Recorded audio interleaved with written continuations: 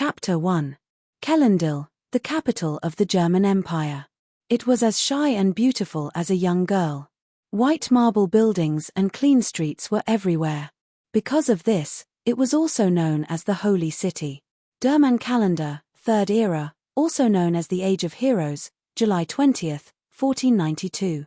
Today was the first day of the summer celebration, and also the most glorious moment of the year in Kellendil. The entire summer celebration would last for a week. At that time, everyone in Galandir would be immersed in this grand carnival. As for the origin of the summer celebration, people didn't care much about it anymore. What people cared more about was that in the following week, the king and his people would forget about their troubles, drink, and talk merrily. The king of the German Empire was called Theoden the Great. He was a king who was loved and respected by his people. When Theoden was young, his heroic deeds were widely spread by bards and poets. He was generous, broad-minded, brave, and resourceful. He had gone through fire and water with two legendary warriors, and had gone deep into all kinds of sensational ancient ruins. There, he had killed monsters and gotten rid of evil for the people. He had also led thousands of troops on expeditions. All of this was so that his people could live a peaceful and stable life. Therefore, on Theoden's 30th birthday, the ministers proposed that the week of Theoden's birthday be the summer celebration, to commemorate the past glory and victories. Since then, this time of year had become a day that people looked forward to. This was because during this week, people didn't have to work and could enjoy themselves to the fullest. This year, the summer celebration came as usual. Just this morning, Theoden the Great summoned his people in front of the Hero Palace. Tens of thousands of people were waiting in the square in front of the Hero Palace to see Theoden the Great. The people were enthusiastic and devout. In their eyes, Theoden the Great was their god. Although Theoden the Great was getting on in years, he was still as handsome as ever. After all, this was his 60th birthday. He had been in power since he was 20 years old, and it had been 40 years since then. It could be said that he had dedicated his life to the empire and to the people who loved him. Standing beside Theoden the Great was the beautiful queen, also known as Queen Darlena. Queen Darlena's beauty was unmatched by any other queen in the past because of the noble elven blood flowing in her body. She was a mix of human and high elf. Although she was over 30 years old, she looked like a young lady in her early 20s. Her beauty was pure and holy, and it made people yearn for her. Perhaps only such a beautiful empress was worthy of such a valiant emperor. They had a child, Prince Kaiser. In front of the magnificent Hero Palace, the 60-year-old Theoden the Great waved his hand warmly to his people. The audience was silent. Then, he spoke into a microphone made of stone. "My dear people, welcome to this year's summer celebration. No matter where you come from, tonight we will party all night. Let the flowers and wine, the beauties and the dancing, and the delicious food accompany you for the next week." The square was silent for a moment. Then, thunderous applause came from the tens of thousands of people in the square. Just like that, this year's summer celebration officially began. First, the inspection of the Imperial Guards began in the square in front of the Hero Palace. This was a legendary troop made up of thousands of people. They were all elites in the army. They wore bright red battle uniforms, silver armor, and weapons. All of their weapons and equipment were brand new and shiny. At the front of the troop were infantrymen holding flags. They were burly and wore silver armor, bright red cloaks, and snow-white feathers on their helmets. This made the onlookers' blood boil. Back in the day, Theoden the Great had led such a mighty troop to conquer and expand the territory. In the middle of the troop were tall and strong cavalrymen. They were riding on white horses with exquisite saddles. They looked majestic and holy. People couldn't help but admire their training. At the back of the troop were archers. Both the crossbows and the bows in their hands were made of the best materials. These people had sharp eyes and agile movements. They deserved to be the best archers of the empire. When the mighty Imperial Guards walked slowly in front of the people, they couldn't control their emotions and cheered loudly. "Long live Theoden the Great! Long live the German Empire!" Then, all kinds of festive floats drove past the square. There were all kinds of performances on them. It was colorful and gorgeous. The people also used their own methods to express their love for great Emperor Theroden. All in all, the whole of Kellendil was immersed in the joy of the festival. That night, a grand banquet was held in the Hero Palace. Bright candlelight crackled. Delicious wine and delicacies were displayed on the long table. On both sides of the long table sat all the lords from the various provinces of the German Empire. There were a total of 11 lords. Some of them were highly respected people in various fields. The rest were the ministers of the palace. Theoden the Great! Theoden the Great! Theoden the Great!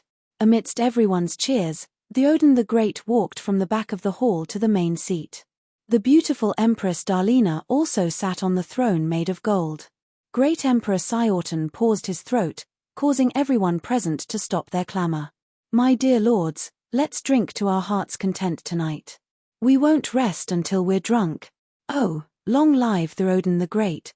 Then, the banquet began. First, there were strippers from the Haruz province. Next, there were topless wrestling performances from the Kurut province. Then, there were clown magic performances from the Durman province. Finally, there were beast-taming performances from the Northland province. In short, the banquet went on in a cheerful atmosphere. My Empress, give me a cup of honey wine. At this moment, Theoden the Great didn't have the glory he had in the morning. Instead, he looked more like a funny old man. Empress Darlina didn't want to be ordered around in front of so many people, even if the other party was the Emperor of the Reich. However, she still handed a golden ivory cup of honey wine to Theoden. Theoden took her into his arms. There was a lot of cheering below the stage. At this moment, everyone was a little drunk. Many lords were playing with the bodies of the strippers. Moreover, there were also some highly respected people who were doing some improper things with the palace maids. However, Darlina pushed away Theoden, who wanted to be intimate with her. Theoden wasn't angry. Instead, he hugged Darlina's waist tightly and buried his head in her snow-white chest. The more Darlina struggled, the more the crowd cheered. The hero Theoden the Great no longer existed. At this moment, he was more like the pervert Theoden. The banquet went on in a licentious atmosphere. There were scattered food, wine in glasses, and nobles in disheveled clothes. At this moment, in a place called the Mountain of Death, a pair of red eyes were looking towards the south. He whispered in a complicated dragon language. He spread his black wings, and his huge body was enough to make people tremble. Yes, he was a dragon. He would bring endless destruction. Chapter 2. I'll never forget that day. It was July 20th, 1492, the first day of the summer celebration. It was only on that day that I understood what true fear was. My name was Larrick Field. I was an orphan, and it was Hist who raised me. He wasn't just my foster father, he was also my mentor. Hist was a seasoned mercenary. His experiences would take more than 3 days and 3 nights to recount. In the 6 years that I spent learning from him, our adventures were enough to write an entire adventure novel. I was 26 years old, and old Hist was 45 years old. However, he looked older than his actual age. Our profession was too unique. We often lived in the open, and we experienced all kinds of sensational things. Ever since we heard that the summer celebration was going to be held in the capital, old Hist and I rushed from Wilson in the northern province to Kellendil. When I saw this city, which was known as a holy city, I couldn't help but be impressed by its beauty. The roads in the city were paved with granite, and the pure white marble buildings were simple but elegant. The bustling people on the streets, the lively market, and the noisy bars were all telling the story of the city's prosperity. Many people from all over the empire had been preparing to leave for Kellendil for a long time. Finally, today, they all arrived at the majestic royal city one after another. Everyone had only one goal in mind, and that was to celebrate the upcoming summer celebration. Old Hist and I had come all the way from Wilson to the capital to witness this unprecedented event. Actually, I wanted to see the legendary beauty of the Queen. In the end, old Hist agreed to come with me to Kellendil to participate in the summer celebration. The King's speech, the guards of honor, and the parade of floats had nothing to do with us. There were too many people, and the huge square in front of the Hero Palace was surrounded by a sea of people. Old Hist and I had to stay in a place called the Green Dragon Bar. I was forced to listen to the bar owner talk about the heroic deeds of King Theroden, while Old Hist sat there reading a book in his hand. The only thing that comforted me was the fact that the waitress in the bar was pretty. At night, there were revelers everywhere. People forgot themselves and drank as much as they could. At this time, the festive fireworks went off, and the sky was lit up by colorful fireworks. Old Hist and I didn't drink because Highside the Elder had taught me to keep a clear head at all times. At this moment, the whole city was enveloped in a festive atmosphere. I wanted to muster up the courage to talk to the cute waitress, but a few people beat me to it. The group of people seemed to be drunk. There were 3 of them in total, and they began to grope the waitress. The waitress wasn't happy. She wanted to push the 3 drunkards away, but they wouldn't let go of her. I couldn't stand it anymore, so I walked over. Old Hist saw this, but he didn't stop me. He continued to read the book without batting an eyelid. Please show some respect to this lady. She doesn't want to talk to you. My voice wasn't loud, but the 3 men burst out laughing. Haha, where did this young man come from? Said a bald man. Who do you think you are? You sissy. Get out of my sight, said a drunkard with braided hair. You want to save the damsel in distress? You little bastard, crawl under my crotch, and I'll spare your life, said another man with a scar on his face. After the 3 of them finished speaking, I used my actions to tell them that you can't judge a book by its cover, and you can't measure the sea with a pint pot. The man with the scar on his face took out a dagger and tried to stab me. I used the dagger I took from the man with the scar on his face and cut off his ear. He probably didn't know what was going on as blood flowed down from his ear. The other 2 men who tried to attack me also had their ears cut off in the same way. Screams like pigs being slaughtered echoed in the bar. The 3 of them covered their left ears and ran out of the bar, leaving 3 bloody ears on the ground. I wanted to say that it was lucky that they ran fast. Otherwise, I wouldn't have just cut off their left ears. This was just the tip of the iceberg that Old Hist had taught me. Don't forget that my job was much more dangerous than this. It was more than enough to deal with a few drunkards. The waitress saw that I helped her out, and she had a good impression of me. Hello, I'm Avina Edith. You can call me Avina. Thank you so much for just now, the waitress said to me with a smile. You. Okay, I'm Larrick Field. You can call me Larrick. I don't know why, but when I saw such a cute girl, I inexplicably became nervous. My face felt a bit hot, and my heart was beating fast. Haha, you're so nice. Avina kissed me lightly on the cheek. I felt as if my whole body had been electrocuted. For a boy like me who grew up in the wilderness, a kiss from a girl I liked was something I had never experienced before. While I was still immersed in this sudden and wonderful happiness, the 3 men whose ears I cut off brought a group of people back to the Green Dragon Tavern. It's that brat. The man with the pigtails pointed at me and said.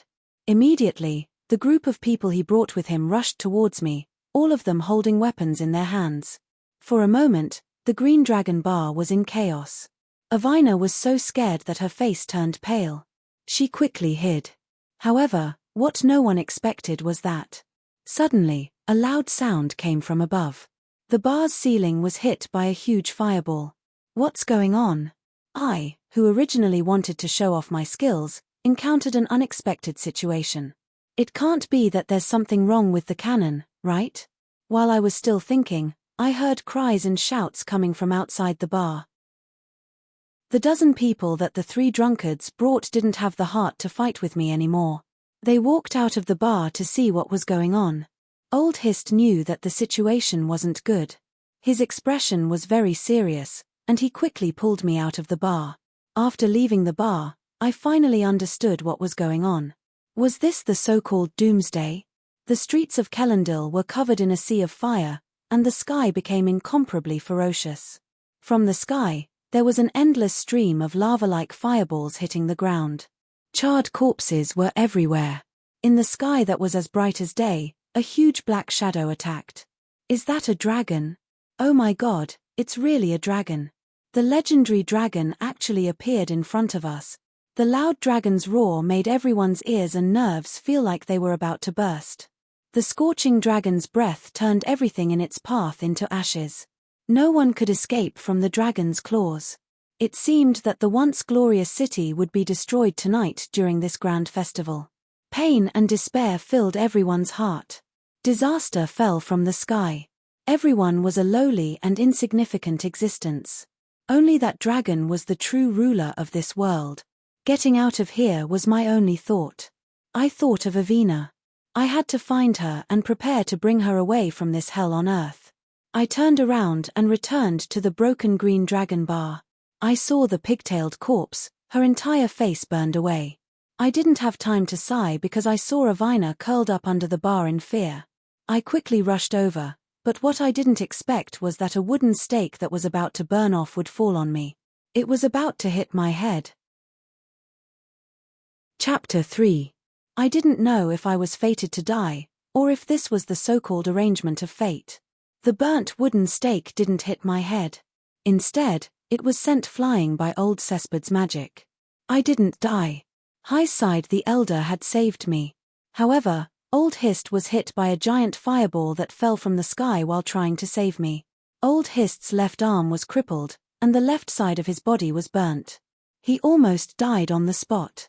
His face was pale, and blue veins bulged on his forehead.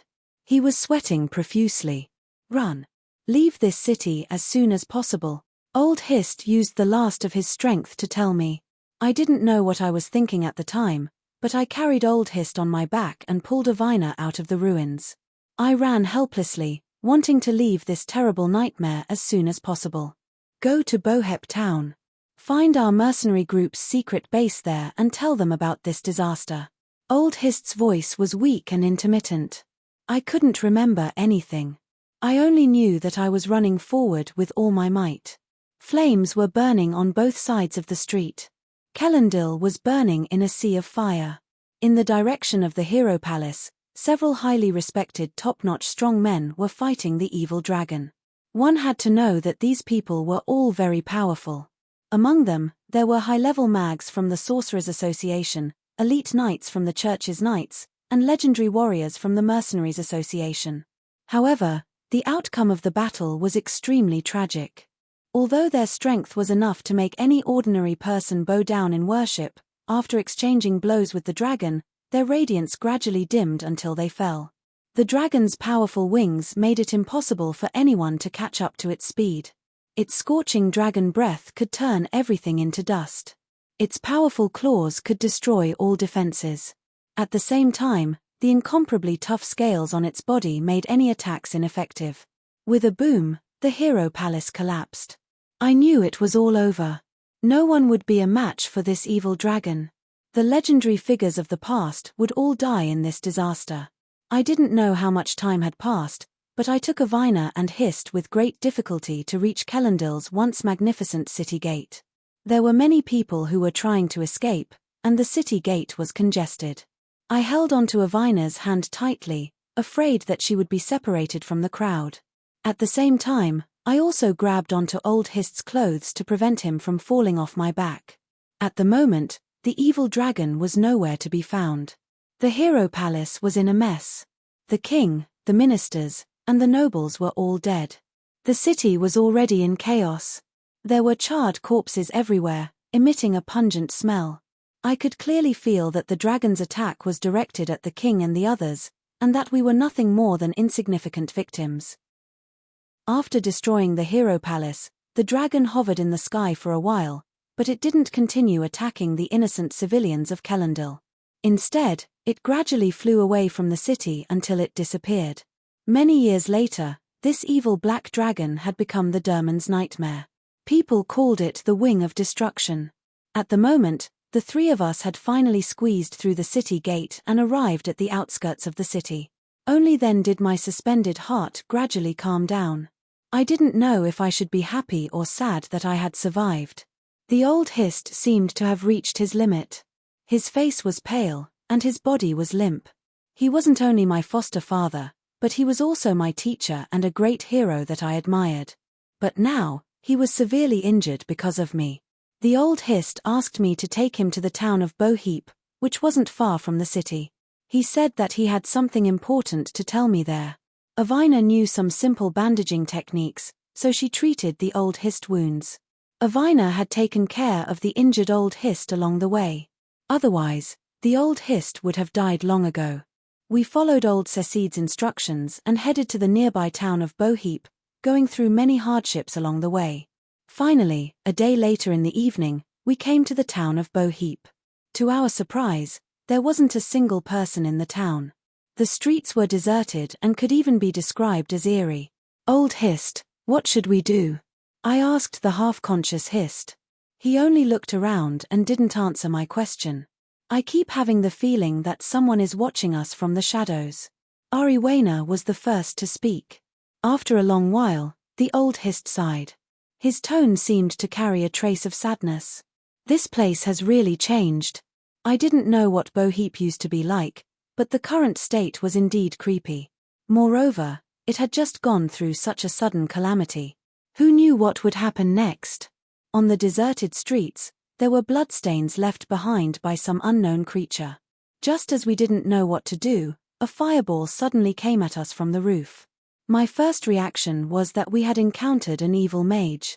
This was bad. With the three of us in our current state, it was impossible for us to fight against a mage. The old Hist used his remaining mana to cast a spell. A transparent barrier blocked the fireball. At this critical moment, old Cesade, who was on my back, saved us. Magic shield. You are. At this moment, the magician who suddenly appeared on the roof sounded very surprised. The mage was wearing a purple robe. Because she was wearing a hood and the evening light wasn't very good, I couldn't see her face clearly. However, from her figure, I could tell that she was a woman. A woman with a good figure. The female mage was shocked by the spell cast by the Highside the Elder. She didn't continue to attack us. Instead, she stood on the roof and questioned us. Who are you people? What are you doing here? I was angry because I felt that the woman's tone was very arrogant. What right did she have to question us? May the glory of Idaea protect this land forever, the old Hist said in a weak voice. I couldn't understand his words. I had never heard the Hist mention who Idaea was. I didn't know why he would say such a thing. However, what I didn't expect was that the female mage was stunned for a few seconds after hearing the old Hist words. Then, she jumped down from the roof. Everyone, come out. As soon as the female mage finished speaking, a few people walked out from behind the broken house. They were all fully armed. Third Captain, is it really you? You're finally back. The female mage ran over excitedly and hugged the old Hist on my back. At this time, the old Hist was completely unconscious because he had used too much mana. Only Avina and I were left standing there, not knowing what to do. When the mage saw that the old Hist left arm was gone, she immediately cried. Hurry, bring Captain Hist to the secret base and let Mayfair treat him. The female mage's words were very important.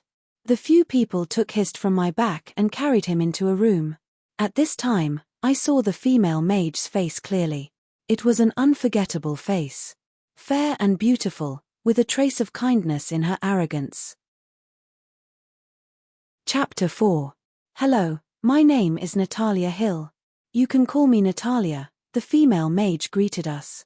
I was a little shy since I had never been so close to such a beautiful woman. I felt that the past few days had been the peak of my life.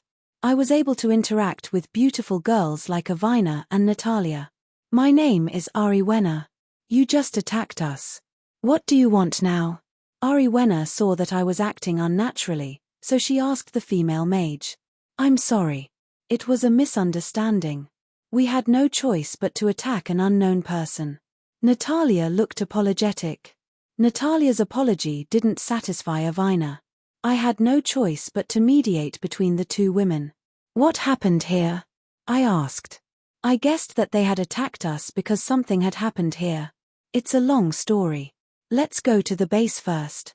Natalia led us to the room where she had carried the old Hist. Avina and I followed Natalia into the room. When we entered the room, it didn't feel any different from an ordinary house. Natalia walked to a wardrobe that was close to the wall. She placed something that looked like a badge in a groove on the wardrobe's door. The wardrobe's door opened, and Natalia walked in.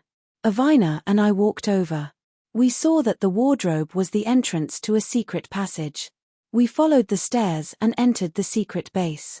This secret underground base was really big. It could accommodate at least 100 people living underground. The wardrobe's door closed automatically after we came down from the secret passage. First, we followed Natalia to a place that looked like a large hall. The light in the hall was dim, and it was lit by candles and torches on the walls. Welcome to the Demon Hunter's Blade's secret base. Your Lord Hist's friends. That's why I brought you here. Natalia's attitude became more enthusiastic. It seemed she wanted to show us around. Where's the old Hist? Where did you take him? I asked. Don't worry, Mayfair is treating him. She's the best healer we have here. Hist is the third-generation leader of our Demon Hunter's Blade. I care more about his safety than you do. Natalia seemed to have read my mind, so I didn't say anything else. Although the old Hist never mentioned this Demon Hunter's Blade to me, I believe that the old Hist's strength should not be a problem for him to become a mercenary leader. Avina and I followed Natalia to tour the secret base. Natalia was in charge of explaining things to us. First, we came to the training grounds, where a few mercenaries from the Demon Hunting Blade were training. The training grounds were divided into several areas. There was a crossbow training ground, a combat training ground, and a magic training ground. Next, we came to a small smithy, where a dwarf uncle was focused on forging weapons. His name is Ram Iron Drill. If you need weapons or equipment in the future, you can look for him. His forging skills are very good. Hearing Natalia's praise, Ram stopped what he was doing and greeted us. Newcomers, if you need a good weapon, don't hesitate to tell me. The dwarf uncle's appearance was very forthright. Obviously, he thought that Avina and I were new mercenaries. After leaving the smithy, we visited Natalia's private magic laboratory. She told me and Natalia that if we were interested, she could teach us some magic. She could even teach us alchemy and enchantment. Alchemy was refining all kinds of medicinal materials into magic potions. Enchantment was applying magic incantations to weapons, giving them magical effects. Both of them were high-level skills that only mags could learn. I suddenly felt that I was very ignorant and inexperienced. There were many strange things here that I had never heard of before. What was even more eye-opening for me was the following place. Furthermore, I met a person that I would never forget in my entire life. There was a large room in the corner of the secret base. Natalia led me and Avina into the room. A golden-haired youth wearing light leather armor was throwing a black ball-shaped object at the corner of the wall. With a bang, the stone shattered in all directions. I didn't know what to say when I saw this scene. I had never seen such a strange thing before. Miss Natalia, how do you have the time to visit me? Who are these two? Let me guess. You must be new members that Natalia tricked. You should know that our job is very dangerous. I advise you to give up. Before we could open our mouths, the golden-haired young man started talking to himself, making the situation awkward. If I had known, I wouldn't have brought you here to see this lunatic. Natalia seemed to regret bringing us to this place. Don't go. Let me show you my newest creation. The blonde boy turned around proudly and found a silver-plated crossbow under his messy workbench. The workmanship of the crossbow could be said to be excellent. Isn't this made by Lamu? Natalia said mercilessly. Well, he was the one in charge of making it. However, this design was invented by me, a genius. Who asked me to be the famous Lord Kelvin? Looking at this blonde boy who called himself Lord Kelvin putting so much effort into his performance, I felt that he was more suited to be a court clown. Don't look down on this crossbow. I call it the demon hunting crossbow. It can be loaded with 30 silver-plated crossbow bolts in one go. Moreover, it can be fired continuously. Moreover, I specially made some crossbow bolts with special functions. Its destructive power is very shocking because it can fire 30 consecutive bolts without needing to be reloaded. After listening to Kelvin's introduction, I felt that this demon hunting crossbow was indeed very powerful. In the past, when I went to hunt monsters with Hist, I used a crossbow for a while. I felt that it took a lot of time to reload. However, I had never heard of a crossbow that could fire continuously. Now, I saw something that I had never heard of before with my own eyes. How is it? Not bad, right? Newbie, if you are interested, I can lend it to you for free for a few days. The blonde boy's generosity made me wonder if there was some kind of trap. I took the demon hunting crossbow and accidentally pulled the trigger. The crossbow bolts instantly shot to the ceiling and almost blinded Kelvin's eyes. Hee, newbie, be careful. I almost lost my life. Kelvin shouted angrily. Avina and Natalia also broke out in cold sweat. I also scratched my head in embarrassment. My name is Larrick Field. If you need any help in the future, just let me know. I extended my right hand to Kelvin. Kelvin also extended his right hand. However, before we could shake hands, we heard a loud bang from the ceiling. It seemed that something terrifying had happened up there. Oh no, they are here. Natalia's expression suddenly became very serious. Even Kelvin became nervous. What is it? I had a puzzled expression. Chapter 5. Natalia didn't answer me. Instead, she gathered a few fully armed mercenaries and prepared to face this unknown enemy. I realized that the female magus in front of me had such a determined side. Thus, I decided to go with Natalia and the others to see what was going on. I told Avina to stay here while I took Kevin's demon hunting crossbow. Larrick, I don't know what Hist taught you, but I don't think anyone can help you with what's going to happen next. I won't hold you back. My expression was resolute as I pulled the bowstring of my demon hunting crossbow. All right, I admire your courage. Let's go. Natalia turned around and said to the other fully armed mercenaries. Just like that, the 7 of us walked toward the entrance of the secret base. Kevin, if we don't return in an hour, open the defensive barrier of the base. Don't worry about us. Natalia left these words and brought us to the entrance of the secret passage. Avina's eyes were red. We had relied on each other all this time. After going through so much together, she was starting to feel reluctant to leave me. The 7 of us carefully walked out of the room and quickly found a place to hide so that we could observe our surroundings. To be honest, this was the first time I was working with so many people. I was still a little nervous. Moreover, the enemy we were about to face was still unknown. However, it didn't seem like they were easy to deal with. The streets of the town gave me an extremely eerie feeling. Night had fallen, and the moonlight in the pitch-black night looked extremely sinister. What is it? I had experienced many strange things since I was young, but this was the first time my heart was filled with fear. Suddenly, a ball of ghostly green light lit up one of the houses in the surroundings. What kind of flame was that? It seemed to have come from the underworld. What happened next shocked the 7 of us. About a few hundred knights emitting ghostly green light and rotting to the point where only skeletons were left were walking toward us. The horses of these knights were also skeletons, and their armor was broken like ancient weapons. However, the green light that enveloped them made one shudder. Natalia signaled to us not to act rashly. We nodded in response. No one dared to breathe too loudly. Among the hundreds of knights, one of them seemed to be their leader because the armor on his body was of a higher grade than the other knights' armor.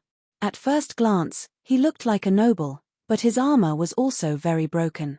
I suddenly remembered that they should be the ghost riders recorded in the ancient books.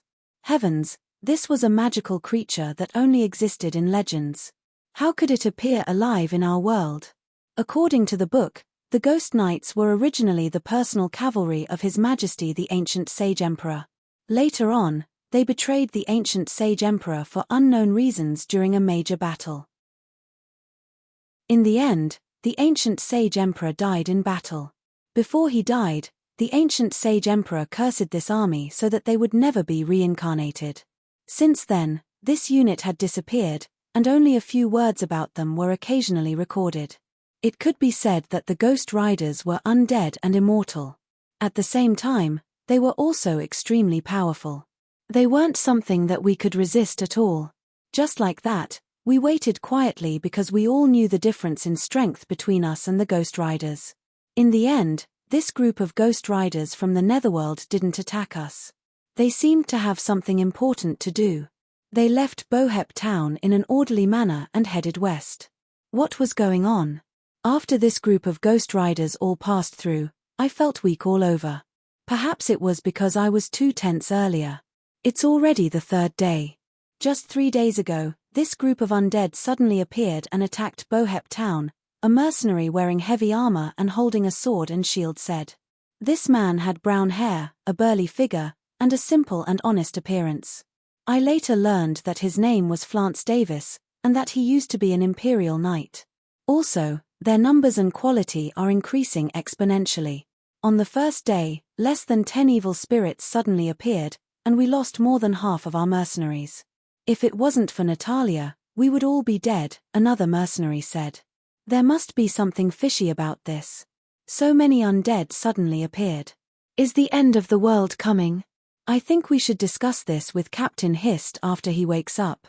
Natalia was also covered in cold sweat. Let's go back. Natalia gave me a faint smile and told us to go back to the secret base to make further plans.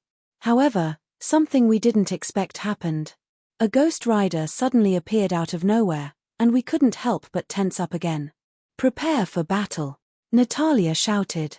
At the same time, a burning fireball formed in her hands. Bang! The burning fireball hit the Ghost Rider, but the Ghost Rider seemed to be transparent. The fireball directly passed through his body and landed on the roof of another room. The room instantly burst into flames. The other members of the Brotherhood also rushed over.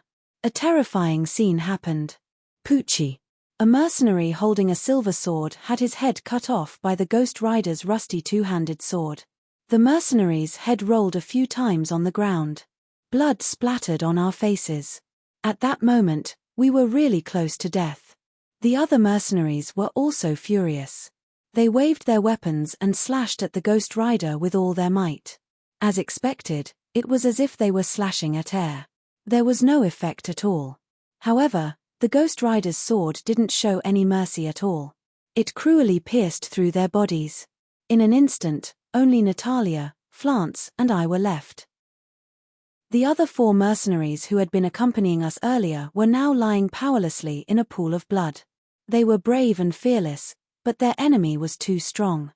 Just as the Ghost Rider was about to slash at Flance with his sword, my demon-hunting crossbow started firing. Poochie Poochie. The silver-plated crossbow bolts rained down on the Ghost Rider's body. This time, there was finally some effect. The Ghost Rider's body was broken into pieces by me. However, if you thought he would die so easily, you were sorely mistaken. The Ghost Rider's body quickly returned to normal. Flance blocked the Ghost Rider's attack with his shield and slashed at the Ghost Rider's head with his sword. With an ear-piercing sound, the Ghost Rider disappeared without a trace. Perhaps this was the final resting place of an undead. Suddenly, the Ghost Rider that had disappeared suddenly reappeared behind me. Be careful. Natalia paled because the Ghost Rider's sword was about to take my life. Chapter 6. Just as the Ghost Rider was about to chop off my head with its rusty sword, Natalia thought I would die just like that and almost cried. But in fact, my life wasn't so short. I was still alive, and it was all thanks to the talkative but nice inventor, Kelvin. At this critical moment, he hit the Ghost Rider with the firearm he invented. The silver bullet ejected from the huge impact of the firearm hit the Ghost Rider's head. It wasn't ordinary ammunition, but silver bullets soaked in holy water. They were extremely effective against the undead and vampires. I only heard the bullet whistle past my ear.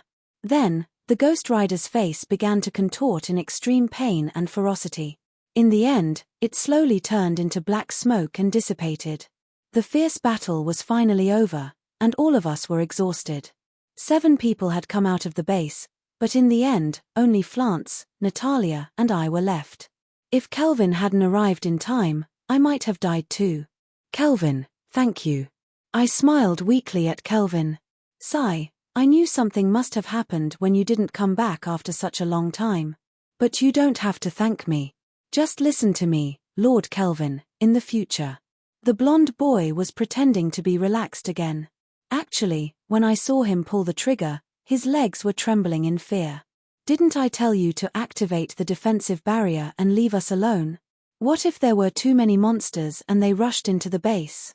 Natalia had somehow become cold and aloof again, and she reprimanded Kelvin, who had arrived in time. Kelvin felt wronged and didn't say a word. It's all thanks to Kelvin. Otherwise, I would have died. I couldn't stand it anymore and spoke up for my savior. Shut up. You're not a mercenary of the demon hunter's blade. You have no right to interfere in our matters. Besides, you were the one who begged me to bring you out. Didn't you say you wouldn't be a burden to us? Natalia's words were hurtful. I didn't know how she had changed so quickly. I thought she was worried about me, but now it seemed like nothing had happened. Flance, find 2 people to bury these dead brothers. After saying that, Natalia left us and returned to the base alone. However, I could see that the corners of her eyes were red. Only Flance, Kevin, and I were left. The 3 of us looked at each other. Flance, you should go back first. This scene doesn't suit you. Flance looked like a mature man.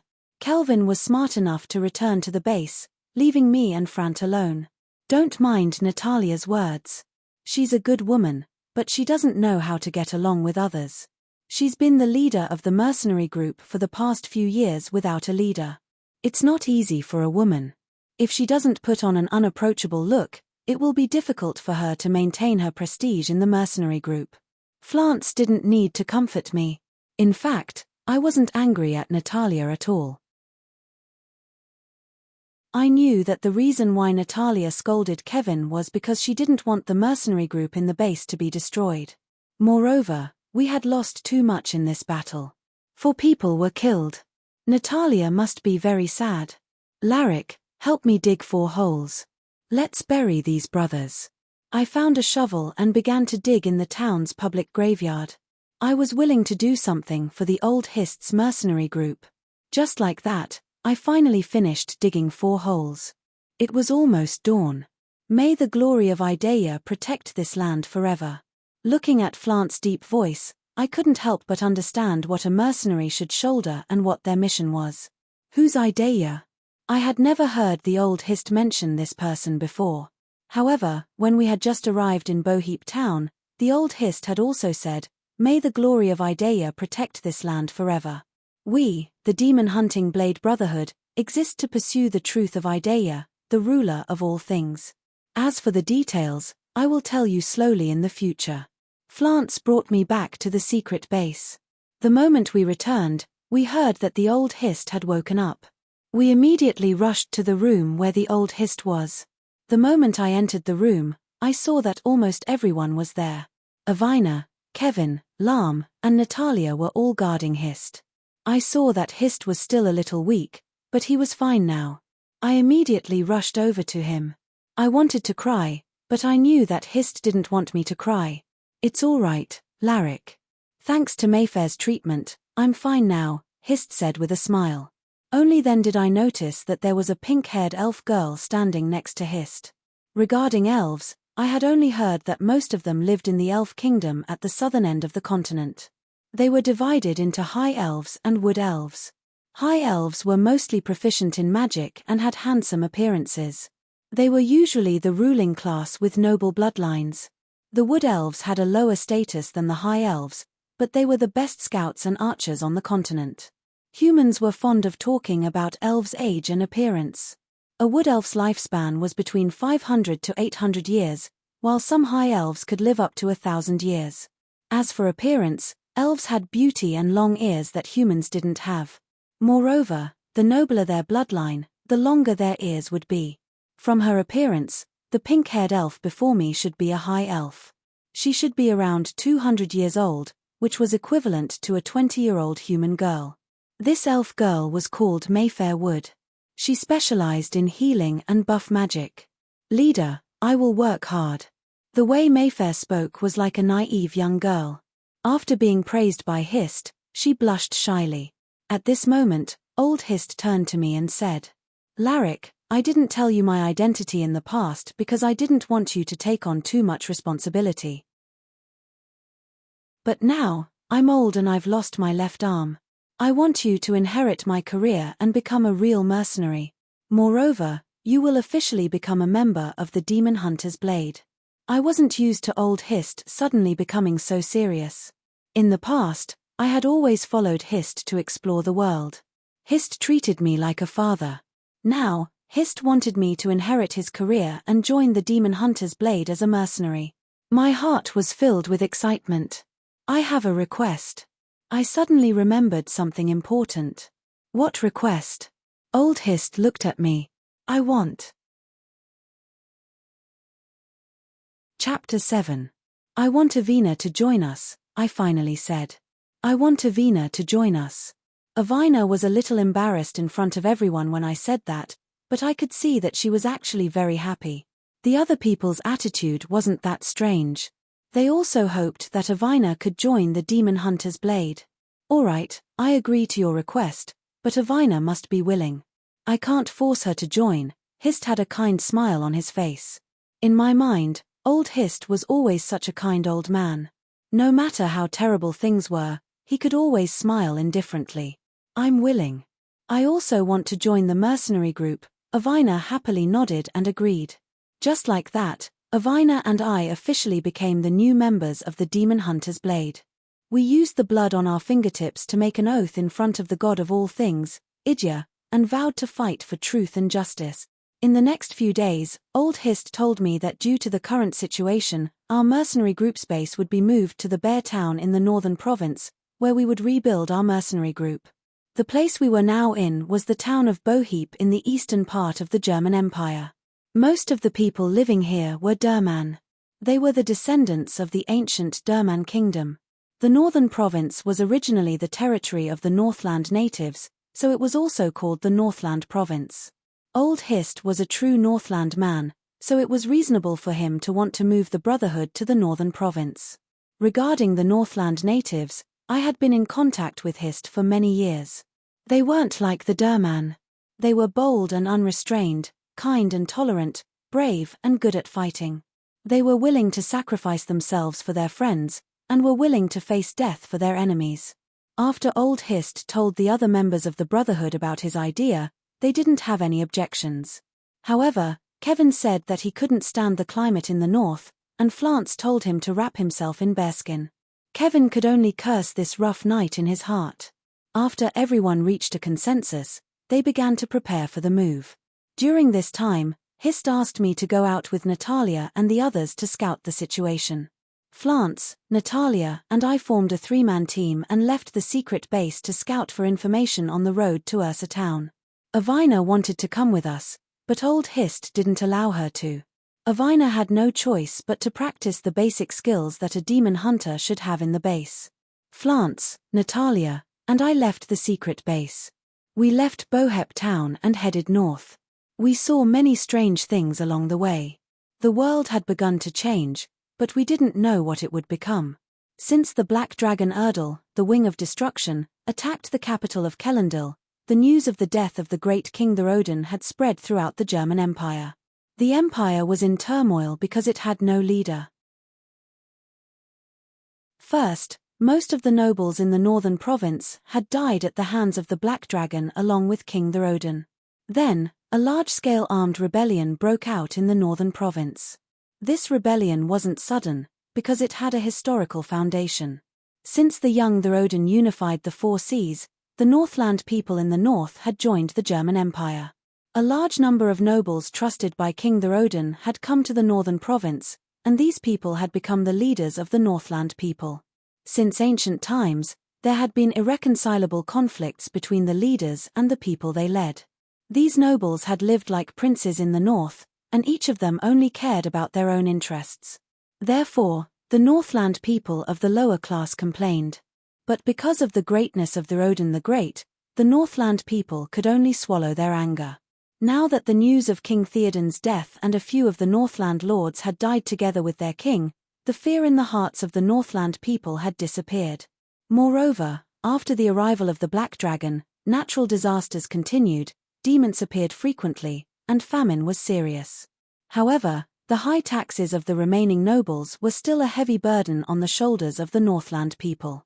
At this time, the resentment of the Northland people was like a powder keg that was about to explode, and only a small spark was needed to explode. And Gravel was this crucial spark.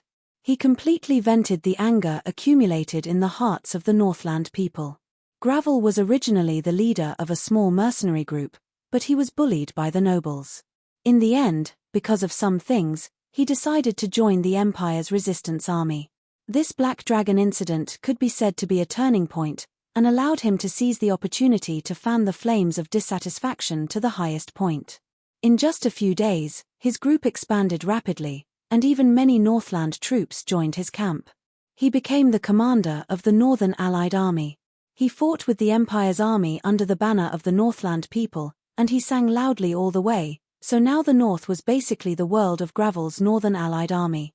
We also heard about this from the caravans that came and went, but we don't know the details of the situation. The Empire's royal family was also in a mess. With the death of the king, only the young Prince Kaiser and Princess Isabel were left. Princess Isabel was the heir of the queen who had passed away. She was sent to the north when she was young, so on the day of the Black Dragon's attack, she was not in the capital of Kellendil, but in the northern province. As for Prince Kaiser, for some unknown reason, after the Black Dragon's attack, he and his mother, Queen Darlena, miraculously survived unscathed. The mother and daughter had no one to rely on, and became the chess pieces of the generals who now held military power in the Empire. These generals had now become the actual rulers of the Empire, and they committed crimes and set up a separatist force. At this time, a brave general, Alonso, took the initiative to protect Prince Kaiser and his mother, and fought against the evil forces who wanted to split the empire under the banner of defending the legitimate Derman's royal family. However, the one who really played a decisive role was King Theoden's former magic advisor, the chief archmage, Mors. This powerful mage used various methods to assassinate all the generals who wanted to establish themselves as the king overnight. In this way, the empire's situation began to stabilize.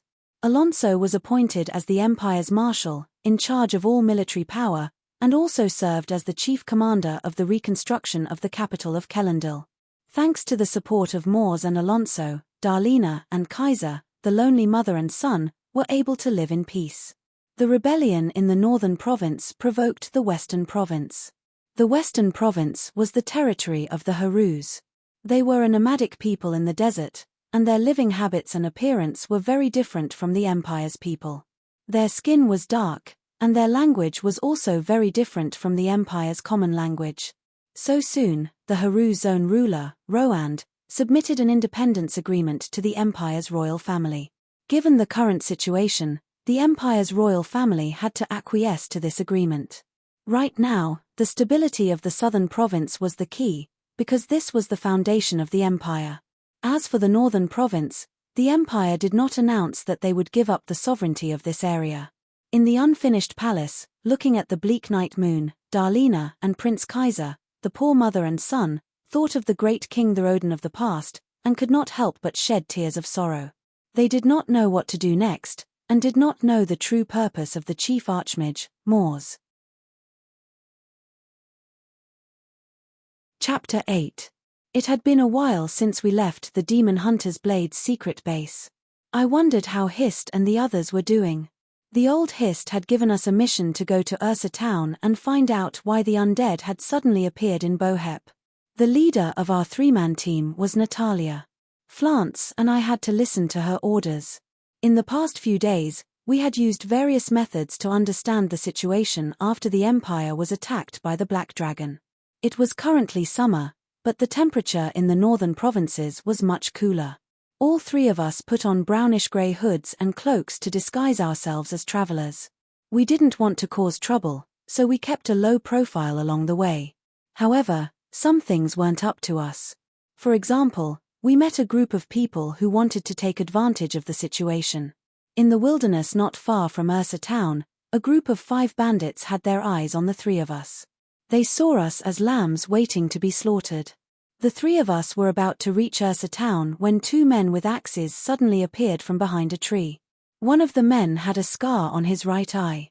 "Friend, do you want to reach Ursa town safely?" one of the men asked. "Why are you wasting your breath on them? Tell them to hand over the money, or else we'll kill them. I can tell they're Derman just by looking at their attire. I hate them the most," the other man with a scar on his eye said impatiently. Flance was a little angry. He didn't care about these scum. Natalia motioned to Flance, telling him not to act rashly. "Hello, brothers. Here are 20 silver dragon coins. Please let us go," Natalia said politely and took out a bag of silver coins and gave it to the man. "That's all? Do you think we're beggars?" The knife-scarred man was furious. However, he changed his mind after seeing Natalia's appearance. "Hey, little girl, if you stay with your big brother for a night, I'll let you go." The knife-scarred man revealed a wretched smile. Those words annoyed me. These people really treated us like lambs waiting to be slaughtered. I put my hand on the hilt of the sword at my waist, ready to draw it and fight, but Natalia gave me a hand signal, and I could only give up. "Brother, you really think highly of me. But first, take a look at what's behind you." Natalia suddenly pretended to be surprised. The knife-scarred man didn't think much of it. He turned around to take a look, but he couldn't take another look. The moment the scar-faced man turned around, Natalia had already released a powerful flame impact spell, burning the scar-faced man to ashes. Before the other man could react, I pulled out the sword at my waist and cut off his head. This was the consequence of making a professional mercenary their enemy. However, to our surprise, 3 arrows suddenly shot out from the forest. Flance quickly blocked 2 for us with the shield on his back. However, there was another one that flew towards my right arm. Puff. My right arm was injured. Fortunately, the arrow only grazed my skin. Unfortunately, it was a poisonous arrow, and the wound quickly turned black. "Are you all right?" Natalia asked anxiously when she saw the wound. At this time, Flance had already found the bandits hiding in the forest. He killed 2 of them, and the last one ran away. He found the antidote on one of them. I felt weak all over, and cold sweat kept breaking out on my forehead. My limbs were numb, and I collapsed in Natalia's arms. "Hold on a little longer. You'll be fine," Natalia said to me. She didn't have that cold look on her face.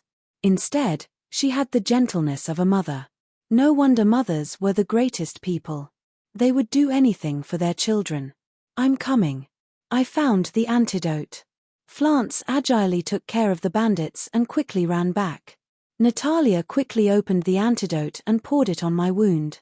Then, she cast a healing spell on me.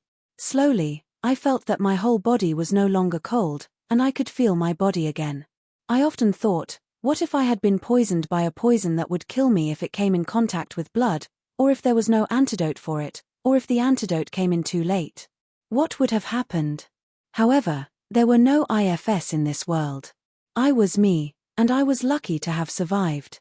When I opened my eyes and saw Natalia, I still didn't want to get up like this. I really wanted to lie in her arms for a while longer. Cough, cough. It's about time we hit the road. "Mercenaries don't die so easily," Flance said awkwardly. Natalia helped me up, and I glared at Flance. However, Flance seemed to be avoiding my gaze. Just like that, the 3 of us arrived at our destination, Ursa town. As soon as we arrived, we saw something lively. The 3 of us decided to go and take a look. Burn him, burn him. Long live the Northern Alliance Army. The townspeople held torches and shouted in the town square. This group of crazy people surrounded the center of the square, and we couldn't see what was happening inside. Long live the Northland. Long live the Northern Alliance Army. Long live General Gravel. The townspeople seemed to be very excited. We squeezed into the crowd, and finally saw what was happening. In the center of the square, there was a stake, and there were 4 people tied up on it. Looking at their attire, one was a noble, one was a prostitute, one was a bandit, and the last one looked like an imperial knight. Standing on the stage was a tall, bald Northland man. He was wearing a standard metal armor, and he should be the rumored Northern Alliance Army soldier. He began to speak to the townspeople below the stage. "Brothers, comrades, The nobles oppressed us, the bandits exploited us, the prostitutes squeezed us dry, the knights helped the tyrants oppress us, and now, the Northland belongs to us Northland people. The bald man said loudly. Long live the Northland! Long live the Northern Alliance Army! Long live General Gravel! The townspeople shouted again, and waved the torches in their hands. The bald man gestured for the Northern Alliance Army soldiers to pour oil on the four people, and then he was the first to throw a torch on the four people, and left the stake. The townspeople also threw torches on the four people, and the fire instantly burned the four people. They wailed in pain, and screamed miserably. The townspeople smiled excitedly. Not long after, only the charred skeletons of the four people were left on the stake, and the smell of burning was so strong that people couldn't open their eyes. Even so, the townspeople were still very happy. Long live the Northland! Long live the Northern Alliance Army! Long live General Gravel! The townspeople cheered loudly again. The three of us saw this crazy action with our own eyes, and we knew that the situation in the north wasn't just a rumor. At this moment, the three of us turned to leave, but the bald man and a group of Northern Alliance Army soldiers blocked our way. We didn't know whether they were friend or foe, and we didn't know what to do. However, we were prepared for the worst. Chapter 9. Stranger, my name is Horf. I'm the new Lord of Gorgon. Judging from your attire, you shouldn't be ordinary people, the bald man said.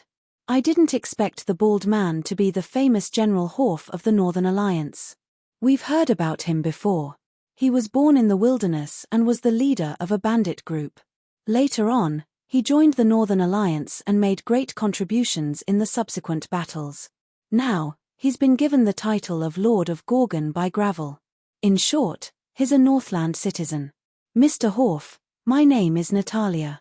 I'm from Boheap Town. The three of us are just ordinary traveling merchants who sell small things. Natalia's eyes were mesmerizing, especially when she spoke. Beautiful lady, your words can't fool me. My eyes can see through all false pretenses. I won't beat around the bush. I need your help. Horf seemed to be a very direct person. In that case, my lord, please tell us what you need. Natalia didn't hide it anymore. I'm sure you know that the Black Dragon attacked Kellendil.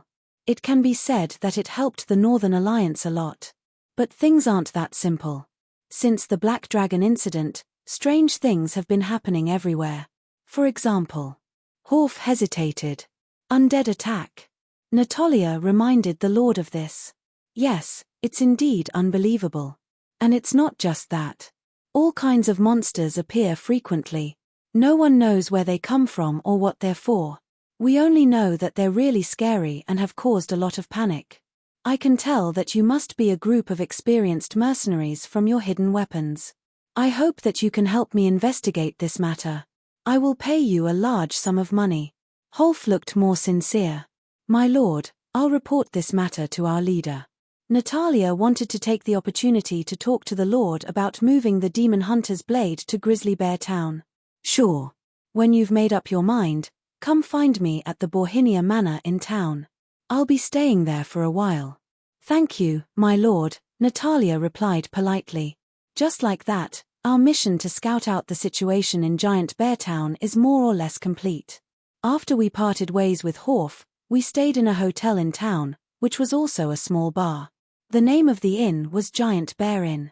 The three of us pushed open the door and prepared to spend the night there. As soon as we entered, the warm atmosphere inside made us feel much more comfortable.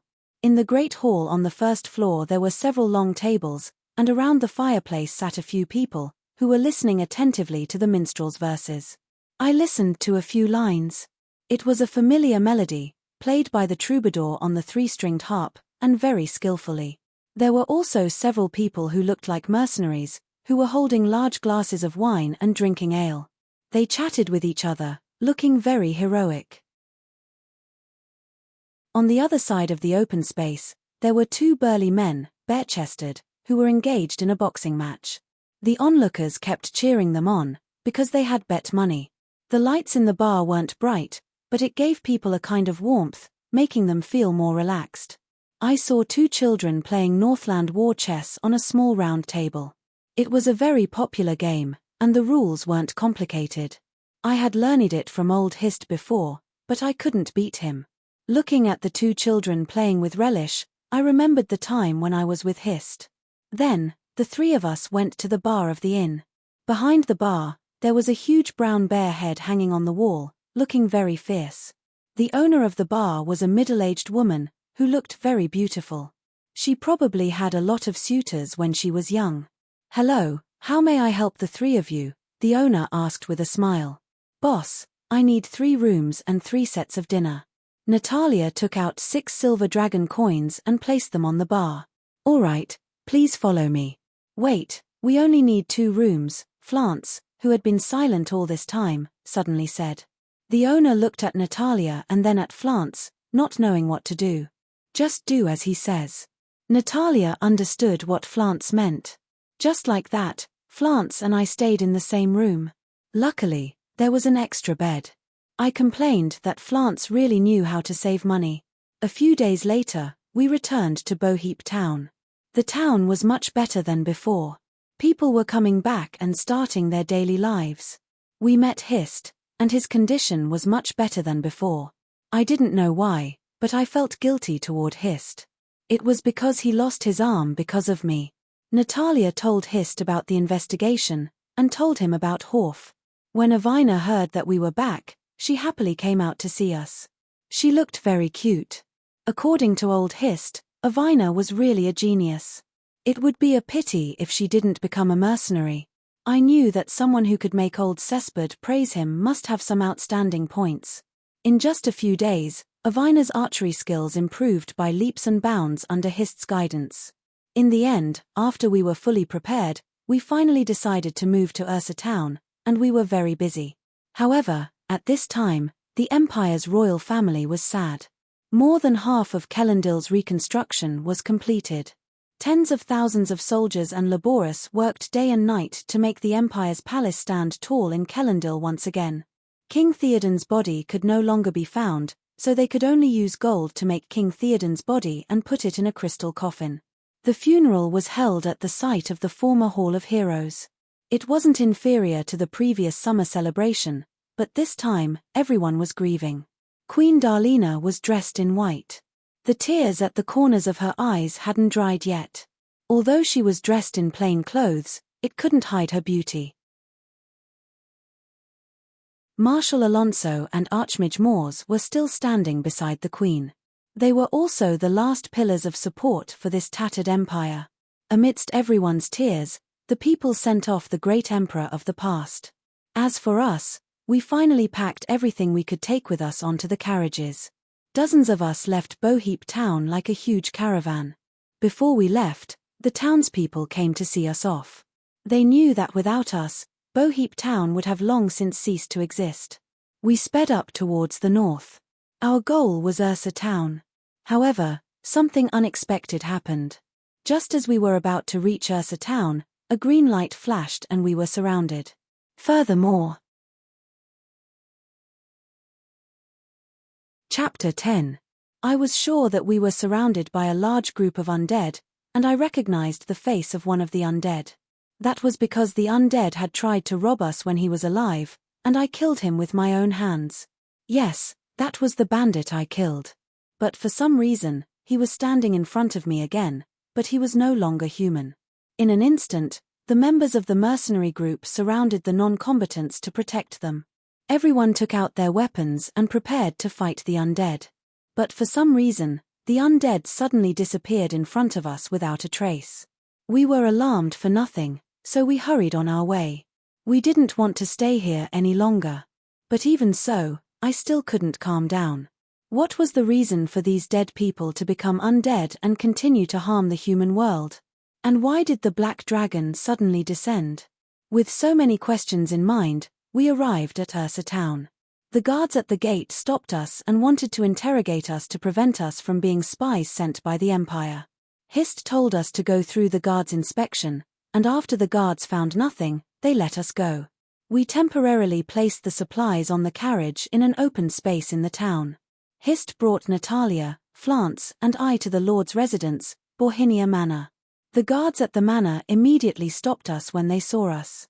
Natalia told the guards why we were here, and the guards motioned for us to wait for a while. They wanted to report to the Lord. After a while, the guards who went to report to the Lord came back and indicated that we could enter, but we had to leave our weapons here. Just like that, the four of us arrived at the Lord's room. Horf was seriously looking at the map on the table.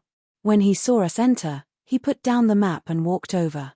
"You're the leader of the Demon Hunter's Blade?" Horf was surprised that the old Hist only had one arm. "Yes, I'm the third leader of the Demon Hunter's Blade." "Good, now I really need your strength. I'll get straight to the point. Things are like this. Ever since the Black Dragon incident, the areas under our Northern Alliance's jurisdiction have suddenly been filled with monsters. We need a force to help us clear these obstacles so that our army can fight the Empire with peace of mind. You guys are just right for the job. But don't worry, I'll get the local officials to create a bounty list for the monsters they find. The reward will be based on the monster's strength. How about this? Every time you kill a monster, I'll pay you the corresponding commission. How about that? Since Sir Lord is so sincere, we agree. Oh, right, I almost forgot. I have a gift for you. I'm about to leave Great Bear Town.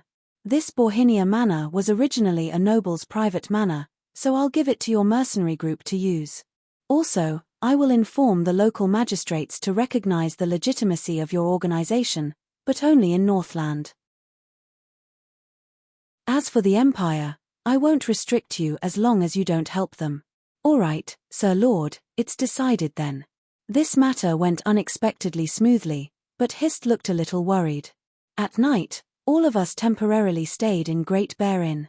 The entire inn was almost booked by us. I couldn't sleep, so I went to Hist's room. I saw that the old Hist still couldn't change his habit of reading books. "You don't seem happy," I said first. "Child, you're here. Come, sit down." I found a chair and sat beside Hist. "Actually, I just received the news recently. I have a clue about the mystery of your origins." Hist's mood was a little complicated. "Really? An old friend of mine sent this information to me through a messaging crystal ball in Partheny Island. He told me that there's a secret buried in the deep-sea castle in the Sinker subterranean sea. You have to go there personally to solve the mystery of your origins." How did he know about this? I was a little curious. I knew that the messaging crystal ball was a magic tool made by mags. It could transmit sound and images over a long distance. However, the magic crystals it consumed were very expensive, so it wasn't used unless there was a big problem. He's a great prophet. He can see things that many people can't. You really want me to go there for this prophecy? Maybe it can really answer your question. You have to meet this old friend of mine while you're at it. We need their help. Otherwise, we won't be able to deal with this sudden darkness with our own strength. Who's your old friend? Bollands, the current leader of the Mercenary Association. Really? All right, I'll go to Partheny Island. This will be your first bounty mission. Complete it well and report the situation to Bollands. When you return, I'll reward you handsomely. Old Cecide patted my shoulder and said, "That's your first bounty mission." All right, I agreed excitedly to Hist's request. The next day, I bid farewell to everyone and brought my equipment to complete my first bounty mission. The members of the mercenary group looked at me reluctantly. However, most of them were envious that I could contribute to the mercenary group by completing bounty missions so quickly. I didn't see a Vina in the crowd. To be honest, I was starting to like this cute girl more and more. I hurried to the Byron Bay Pier in the south. It was now under the control of the Northern Alliance. Then, I boarded the merchant ship to Partheny Island. I still couldn't forget what old Hist said to me before I left. "Take care of yourself. This is your first time completing a mission alone. You have to be careful. As for this mission, you just have to bring this letter to Bollands. He'll tell you what to do next." I waved goodbye to everyone who was sending me off. I suppressed my emotions. I had to be strong. "Don't worry, I'll definitely return successfully." The ship had already sailed far away from the pier. I was wondering where Avina had gone. How could she not appear?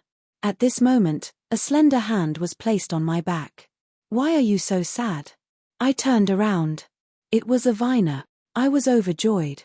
I didn't expect her to come. Did old Hist agree? Don't you welcome me?"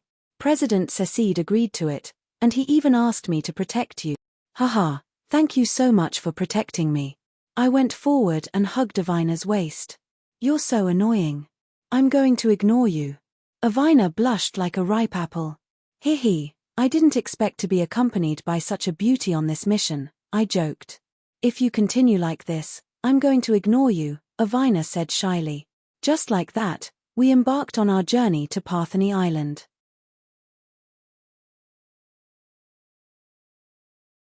Chapter 11. The cool sea breeze blew from the deck. Avina and I stood together on the deck, letting the sea breeze caress our cheeks. Suddenly, I felt a strong murderous intent from afar. Not good, it's the Singhadi pirates. At this moment, the ship's alarm was rung by the observer on the watchtower. Following the clanging of the bell, the guards on the ship rushed to the deck, ready to enter the battle. As I stood on the deck and looked into the distance, I saw two large sailing ships suddenly break through the mist and appear before us. That's right, it was the Singhadi pirates' ship. That's because the Black Skull flag fluttered at the top of the mast. Boom, boom, boom.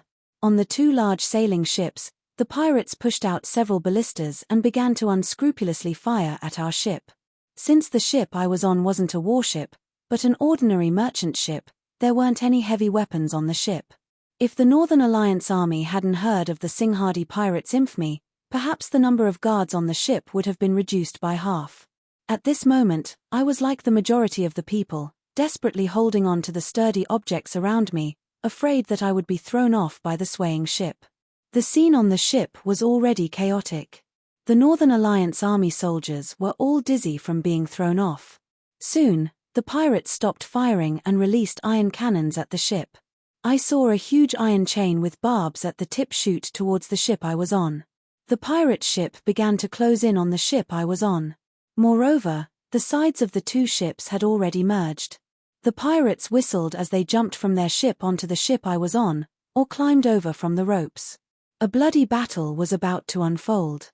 However, the other pirate ship didn't have any intention of joining the battle. It was only watching the battle from a distance. Northern Alliance Army soldiers, "Kill these filthy pirate," the commander on the ship said to the Northern Alliance Army soldiers on the ship. "Kill them all." However, on the other side, a handsome man stood on the pirate ship and said to the pirates behind him. Immediately, the pirates charged towards the fully armed Northern Alliance Army soldiers as if they had gone mad. "Non-combatants, return to the cabin."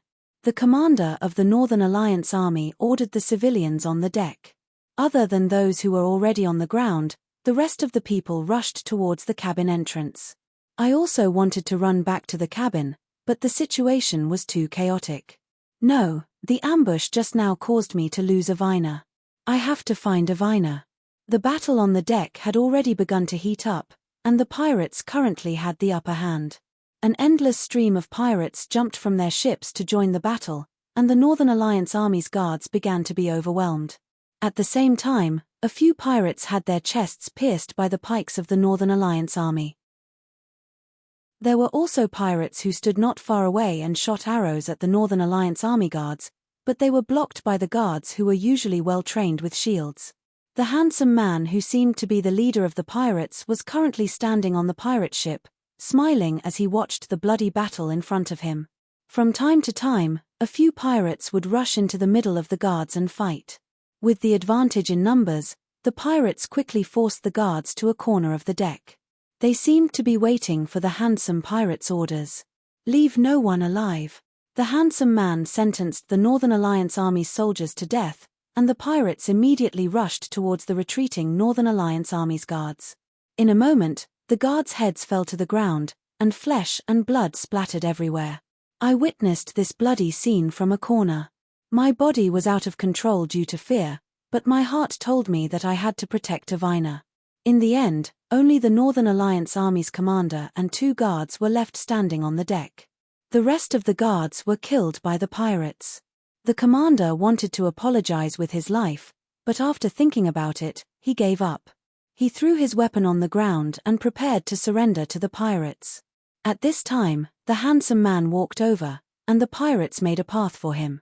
The handsome man walked in front of the commander, and with a strange smile, he pulled out the sharp scimitar at his waist. 2 tall and strong pirates saw this, and immediately pressed the commander down to kneel in front of the handsome man. "Remember, I am the Singadi pirate leader that you are looking for, Lofus." Puff. The handsome man called Lofus beheaded the commander, and the blood splashed on the faces of the remaining 2 guards. The 2 guards felt an unprecedented fear. They began to be afraid. They finally understood why the Singadi pirates were the masters of this sea area, but it was too late. The pirates rushed forward and chopped the remaining 2 Northern Alliance Army's guards into meat paste. I almost vomited, but I held it back. At this moment, the fear in my heart had reached its peak. Under the command of the handsome man, the pirates rushed into the cabin and caught all the ordinary people on the deck. I was no exception. I was chased into the crowd by the pirates, and I desperately tried to find Avina's trace. At this time, a captured aristocrat saw the corpses all over the deck, and his legs turned to jelly. Perhaps the pirates smelled the urine coming from the aristocrat's body, and kicked him to the ground. The aristocrat also fell on the deck like a dead dog. It was really a phoenix that had fallen to the ground. "Take all these captives to the ship, and this ship will be yours. You are now official Singadi pirate," the pirate leader called Lofus said. The pirates heard this and cheered. They tied our hands and escorted us to the pirate ship that they came from. Lofus appointed a strong pirate as the captain of the newly seized pirate ship, and returned to their previous pirate ship.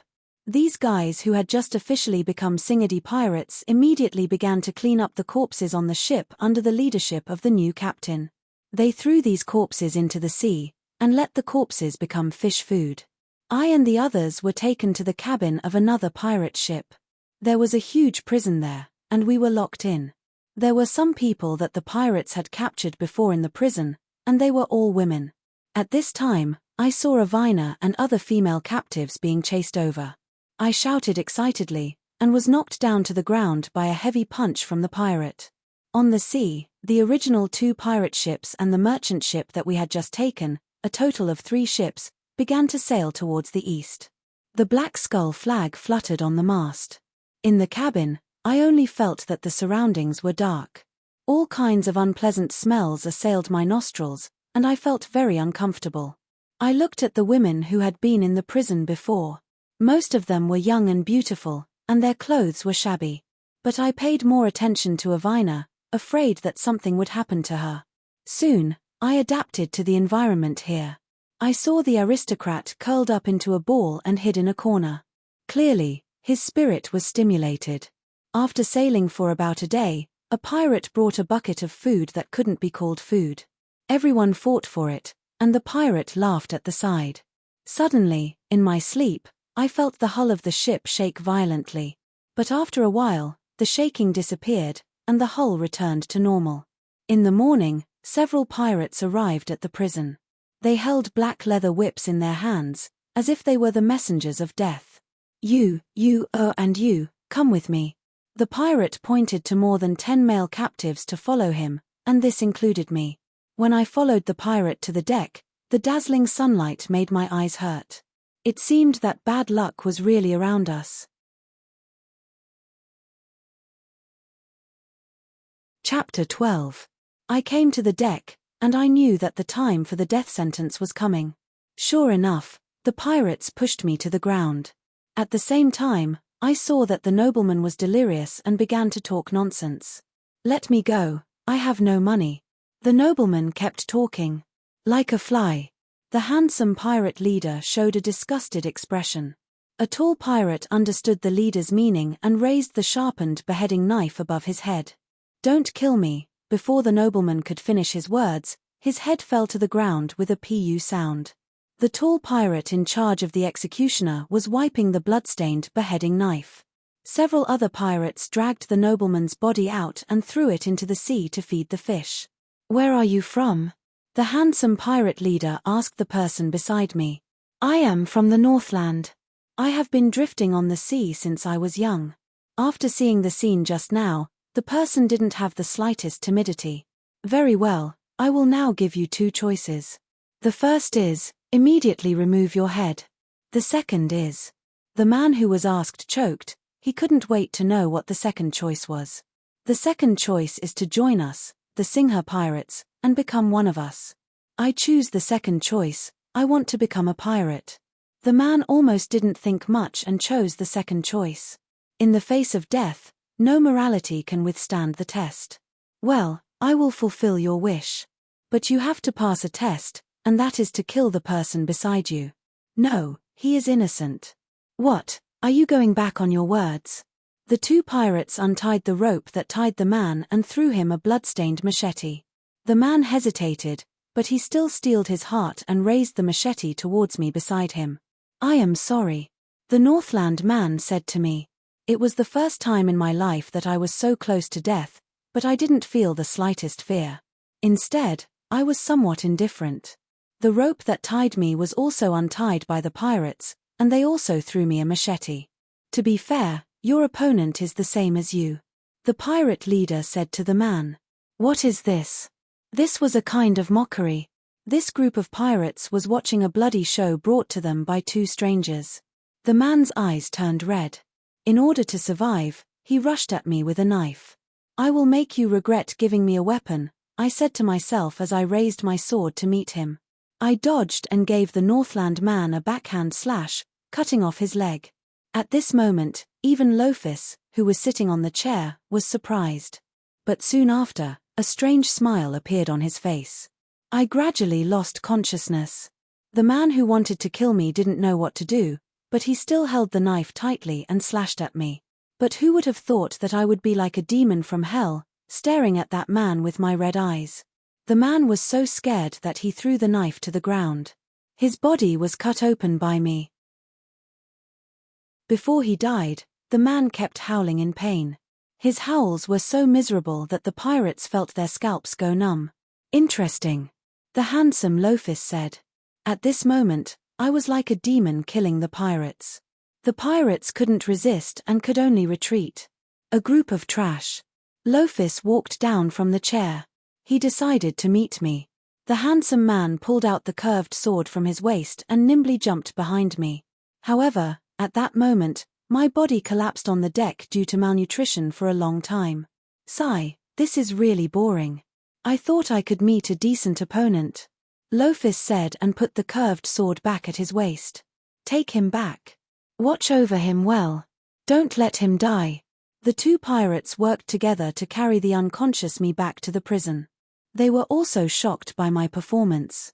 As for the other captives, the handsome leader let them kill each other. The winner would have the opportunity to become a Singha pirate, and the loser would only have a road to death. After half a day, the pirates saw a small island not far away. They wanted to go up and resupply, so the pirate ship sailed towards the small island. But suddenly, there was a loud bang. The pirate ship seemed to have hit a reef. The hull began to shake violently. The pirates on the deck began to panic because they knew something was about to appear. In the prison under the cabin, the male and female captives' hands and feet were tied, so they couldn't move. Many of the captives hit their heads because of the shaking of the ship. At this time, I regained some consciousness. I only heard the words "the sea monster is coming" and then fainted again. What will come will come. Lofus pulled out the two swords at his waist. He stood on the guardrail of the deck and waited for the thing that was about to appear. The pirates were swaying left and right. Only Lofus stood on the guardrail without shaking. Finally, a huge tentacle appeared on the sea. Then, the second tentacle, the third tentacle, and the fourth tentacle also appeared one after another. In front of the huge tentacle, humans were as small as sand. Several huge tentacles smashed down from the sky, almost smashing the pirate ship in half. As for the other two pirate ships, when they saw such a huge sea monster, they immediately changed their course. But it was too late. The sea monster stretched out 4 more tentacles from the bottom of the sea. Each pirate ship was entangled by 2 tentacles. 2 pirate ships were dragged into the water in an instant. Some of the pirates jumped into the water to escape. Some didn't even have time to react and directly drowned.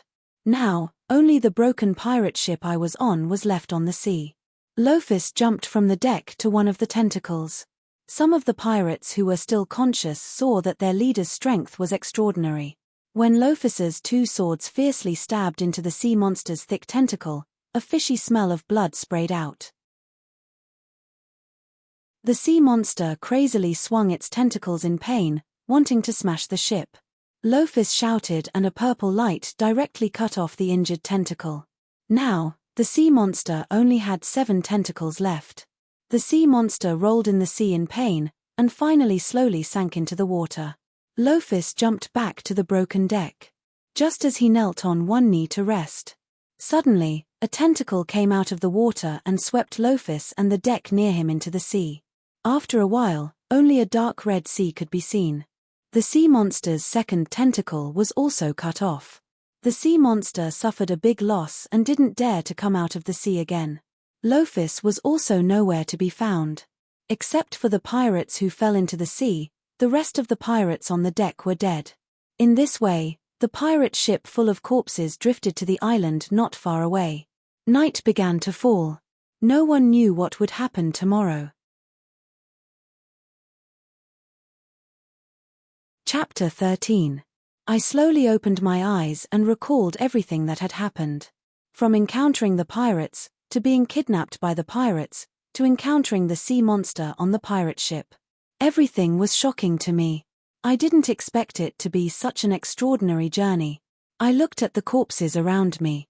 They were all captives of the pirates. Since my hands were still tied, I stood up with difficulty. Looking around, I found that the hull of the ship had become dilapidated after being ravaged by the sea monster. The cabin was full of dead bodies, which made me feel sick. Not far away, there was a spear stuck in the ground. Obviously, it was left behind when the pirates fought the sea monster. I turned around and stretched the rope that bound me to the tip of the spear. Finally, I was free. When I let go of my red hands, I felt an indescribable sense of freedom. The people in the cabin didn't seem to have died for a long time because there was no smell of corpses in the cabin. I didn't stop. I immediately ran to the deck to see what had happened. Since the hull was tilted, it took me some effort to get to the deck. Standing on the tilted deck, I finally understood my current situation. It turned out that the pirate ship had run aground on the beach of a small island. Perhaps it was a blessing in disguise. The cruelty of reality was in front of me. My first thought was to go to the cabin to find Avina. All that was left of the pirate ship was an empty shell. The things inside had long been washed clean by the seawater. I looked for Avina among the corpses. On a box next to a puddle of water, I saw a sled dog. It should be a noble's pet, which had been stolen by the pirates. The sled dog was slightly injured. When it saw me, it only barked twice. I picked up the box and the sled dog. Then, I continued to look for Avina. I thought that Avina wouldn't be dead. Among the corpses, I finally found the unconscious Avina. I walked to Avina. But at that moment, the cabin suddenly sank. Not good. I don't know what happened outside. I immediately put down the sled dog and the box. Then, I ran to Avina and carried her on my back. Then I picked up the sled dog and the box and trudged up to the deck. With great difficulty, I reached the sloping deck and saw that the tide was rising. At this rate, the ship would be swept into the ocean. I immediately placed the unconscious Avina and the sled dog on the shore far away from the beach. Then, I ran back to the damaged pirate ship. Now, time was of the essence. Once the tide rose, the damaged pirate ship could be completely buried in the sea. I entered the cabin one more time. While looking for survivors, I kept moving the materials out of the ship. After more than 3 hours of struggle, I finally managed to move most of the things out of the ship, except for the corpses. The only thing I regret is that Avina and I are the only ones who survived. By the time I got out of the cabin for the last time, I was out of breath. However, at this time, the sea had risen very high, and the hull of the ship began to move slightly with the sea. I managed to slide from the deck to the beach, and my thirst was unbearable. In less than half an hour, the damaged pirate ship finally broke apart under the waves and was swept into the deep sea. I looked at the sky and saw that it was getting late. Finding a place to stay for the night was the most important thing. I still didn't know if there were fierce beasts on this nameless island, but I didn't have any expectations.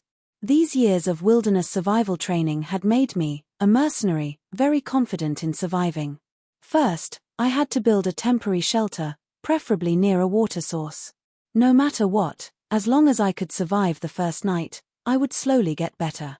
Fortunately, it didn't rain on the first night. Avina, the sled dog, and I safely spent the first night under the shelter I built.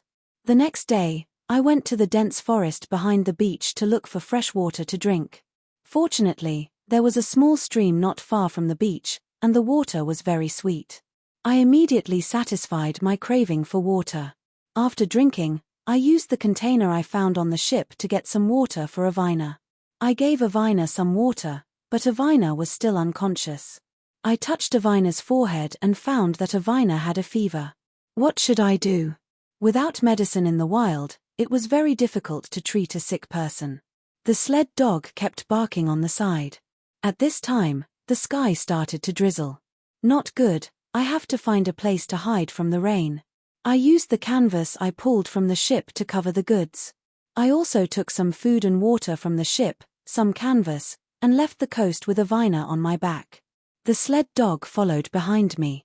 After a while, the light rain turned into a heavy rain. I came to a cave next to the stream. The cave was very dark. At this time, I felt extremely cold. I used the axe I found on the ship to chop a few dry wooden boxes for wood, but how could I make a fire? In a hurry, I carefully began to drill wood to make a fire. This was a test of skill. But after a Herculean effort, I finally made a spark. I put the flame on the dry things I had prepared in advance and slowly lit the fire. The burning firewood emitted heat, and the cave was suddenly illuminated. It was raining heavily outside. I thought that Avina and I wouldn't have to worry about being frozen to death. I took off my clothes and covered Avina with them. I was worried that Avina would catch a cold again. In this way, I gradually fell asleep while guarding the fire. On the third day on the island, the first ray of sunlight shone into the cave next to the stream. I rubbed my eyes and stretched. Avina was still unconscious, which made me a little worried. At the same time, I realized that I still had a lot of work to do. Last night's heavy rain filled the forest with the fragrance of the earth. I walked on the moist ground to find some herbs to treat Avina's illness. Perhaps it was because of the heavy rain, but today's weather was particularly clear. I went to the beach where the goods were stored. I had to take a good inventory of the goods that I had saved. Fortunately, I had wrapped the goods in canvas in advance, so they weren't soaked by the heavy rain last night. I took a look and picked out the most useful things. Among all the things, I was most satisfied with the axe that I used to chop the coffin last night. In this pile of goods, there were a lot of preserved fruits, bacon, bread, and other foods. There were also 2 wooden barrels filled with fresh water. As for the herbs, I didn't find any. I found quite a number of pirate weapons in a long wooden crate among the goods. However, in this pile of goods, I found clothes the least. It didn't matter. After all, there was only me and Avina on this deserted island. I moved the food and water back to the cave next to the stream. At this time, Avina was in a semi-conscious state. Avina seemed to be thirsty. I immediately opened the wooden barrel of fresh water and let Avina drink a few mouthfuls. After drinking some water, Avina's condition improved significantly. Seeing that Avina's condition had stabilized, I continued to look for herbs for Avina. I relied on the rich wilderness survival knowledge that I had learned from the old hist to easily find the herbs in this forest. Those poisonous grasses, poisonous insects, and so on, I can identify them at a glance and keep a respectful distance from them. After picking some usable wild fruits, I finally found a medicinal herb called chamomile. This chamomile has the effect of clearing heat and detoxifying, and it also has the effect of raising one's spirit. Wait for me, Avina. I'll heal you.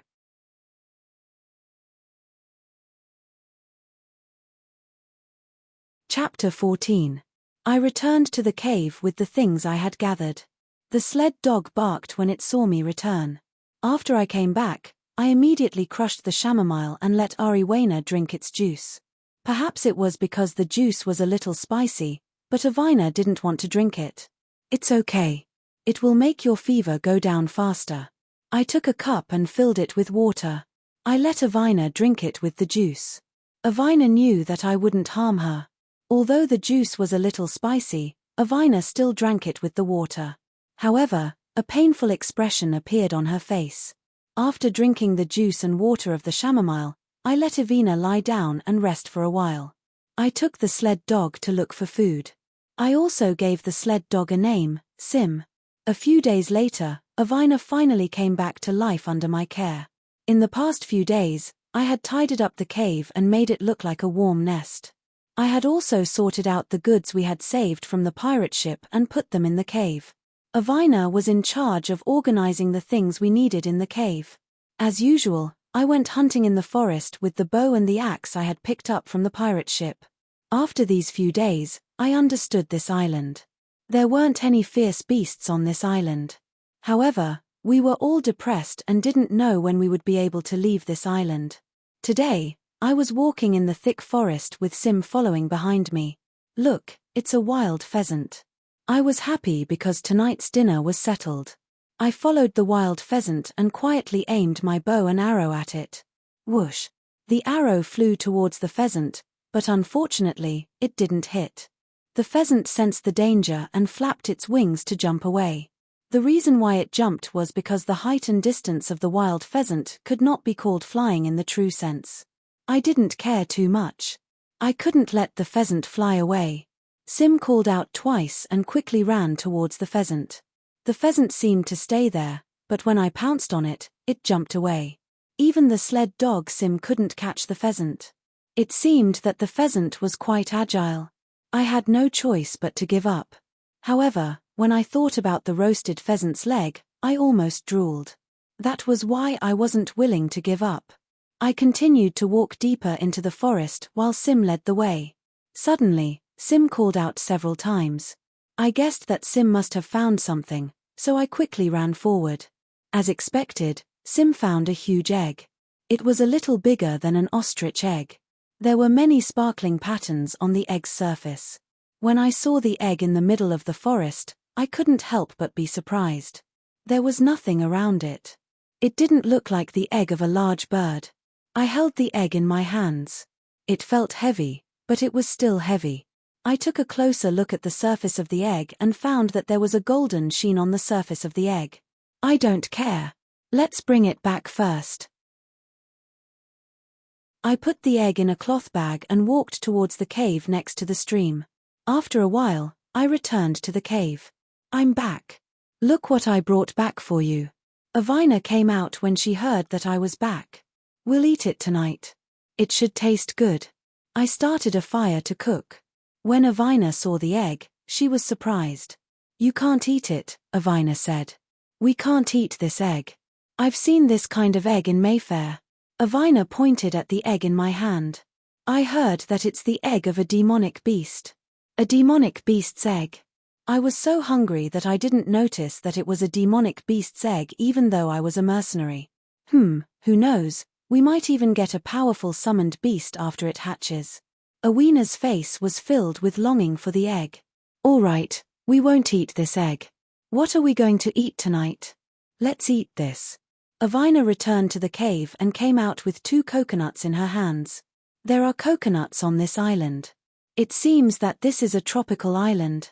When you went hunting today, I found a few coconut trees on the east side of the island. I picked a few and brought them back. The trees are so tall. How did you pick them? It's a secret. What's so mysterious about it? Larrick, hurry up and open the coconuts. Otherwise, you won't get a share. Avina pretended to be angry. You're so ungrateful. I joked. You're the worst. Avina jumped into my arms shyly. Just like that, night fell. Under the bright moonlight, Aweena and I sat on the beach, each holding a coconut. We told each other our stories while Sim lay beside us, wagging her tail from time to time. It was a heartwarming and romantic scene. Ever since I picked up the demonic beast's egg, Avina had something to do every day. She found some dry grass and made a small nest. Then, she put the egg on it to incubate. On the other hand, I took Sim to hunt in the forest on the island. We spent the whole morning hunting. I didn't get anything. I didn't catch any prey. It seems that we can only eat coconuts for lunch. I brought Sim back to the cave. "You're back," Avina said when she saw me. "Oh, I didn't catch anything today. Let's go to the beach to catch fish in the afternoon." Avina handed me a homemade harpoon. "Sure, I'll show you my skills." "Stop bragging. Why didn't you catch anything in the morning?" Avina smiled. She looked very cute. Avina's words always hit the nail on the head. I scratched my head embarrassedly. Night fell, and the sunset glow on the horizon revealed its last trace of red. It was the 6th night since I left the mercenary group. The stars in the sky were faintly discernible. The moon was like a shy girl who refused to appear. Avina and I sat around the bonfire. There was a pot over the bonfire. The fish soup was made from the fish we caught with the harpoon in the afternoon. The heat from the pot dispelled the chill of the night by the sea. I could hear a few unknown seabirds chirping in the distance. "I didn't expect you to be so good at cooking." I picked up the spoon and scooped a spoonful of fish soup. "Thank you for your compliment. There used to be someone who always praised my cooking when I was at home." Avina looked at me with a smile. Her smile was so refreshing. "Hurry up and drink the fish soup. Otherwise, it won't taste good." She picked up the bowl and scooped a bowl of fish soup for me. "Don't worry. I will find a way to leave this island," I suddenly said. At this moment, the sea was splashing on the beach. The bonfire was crackling. "Okay." Avina looked at me with her watery eyes. She knew I would do as I said. I remembered the letter Highside the Elder had given me before we left. We still had to complete the mission the old Hist gave us. We wouldn't die here for no reason.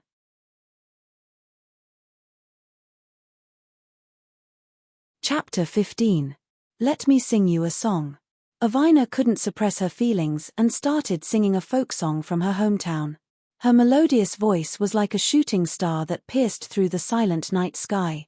Sometimes it was like a flowing stream, and sometimes it was like a gentle breeze caressing the grass. I couldn't forget it for a long time. Hearing this beautiful song, I felt much more energetic. The dark clouds in my heart seemed to have dissipated with the wind. "It's so beautiful.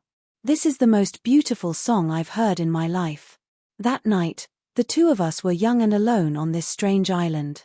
A trace of emotion lingered in our hearts. Ever since the Black Dragon incident, Avina and I had come this far. It really wasn't easy. Thus, on this beautiful silver-white beach, Avina and I tasted the most beautiful forbidden fruit of mankind for the first time. A few days later, the magical beast egg I picked up still didn't show any signs of movement. What kind of egg is this? Could it be a dragon egg? I'm not sure. I only saw a similar egg in Mayfair's place. She told me that it was a magical beast egg. Avina was also confused. We had no choice but to ignore the egg. We continued to think of a way to escape while hunting. The sun and rain from the past few days of hunting had caused my clothes to become tattered and tattered. Fortunately, I found some cloth on the stranded pirate ship. It was also thanks to Avina that I wasn't naked now. Today, I went hunting in the forest as usual. Sometimes, I even wanted to live like this forever. The time I spent with the person I loved was the happiest time of my life. But, just as I was chasing a wild rabbit with Sim, a loud sound came from the stream. Not good, it's Avina. I ran towards the stream with all my might. Sim followed me.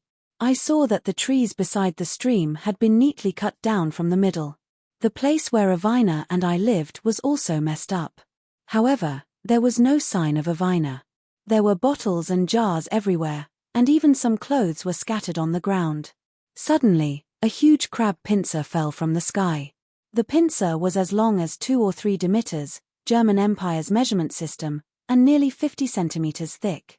Sim rushed forward first, but was sent flying by the crab pincer. At this time, the entire body of the crab also appeared from behind the rock. This giant crab was at least 5 or 6 demi tall, and its greyish-black shell made one's hair stand on end. I saw another person clamped on the crab's other pincer. It was Avina. Avina's body was enveloped in a light blue glow, preventing the pincers from harming Avina. However, Avina's face was pale, and she looked like she could not hold on any longer. I didn't know what kind of magic it was, but I knew I had to save Avina as soon as possible. Facing such a huge monster, I couldn't suppress the fear in my heart, and my body started to lose control.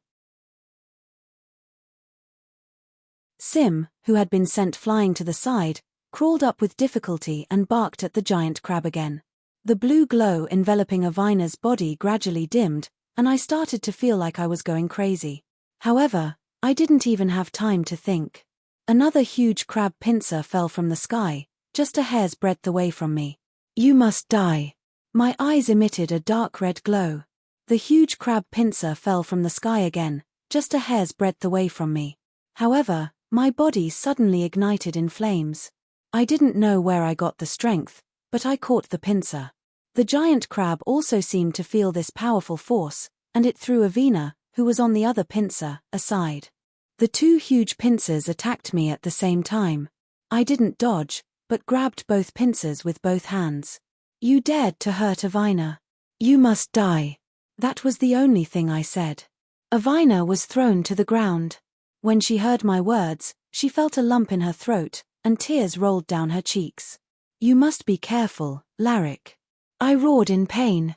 The flames on my body went out of control, and it was even hotter than before. The greyish-black pincers started to change color under the scorching flames, and a burnt smell assailed my nostrils. The giant crab was at a disadvantage. It waved its pincers wildly, and I was knocked to the ground. However, I immediately stood up and jumped onto the giant crab's shell. I used my burning fists to smash the giant crab's shell.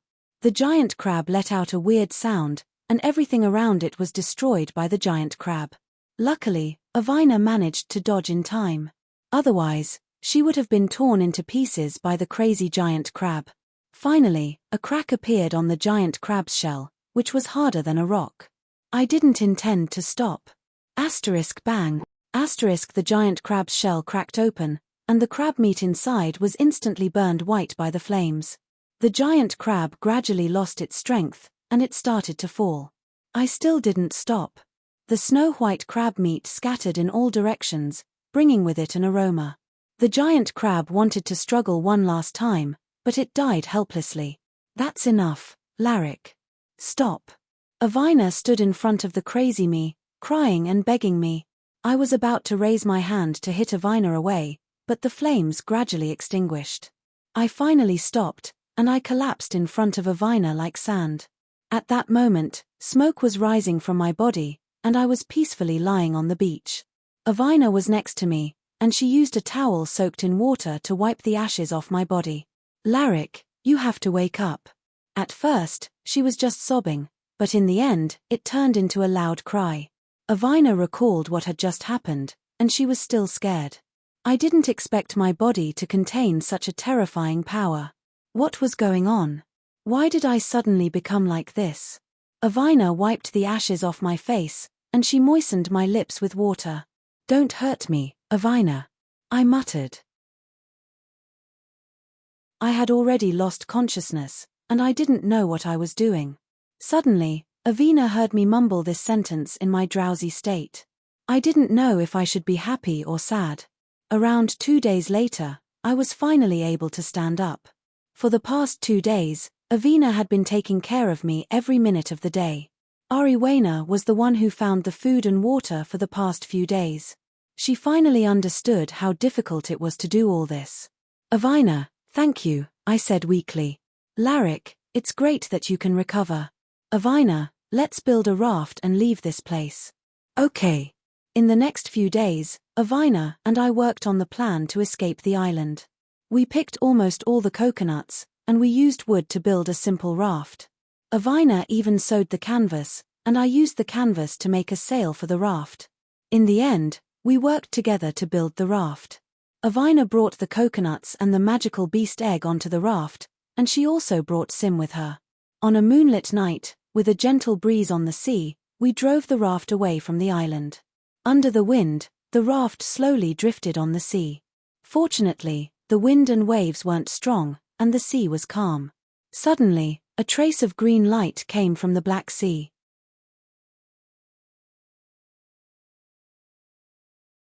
Chapter 16. The green light slowly brightened. I took a closer look and realized that it was a huge ship shrouded in green light.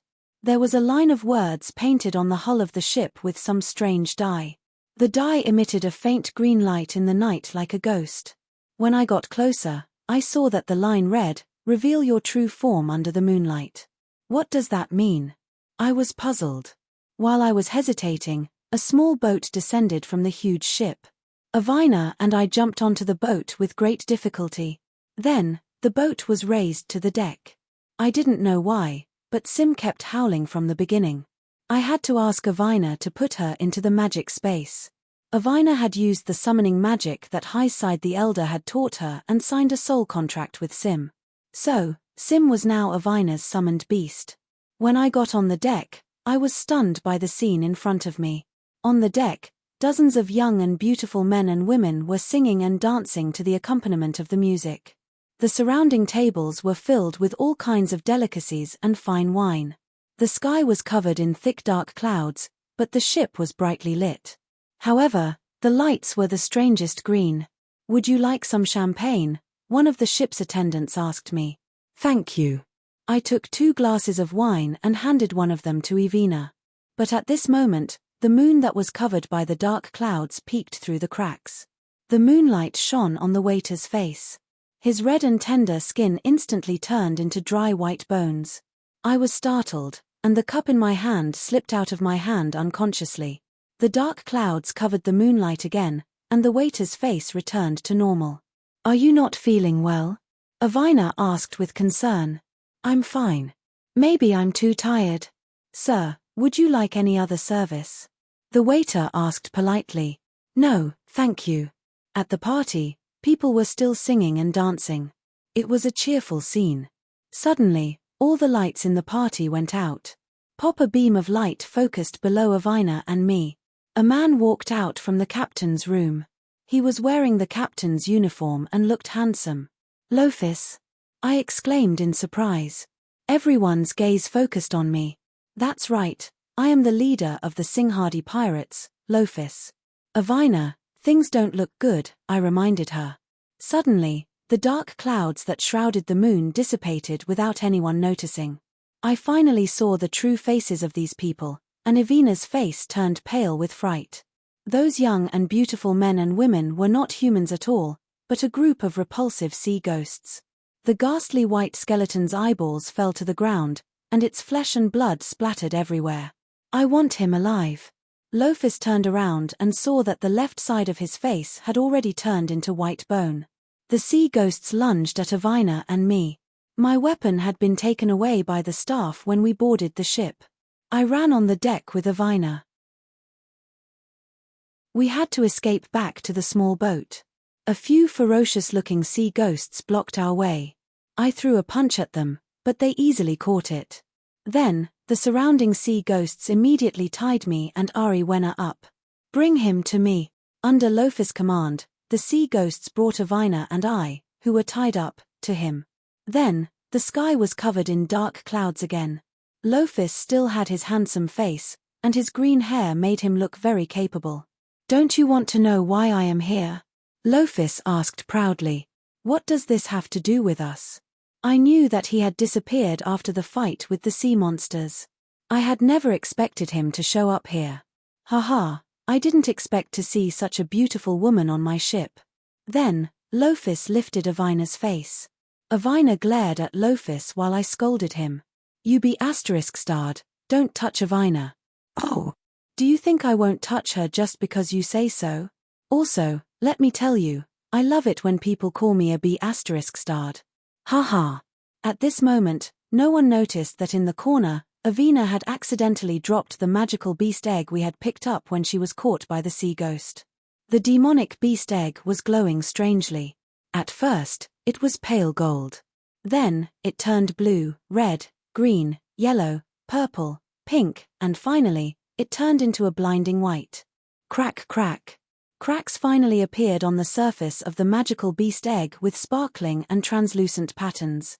Then, before everyone could react, Avina began to chant an incantation that I couldn't understand. Then, her body and the demonic beast glowed with pale blue light at the same time. Soul contract. I didn't expect you to know summoning magic. Lophis was shocked. Then, I looked at the baby beast that had hatched from the demonic beast egg. It was a cute, furry baby beast with wings. The baby beast flapped its wings a few times. It looked like it didn't even know how to fly. However, it looked really cute. Iwina immediately used summoning magic to summon the cub into the magic space. Ah! I suddenly roared in pain and my body started to lose control. Then, flames started to burn on the surface of my body. In an instant, the ropes that tied me up were burned into ashes. My eyes were red and Lophis was stunned. The sea ghosts pounced at me. Then, Avina took the chance to untie the ropes on her body. My fists were burning with flames and I smashed the sea ghosts into pieces. In a short while, I had killed over 10 sea ghosts. Interesting. Lophis smirked. He pulled out the 2 scimitars by his waist and a purple glow appeared on the blades again, just like when we had fought against the sea monsters the other day. Dang, dang, dang. My fists clashed with Lophis' purple blades and there was a clanging sound. My fists were as hard as the blades. Avina wanted to help me but she knew that she would only be a burden to me. Avina took advantage of the fact that no one was paying attention and ran to the boat on the deck. She slowly lowered the ropes. On the other side, Lophis and I were in the midst of a fierce fight. "Come to me, Larrick," Avina shouted at me after she was done with her preparations. Trying to run, Lophis leaped and cut the ropes that were holding the boat. "Help!" Avina and the boat fell into the vast sea. I watched as Avina fell into the sea and became even crazier. I fought Lophis with my fists and Lophis started to feel tired. However, my situation wasn't any better. The flames gradually dimmed and I lost my strength. I fell limp and I lost my center of gravity and fell into the sea. I regained my consciousness. In a daze, I saw a line of words painted with a strange dye on the other side of the boat. "Crossing the soul in the sea." It turned out that the 2 sentences read, "Crossing the soul in the sea, revealing your true form under the moonlight." With a plop, I fell into the ice-cold sea water.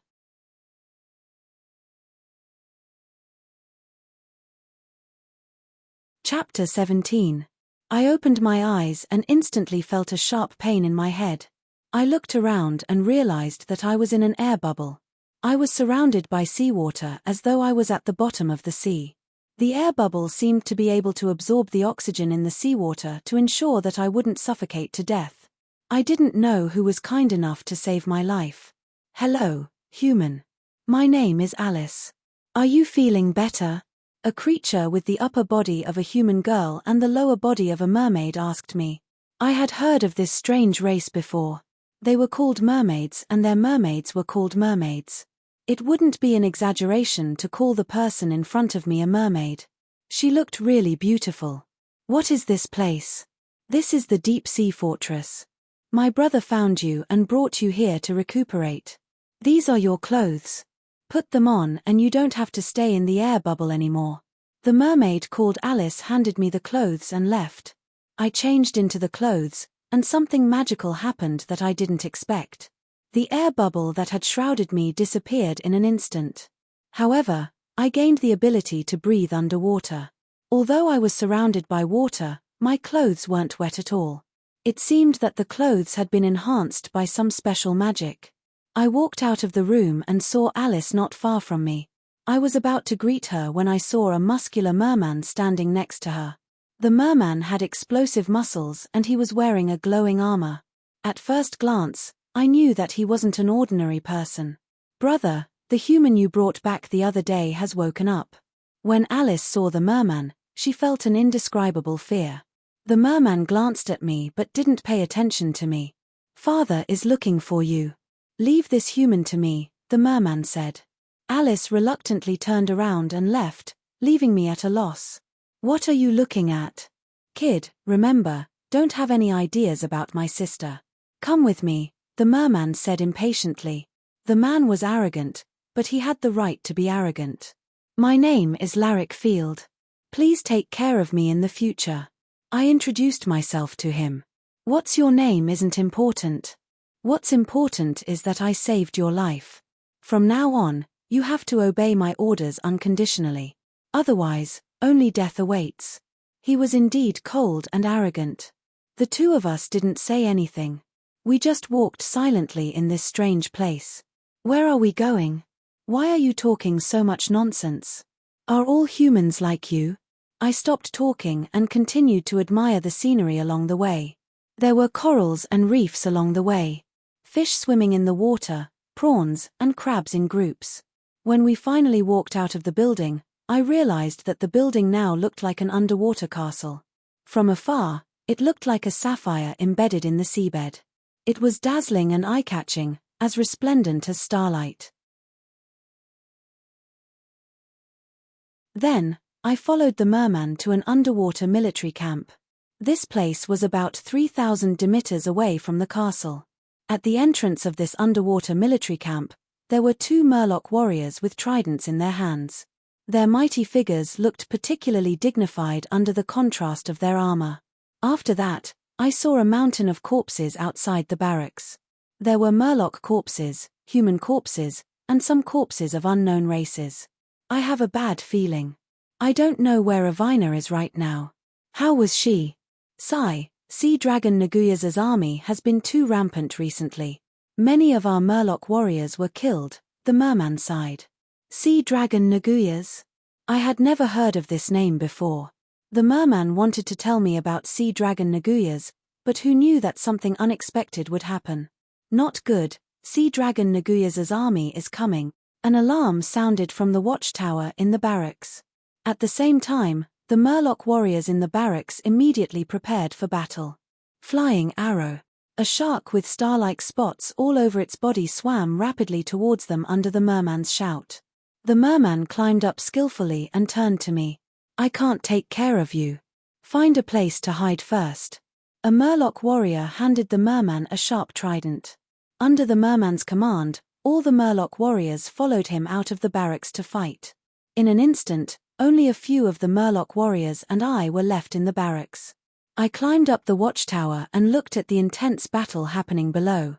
I saw a few thousand bony sea ghosts. They pounced towards the merman's side. In the blink of an eye, the two armies were engaged in a fierce battle. Battle cries were incessant. Most of the sea ghosts were holding rusty broadswords in their hands. It was difficult for them to fight against the well-equipped Murloc warriors. Soon, the sea ghosts were defeated. Suddenly, a wave of water bombs flew over from afar and exploded in the middle of the Murloc warriors. Then, more and more water bombs appeared and exploded around the merman. In an instant, the merman army was covered in blood and flesh. "Not good, the sea monsters are coming," a Murloc warrior beside me said. "Sea monsters. They seemed very powerful." The sea ghosts that had been defeated earlier pounced again. The seductive figures of the sea monsters gradually approached. They were ghosts in the water. They were beautiful but evil. Their magic was something that ordinary people couldn't resist. At this moment, the merman's battle became even more difficult. He used his trident to stab at the sea ghosts that pounced on him. However, there were more sea ghosts surrounding him. The sea monsters kept shooting water arrows from afar. The merman couldn't hold on any longer and his arms were cut a few times. Seeing that the situation was critical, I calmed myself down and thought of a solution. "Everyone, listen to me. Bring the pitchforks and follow me." I finally thought of a good solution.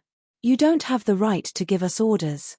Our mission is to defend the barrack," a merman captain said. I didn't say anything and punched the captain to the ground. "Now you have the right," I said with my eyes wide open. The merman continued to ride his star shark and fight on the battlefield.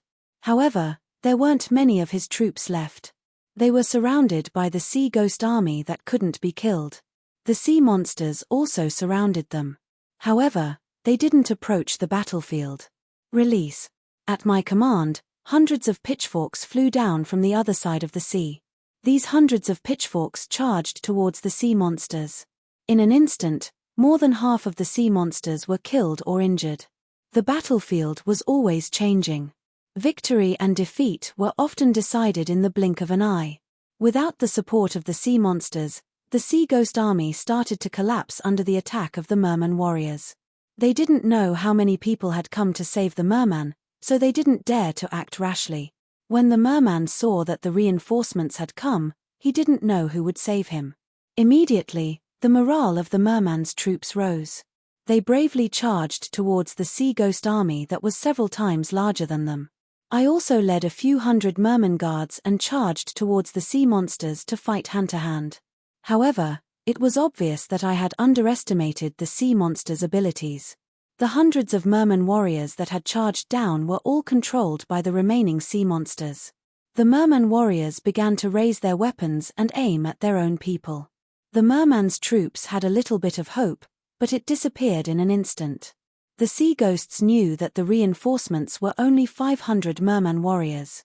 Moreover, they were controlled by the sea monsters. Thus, the densely packed sea ghost army surrounded me, the merman, and the merman warriors.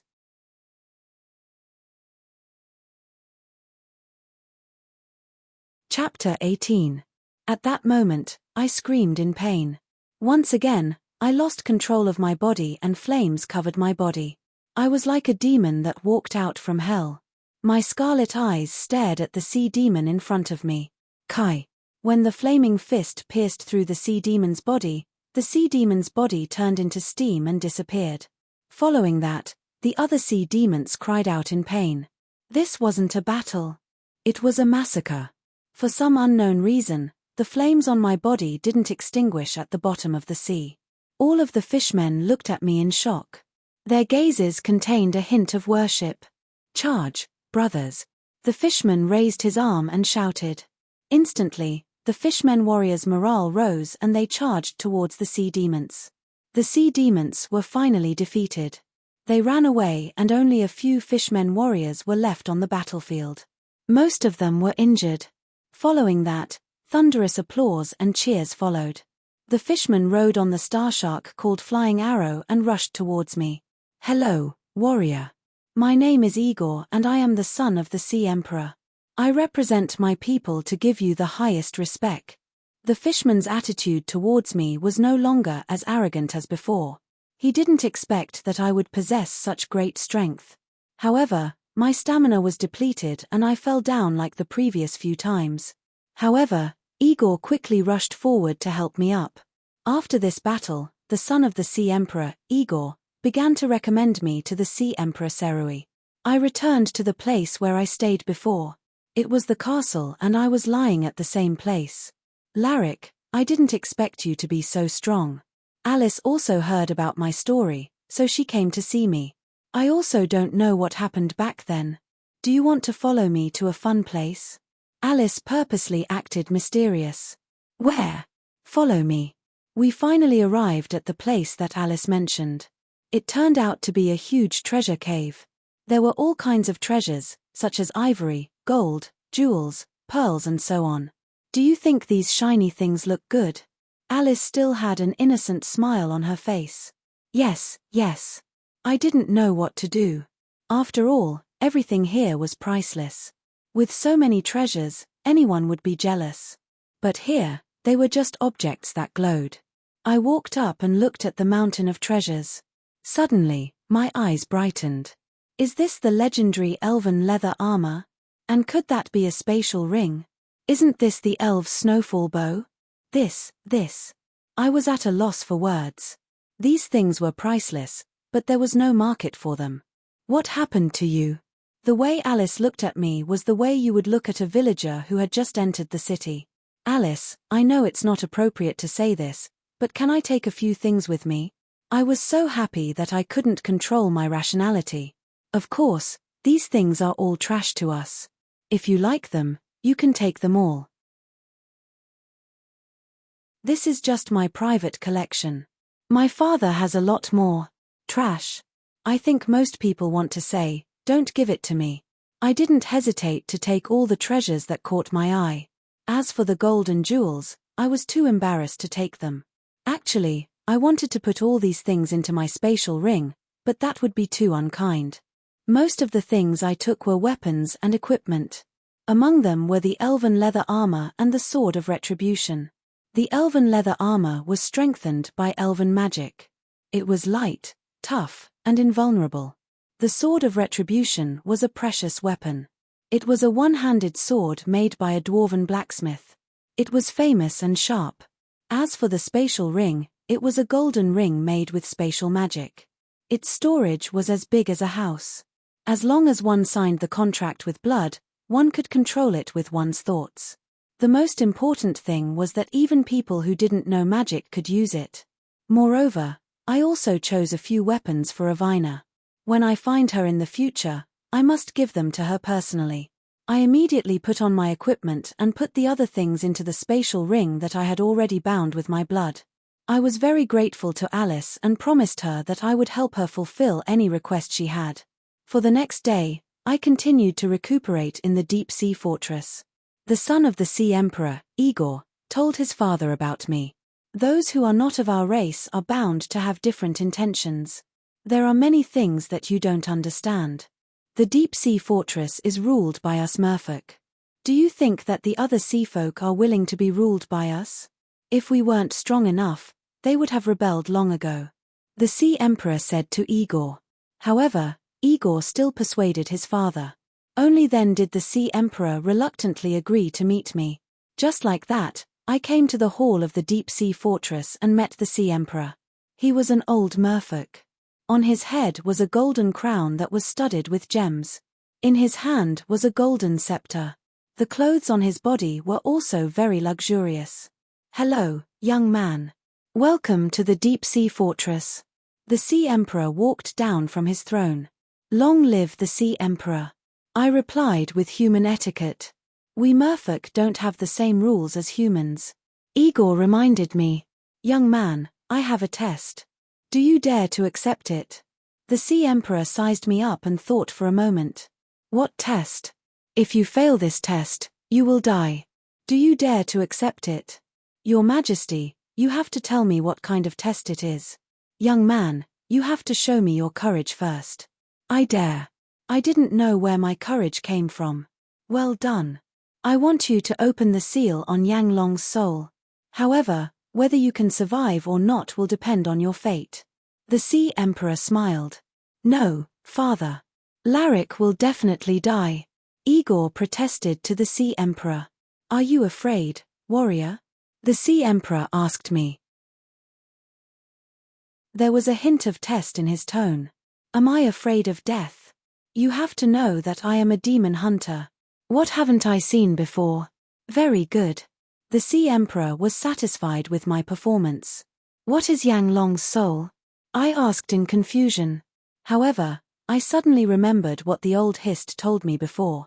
The Hist said that I would find clues about my identity in the deep sea fortress when I went to look for the Mercenary Association's leader. It seemed that Yang Long's soul was the clue. Legend has it that a few hundred years ago, the rebellious dragon of the dragon race, the Belgrave Flammarion, became the enemy of the entire dragon race because of some things. In the end, he was severely injured and was banished to the bottom of the sea. Not long after, he died. However, his soul didn't disappear. Instead, it was left in a seal in the sea. Legend has it that those who were chosen by him could open the seal on his soul and communicate with him. They could even obtain his power. On the contrary, those who were not chosen by him would be burned to death by his flames. Countless warriors tried to open the seal in order to obtain great power. However, they all failed in the end. Igor explained to me. I was silent for a moment. I knew that this was a dangerous matter. However, in order to solve the mystery of my identity, I was willing to try.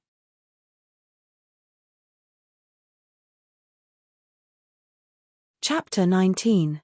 Alright, let me give it a try. Since you have decided, then beat me first. Only those who can defeat me are qualified to touch the seal. Otherwise, they will die in vain.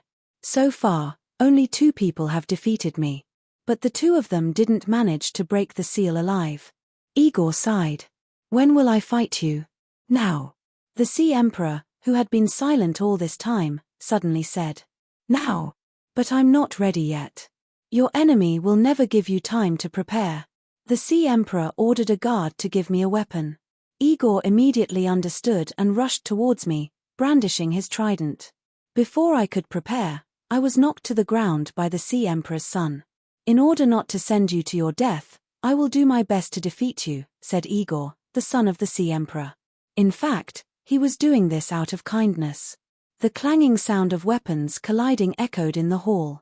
I dodged the attacks of the Sea Emperor's son with difficulty. With my strength, I couldn't compete with Igor. Igor's attacks weren't fatal, but they were enough to knock people down. Not fair. What's wrong? I have never used this kind of weapon before. It's not easy to use. I wanted to stall for time to recover my strength and calm down. Alright, let him choose his own weapon. The Sea Emperor ordered. Actually, I was fighting for a chance to catch my breath.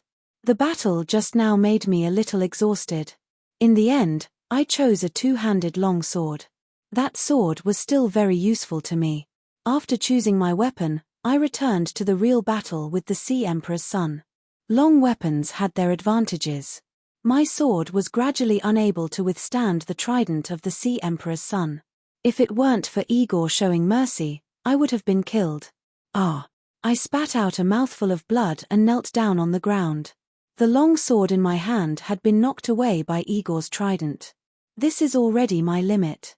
Igor and I were not on the same level. Even so, Igor was still holding the mentality of letting me win. Give up. Only then will you have a chance to survive. Igor said kindly. I won't give up so easily. As I said that, I slowly stood up and picked up the sword that had fallen on the ground. Let's continue. My strength made Igor respect me. Then I won't hold back. Igor rushed at me, brandishing his pitchfork. Then, I met Igor's attack head-on. But at the same time, my injuries were not light, and I spat out a mouthful of blood. I really can't let you throw your life away, unless you can bring out the strength you had during the battle that day. Igor was worried for me, and his attacks became even more ferocious. Finally, I was knocked down again by Igor's fork. Royal Father, Larik doesn't need to undo the seal on Yang Long's sword. The Sea Emperor's son said happily. It's not over yet. I struggled to get up. Even the Emperor of the Seas was surprised by my tenacity. Larik, don't force yourself. That won't do you any good. I ignored the words of the Sea Emperor's son. My eyes seemed to be burning with the flames of hell, full of anger. The Sea Emperor's son was shocked by my gaze. It was not the gaze of a human at all. It seems that there are many secrets about me that no one knows about. The Sea Emperor's son clenched the trident in his hand, and he began to become serious. Because the current me was no longer the me he was familiar with. The Sea Emperor's son stared at me, his hands unconsciously sweating. At this moment, I gave people a kind of suffocating fear. The Sea Emperor's son and I rushed at each other at almost the same time. Even though I wasn't holding any weapon, I was able to shatter the Sea Emperor's son's trident into several pieces. This time, it was the Sea Emperor's son who fell to the ground, injured. The Sea Emperor's son had used all his strength in that attack, otherwise, he might not have been able to keep his life. The Sea Emperor didn't expect me to have such great strength. It seemed that his son wasn't lying, the young man in front of him was indeed not ordinary. I lost. The Sea Emperor's son accepted his loss wholeheartedly. At that moment, I seemed to have lost all my strength and fell to the ground. The Sea Emperor had someone send me to my room to rest. Igor was also heavily injured. The Sea Emperor had him retreat to rest and recuperate. Royal Father, you don't have to say any more, I saw it all. Perhaps he is the legendary person who can break the seal. But, Larik, is he stronger than that person? I know that person defeated you easily with one strike, and you are not convinced. But he is still your brother, the pride of our family. I mean, my brother is so strong, but he was burned to ashes by Yanglong's soul. Isn't Larik sending himself to death? Heaven helps the worthy, you don't have to worry about him. The Sea Emperor said thoughtfully. 3 days later, I woke up. I found Alice guarding by my bed, still with her blue hair and cute smile. You are awake, you have slept for 3 days and 3 nights. Alice said earnestly. Is Igor okay? He is fine, you should worry about yourself. The doctor said that your injuries are not light, you need to rest well. At this moment, Igor and the Sea Emperor walked in. Your Majesty. You can lie down peacefully. Did I pass the test you gave me? You passed the first step, but the next 2 steps will be more difficult. The Sea Emperor continued, actually, the reason why I gave you the test is because I want you to stay here. I hope you can return to the land soon. Return to the land? That's right, the only way to the land is blocked by the sea dragon Naguya's army. If you want to go home, you must defeat him.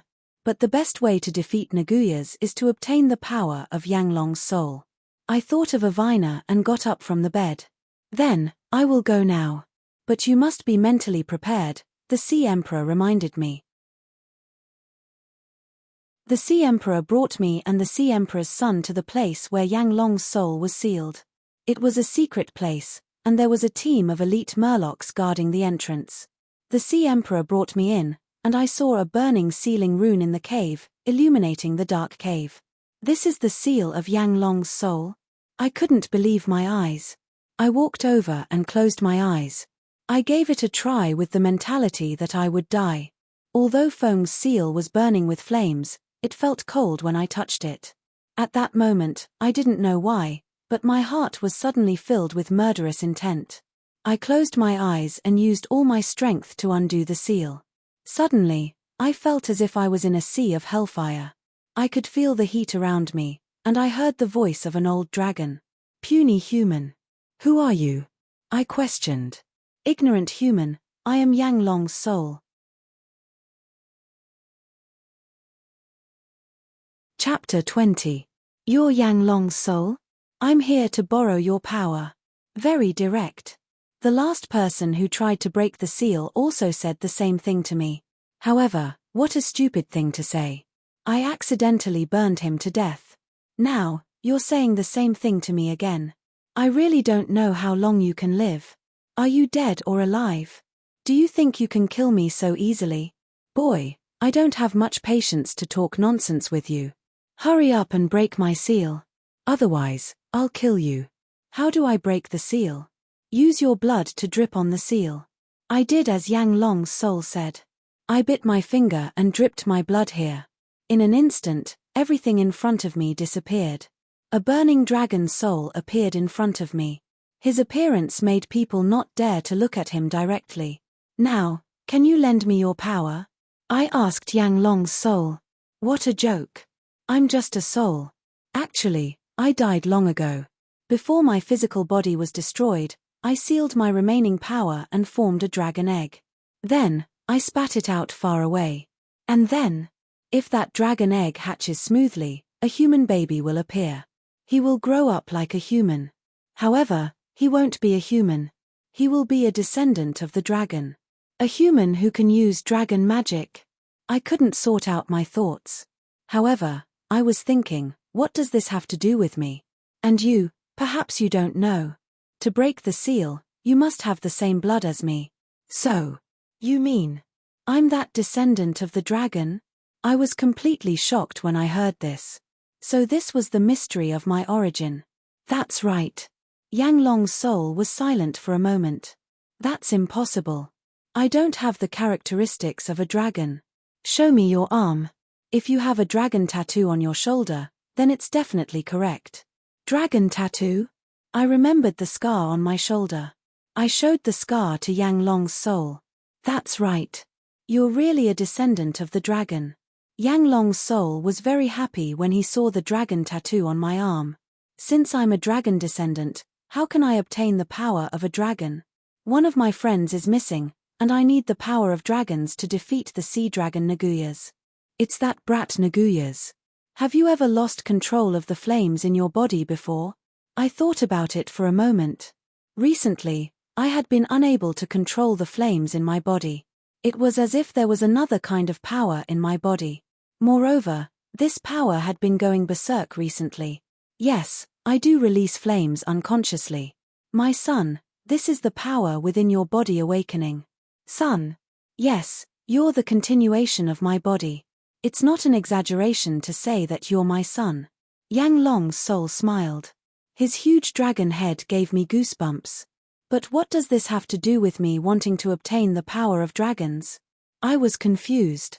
Fool, the strength of a dragon lies in the strength of its body and its powerful dragon tongue magic. Now that you have the body of a dragon, you only lack the spiritual power of a dragon and the corresponding draconic incantation, then you can use draconic magic.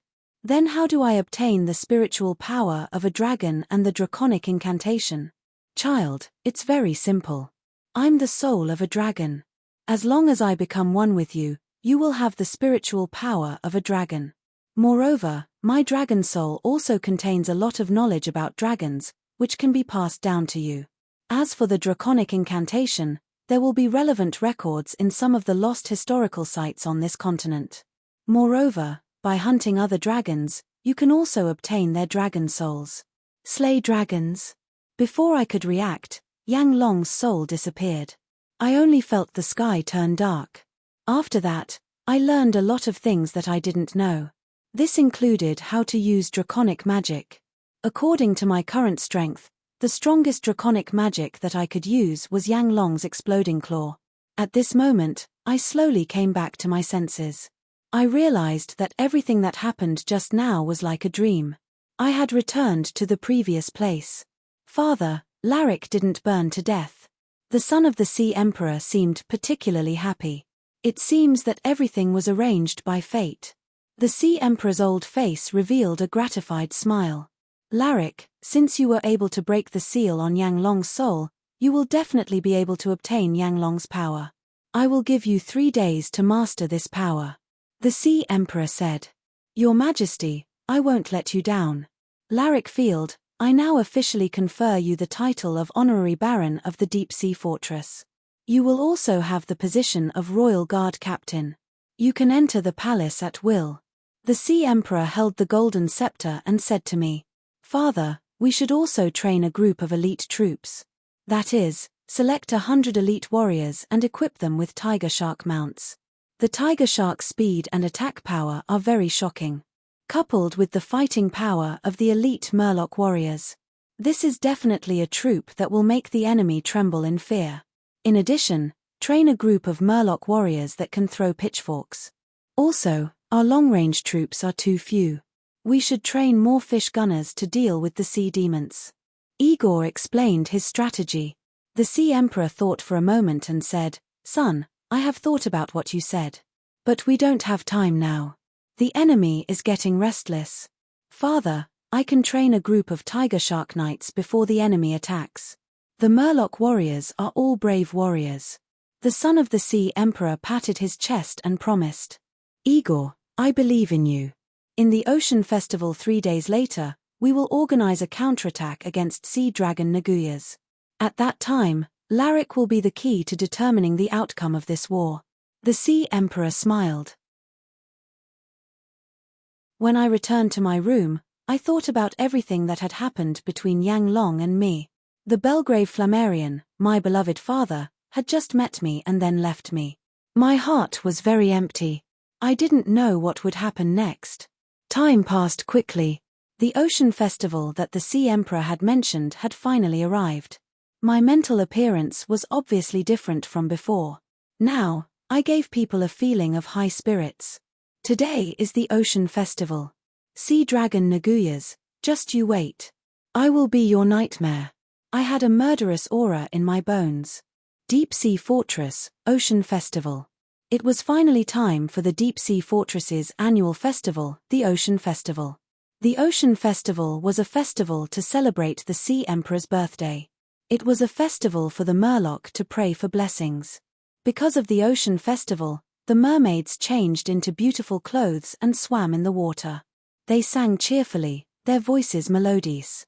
The upper body of a mermaid was a human body, while the lower body was a fish body. These mermaids gave me the feeling of bathing in the spring breeze. When I arrived at the hall where the Sea Emperor was, I walked in. My status in the deep-sea fortress was very high. Even the fishermen guards were looking at me with reverence and respect. Baron Larrick. The Sea Emperor came forward to welcome me. Larrick, today is the Ocean Festival. Time flies, the son of the Sea Emperor said with a smile. Whether we can win this battle depends on you. The Sea Emperor patted my shoulder. Sea Emperor, we are fighting with the enemy outside the deep-sea fortress. The palace will be empty. What if the enemy sneak attacks? I thought of a serious problem. Don't be afraid. Our deep-sea fortress has an extremely strong defensive barrier. Even if the enemy has thousands of soldiers and horses, they won't be able to break through. The son of the Sea Emperor said proudly. I was wondering why the sea dragon Naguyas had occupied all the seas outside the deep-sea fortress, but only the deep-sea fortress survived. The question in my heart was finally answered. Baron Larrick, we can only succeed in this battle. Failure is not an option. The Sea Emperor showed the temperament of an emperor. The Sea Emperor Shiwei, the son of the Sea Emperor Igor, and I raised our glasses and drank the wine in one gulp. We wished for victory in this battle. In the next few days, the son of the Sea Emperor strengthened the defense of the barracks while training the newly formed Tiger Shark Knights. The son of the Sea Emperor rode on his star shark flying arrow. His posture was graceful and agile. In his hands, the trident was used to perfection. At the same time, the army of the sea dragon Naguyas began to move. Near the barracks of the deep-sea fortress, there were small groups of sea dragon Naguyas troops harassing them every day. Moreover, the number of harassing troops increased every day. Baron Larrick, you saw it too. The army of the sea dragon Naguyas is constantly growing. We have to think of a countermeasure. The Sea Emperor said as soon as he saw me. Your Majesty, do you have any ideas?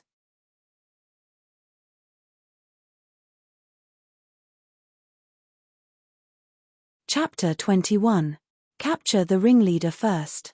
Your mission is to kill Sea Dragon Naguyas. After killing Sea Dragon Naguyas, his army will naturally collapse. As long as he doesn't appear, you can't do anything. No matter what happens, you have to remember this. The Sea Emperor warned me. Yes, Your Majesty. The next day, the Murloc guard stood guard on the tower as usual. He stretched and looked at the front of the barracks. Suddenly, a few black dots appeared in front of him. Then, not good, Sea Dragon Naguya's army is attacking. The Murloc guard sounded the alarm in a panic.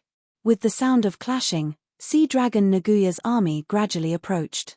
The black mass of troops suddenly made the bottom of the sea dim. The footsteps of Sea Dragon Naguya's army shook the entire bottom of the sea. At the same time, the hearts of every Murloc warrior were shaken. Fear spread at this moment. In the face of countless Sea Dragon Naguya's army, the Murloc army of only about 10,000 was much weaker. The countless Sea Dragon Naguya's army was made up of ghost sharks, sea ghosts, sirens, and Murloc warriors.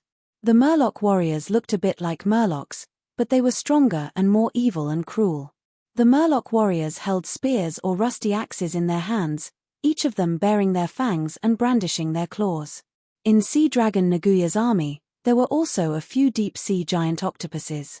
They were all bloodthirsty monsters, waiting to tear the enemy's body apart at any time. The sea monster that the pirate leader Lofis encountered on the ship that day was this kind of deep-sea giant octopus. A Murloc guard's hand trembled a little, and he choked a little. The Sea Emperor's son, Igor, walked over and patted the soldier's shoulder. Warriors, victory is not stained with the blood of our own men, but with the blood of our enemies. Today, we will end everything in front of us. Today, we will make the enemy tremble with fear. Today, we will let the enemy know what it means to come and not return. Igor shouted loudly. Every word he said was engraved in the hearts of the Murloc warriors. Now, it was time for battle. The Sea Emperor's son rode on Flying Arrow and said, "Fish gunners, get ready." Behind him were 30 well-trained Tiger Shark Knights. Release. With the order, the slowly approaching sea dragon Naguya's army was suddenly shot down by the spears that fell from the sky. Thus, the battle began. Charge. The Sea Emperor's son pointed his trident at the enemy. He and the 30 tiger shark knights tore a large hole in the dense enemy forces like shooting stars in the night sky. Then, the well-equipped Murloc warriors with tridents also charged toward the enemy. Fear had long since drifted away with the sea, because Igor's words were engraved in everyone's hearts. Victory is stained with the blood of the enemy. Slaughter. Slaughter was happening everywhere. A merman warrior stabbed a trident into a merman's body. At the same time, another sea ghost chopped off the merman warrior's head. The seductive sirens were hiding outside the battlefield, constantly releasing water bombs and charming the Murloc warriors. The tiger shark knights relied on their speed and impact to break through the sea demon's line of defense. The huge spear cut a huge gash in the bellies of the sea monsters. Screams, followed by screams. At this moment, the battlefield was extremely tragic. The sharks tore at each other, and the fishmen fell one after another. I stood on the tower and watched. I couldn't fight yet. It wasn't time for me to fight yet. My mission was to kill the sea dragon Naguyas. The sea ghosts that kept climbing up the tower were shot down by the Murloc trident throwers guarding the tower. However, they were heavily outnumbered. The remaining few thousand Murloc warriors still had to face the army of the sea dragon Naguyas, which was several times their number. The Murloc warriors were exhausted. After all, they had already killed thousands of sea dragon Naguyas' army. The wounded Murloc warriors retreated to the vicinity of the tower. The tiger shark knights led by the Sea Emperor's son also retreated. In this battle, the tiger shark warriors killed countless enemies. The Sea Emperor's son knew that the tower was about to fall. The sea dragon army didn't give the Sea Emperor's son a chance to breathe. They immediately rushed forward.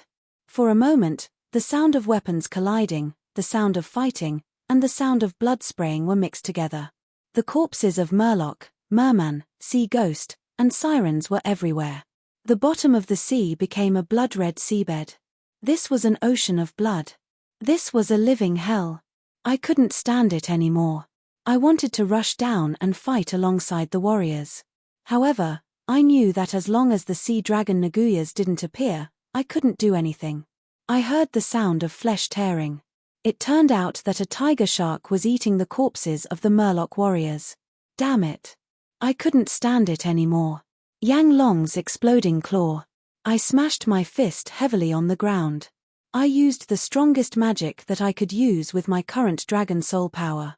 A dragon's roar resounded through the bottom of the sea. The cracks on the ground burst into flames. At the same time, the ground shook a few times. Sure enough, dragon magic was powerful.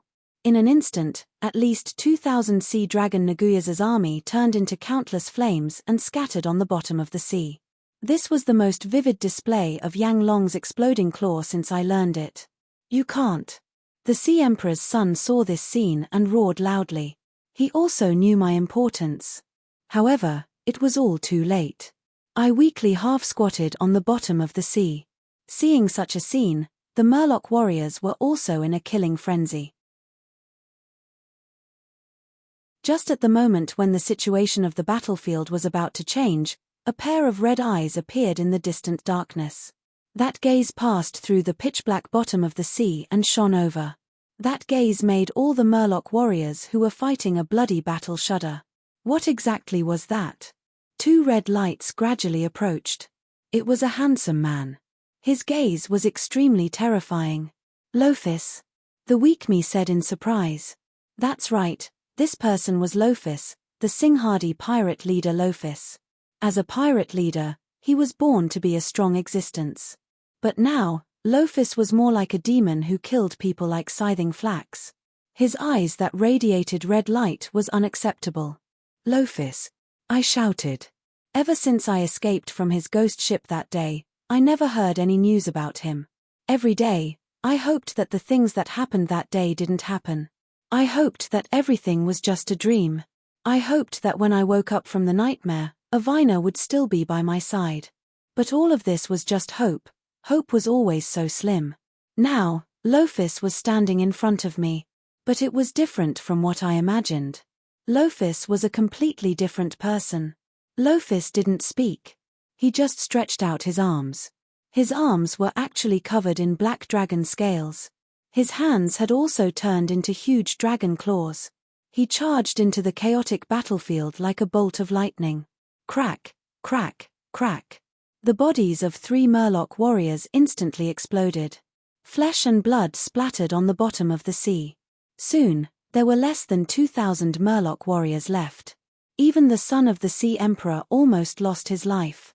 At this moment, the Sea Emperor appeared on the battlefield with the golden scepter in his hand. "Come out, guardian of the deep-sea fortress Rockshell Turtle." The Sea Emperor's expression was solemn. A huge rockshell turtle emerged from the bottom of the sea under the Sea Emperor's feet. This rockshell turtle was bigger than half of the palace. From afar, it looked like a small mountain.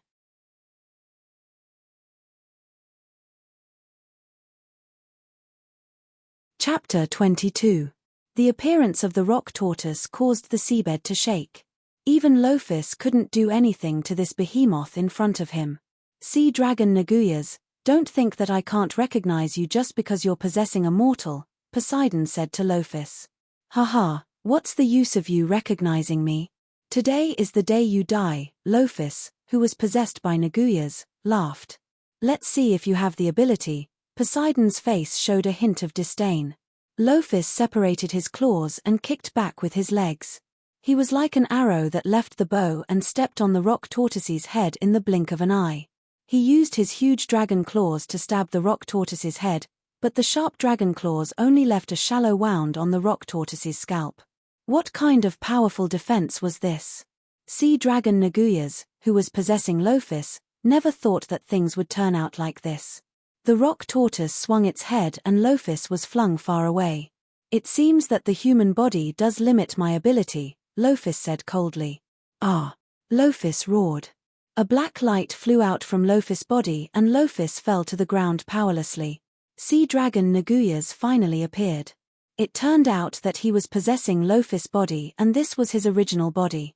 "I watched all of this, but I couldn't do anything. Yang Long's exploding claw just now exhausted my dragon soul power. I can only barely support my weak body now." Sea dragon Naguyas transformed into his original form.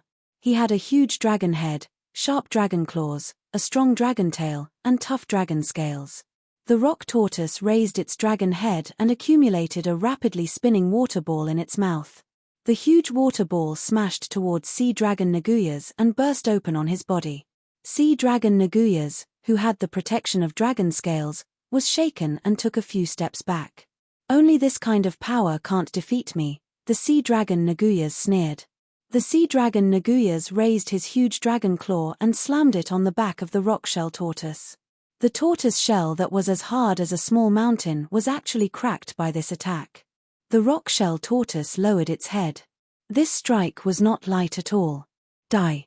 The voice of the sea dragon Naguyas resounded throughout the seabed. "Don't!" I roared. Just as Naguyas' claws were about to attack the rockshell turtle again. Boom! A powerful aura shook all the creatures within 100 miles to the side. The Sea Emperor looked at me in disbelief. My eyes were cold and emotionless. My entire person had turned into the same person I had when I was in danger. It was as if I was a messenger from the underworld. Sea dragon Naguyas' scales were damaged by this sudden attack. Sea dragon Naguyas was somewhat unwilling to give up. In fact, the Sea Emperor didn't expect me to be so powerful either. "Then let's get this over with," the sea dragon Naguthias said seriously. The sea dragon Naguyas spun around like a super strong whirlwind and attacked me. Boom! The sea dragon Naguyas collided with me. However, I didn't suffer any damage. Only the clothes on my body were torn to shreds. My sparkling elf leather armor was revealed. Ever since I obtained this treasure in the treasure cave, I had been wearing it all day. How is this possible? The sea dragon Naguyas looked at the human in front of him in shock. Yang Long's exploding claw. I smashed my fist into the head of the sea dragon Naguyas. A loud shattering sound could be heard, causing my heart to tremble. At this moment, no matter if it was the Fishman army or the Sea Dragon Naguya's army, they had all forgotten about the battle as they looked at the scene of the duel between me and the Sea Dragon Naguyas. Suddenly, the Sea Dragon's body was covered in flames. A heart-wrenching scream came from the mouth of the Sea Dragon Naguyas. Not long later, the scream stopped. The Sea Dragon Naguya's skin had been burnt to a crisp. My gaze was as if it came from hell, cold and bloodthirsty. At the same time, I collapsed from exhaustion. I returned to my previous self, completely different from the terrifying appearance just now. At this moment, a huge beam of light was sucked into my body from the corpse of the Sea Dragon Naguyas. This was the dragon soul. I instantly felt that my strength had increased by quite a bit. This was dragon slaying. The Sea Dragon Naguyas was the first dragon that I had slain with my own hands. I kept the bones, horns, tendons, and skin of the Sea Dragon Naguyas into my spatial ring. At this moment, there was silence. Then, the Fishman warriors raised their tridents and shouted. The remaining Sea Dragon Naguyas army was frightened by the scene before them. Seeing that the Sea Dragon Naguyas was dead, some fled for their lives while some surrendered. The war was finally over. The Sea Dragon Naguyas army was finally defeated. The Ocean Emperor looked at me who had fallen and praised me in his heart. The Ocean Emperor's son also led the Tiger Shark Knights after the bloody battle and wiped out the remaining Sea Dragon Naguyas army. Larik, good job. The Ocean Emperor's son was filled with respect for me. I was brought to the deep sea fortress by the rock turtle to recuperate. The evil of the Sea Dragon Naguyas army was finally exorcised, and the bottom of the sea welcomed a new dawn. 3 days later, this time, my injuries were not light. I almost died from the backlash of using too much dragon soul power. The Sea Dragon Naguya's army was dead. Lophis, who was controlled by the Sea Dragon, was also awake. Lophis told me that Avina had gone to Partheny Island, so I had to immediately go to Partheny Island to look for Avina. Hence, I brought the captured Lophis to bid farewell to the Ocean Emperor and the others. Larik, are you really leaving? Alice was reluctant to part with him. Alice, you are a good girl. Thank you for taking care of me for so many days. I completely treated Alice as my own sister. Larik, let's compete again when we have time. I might not lose to you next time. The Ocean Emperor's son patted my shoulder. Baron Larik, take care of yourself. The deep sea fortress is your home. We welcome you at any time. The Ocean Emperor said as he stroked his white beard. Yes, Your Majesty. I said with a smile. Let the rock-shell tortoise send you to the surface. The Ocean Emperor said. Thank you, Ocean Emperor. I was also reluctant to part with these fishmen. Line up. The Ocean Emperor's son ordered. The fishmen warriors on both sides stood at attention. The trumpeters began to play military music. Lophis, let's go. I said to Lophis who was standing by the side. We rode on the back of the rock-shell tortoise. Goodbye. I bid farewell to the Ocean Emperor, the Ocean Emperor's son Igor, and the fishman Princess Alice. Alice's eyes were filled with tears. The Ocean Emperor's son led the Tiger Shark Knights to send me off. Finally, I returned to the surface of the sea. It feels good to be able to breathe fresh air. I thought to myself. Larik, this is where we'll leave you. The rock-shell tortoise will send you to the other side of the sea. The Ocean Emperor's son said. Brother Igor, take care. Just like that, the rock-shell tortoise carried Lophis and I to the other side of the sea, to Patiny Island. Lophis and I slid down from the rock-shell tortoise's back. This was the first time I felt how wonderful it was to step on the ground. Thank you, rock-shell tortoise. The rock-shell tortoise nodded and dived into the sea. You said that Avina might be on this island. If we can't find her, I will hand you over to the guards. You will find her. It turned out that when we parted ways that day, Avina fell into the sea with the small boat. However, when we were in the air, the little magical beast that had just hatched could actually run out of the magic space on its own. This was something that had never happened before. Later, the little magical beast that had just hatched could actually fly with Avina. After flying for a long time, they finally landed on an unfamiliar island. The little magical beast immediately returned to the magic space. It seemed that its magic power was almost exhausted. Where is this? Larik, how are you now? At that time, Avina felt helpless and scared.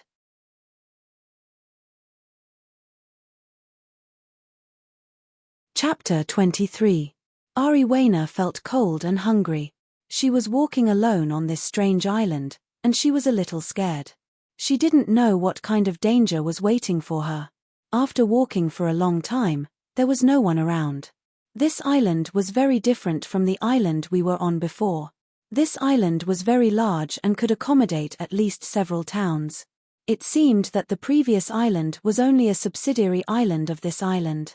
Avina finally saw a little light in the dark wilderness. Walking over, she found that it was a small town. It was already late at night, and the streets were deserted. Only a few sentinels who were in charge of security walked unsteadily, perhaps because they had drunk a little wine. At this time, all the shops on the street were closed. Only a hotel called House of the Fire Dragon was still faintly lit. Avina gathered her courage and walked to the hotel. This was the first time she came to this strange place alone. She had only heard of this place before, but now that she had set foot on this land, she was helpless in front of all the unknown. This made Avina realize the horror of reality. For some reason, Avina's luck didn't seem to be very good. First, she was molested by the hooligans in the Green Dragon Bar. After I saved her, the Black Dragon attacked the king's city. It wasn't easy to come to the Demon Hunter's blade and settle down temporarily, but good times didn't last long. During this mission, I was separated from her again. Ever since she came to this strange island, Avina had no one to rely on. Several patrolling guards saw the ragged clothes of Avina. For a moment, they were attracted by her beauty and immediately became lustful. Where did this girl come from? How about having a drink with your brother? A drunk guard whistled. It's very dangerous at night. Do you want your brother to protect you? Haha. Facing the guard's flirting, Avina could only ignore it. She didn't know how to deal with it. At this time, it would be good if Larik was by her side. Avina didn't want to complicate matters, so she lowered her head and quickly entered the House of the Fire Dragon. As soon as they entered the inn, the warm bonfire made Avina feel like crying. Can I eat something? Avina said, holding back her tears. The owner of the hotel was a middle-aged woman. She glanced at the filthy Avina. Of course, as long as you have the money. But I don't have any money on me. Why are you here if you don't have money? Do you think this is a church? You stinky beggar, get out of here, or I'll hand you over to the guards. Please, I haven't eaten for a long time, Avina said with a sobbing tone. Tears seemed to be about to fall from her eyes. At this moment, a human woman in a purple robe, whose appearance and figure could be described as perfect, walked out of the room and happened to witness this scene. Aunt Susan, let her come to my room. I'll pay for her. All right, you can go upstairs. The middle-aged woman allowed Avina to enter the woman's room after hearing the beautiful woman's words. It's you, Sister Natalia? Avina couldn't believe her eyes. Why are you here? Avina, where's Larik? Natalia didn't expect such a coincidence. Natalia invited Avina into the room. The room was spacious, warm, and bright. Avina couldn't hold it in anymore and burst into tears. Avina, don't cry. Take a shower, change into clean clothes, and eat something, Natalia said. Okay, thank you. Avina was very grateful. On the other side, Lofis and I arrived at Patini Island. Where are we? Near Port Oxter. Lofis seemed to be very familiar with this place. You're not a bad person. I didn't know why I couldn't sense Lofis' malice. After I gained the power of a dragon, I had a certain level of natural perception and could detect hidden malice. You were the one who freed me from the nightmare of the sea dragon Naguyas. Kid, I didn't expect you to have such power. Are you sure you saw Avina being brought in this direction by a flying creature? Yes, it's in this direction, but I can't be sure that she landed on this island. We'll definitely find her. My eyes were filled with determination. I know a good hotel in this town. Let's stay there tonight. But I don't have any money. It's fine. Do you still need money when I'm here? Lofus held the hilts of the two swords at his waist. We walked into the town. Because it was dark, the guards with torches couldn't see Lofus and my face clearly. Who are you? The guards shouted at us from afar. Passers-by. The guards shone their torches at us carefully. Seeing that we weren't armed, they didn't pay much attention and let us in. Luckily, I told you to hide your swords. Those guards were lucky. Otherwise, they would have become ghosts under my swords. I ignored Lofus. I knew that Lofus had killed many people in the past.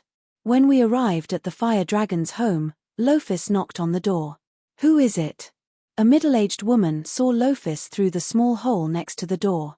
She was shocked, but the door of the hotel opened immediately. Why are you here? You're doing well, Susan, Lofus said with a smile. Do you know how much the bounty for your head is? Susan asked anxiously. Hurry up and arrange a better room for me. I'm tired. Lofus took off his two curved swords and placed them in front of the counter. Susan glanced at me and led the two of them to an empty room upstairs. I'll bring you food later. There's hot water in the room for you to take a bath. You'd better not leave the room. You're a wanted criminal, Susan reminded him. I looked around the room. It was clean. There was a deer's skull hanging on the wall. It gave off a noble vibe. You know the owner of this hotel? I was still confused about their conversation. Yes, her husband is a pirate. I saved his life and gave him a large sum of money. I told him to find a wife and live a good life with her. His wife is that woman. Yes. Lofus and I fell asleep on two small beds. I was still thinking about Avina. Early the next morning, Natalia checked out of the house of Fire Dragon with Avina, who looked like a princess after changing into new clothes. The two women got into a black horse-drawn carriage that was parked in front of the hotel. The town's morning was lively, and the streets were filled with people. I stretched myself and saw Lofus still sleeping on the bed. This guy doesn't have his guard up at all, I thought. Avina and Natalia sat in the same carriage. The carriage was on the road to the city of freedom, Velan. Velan was the capital of Partheny Island and the headquarters of the Mercenary Association.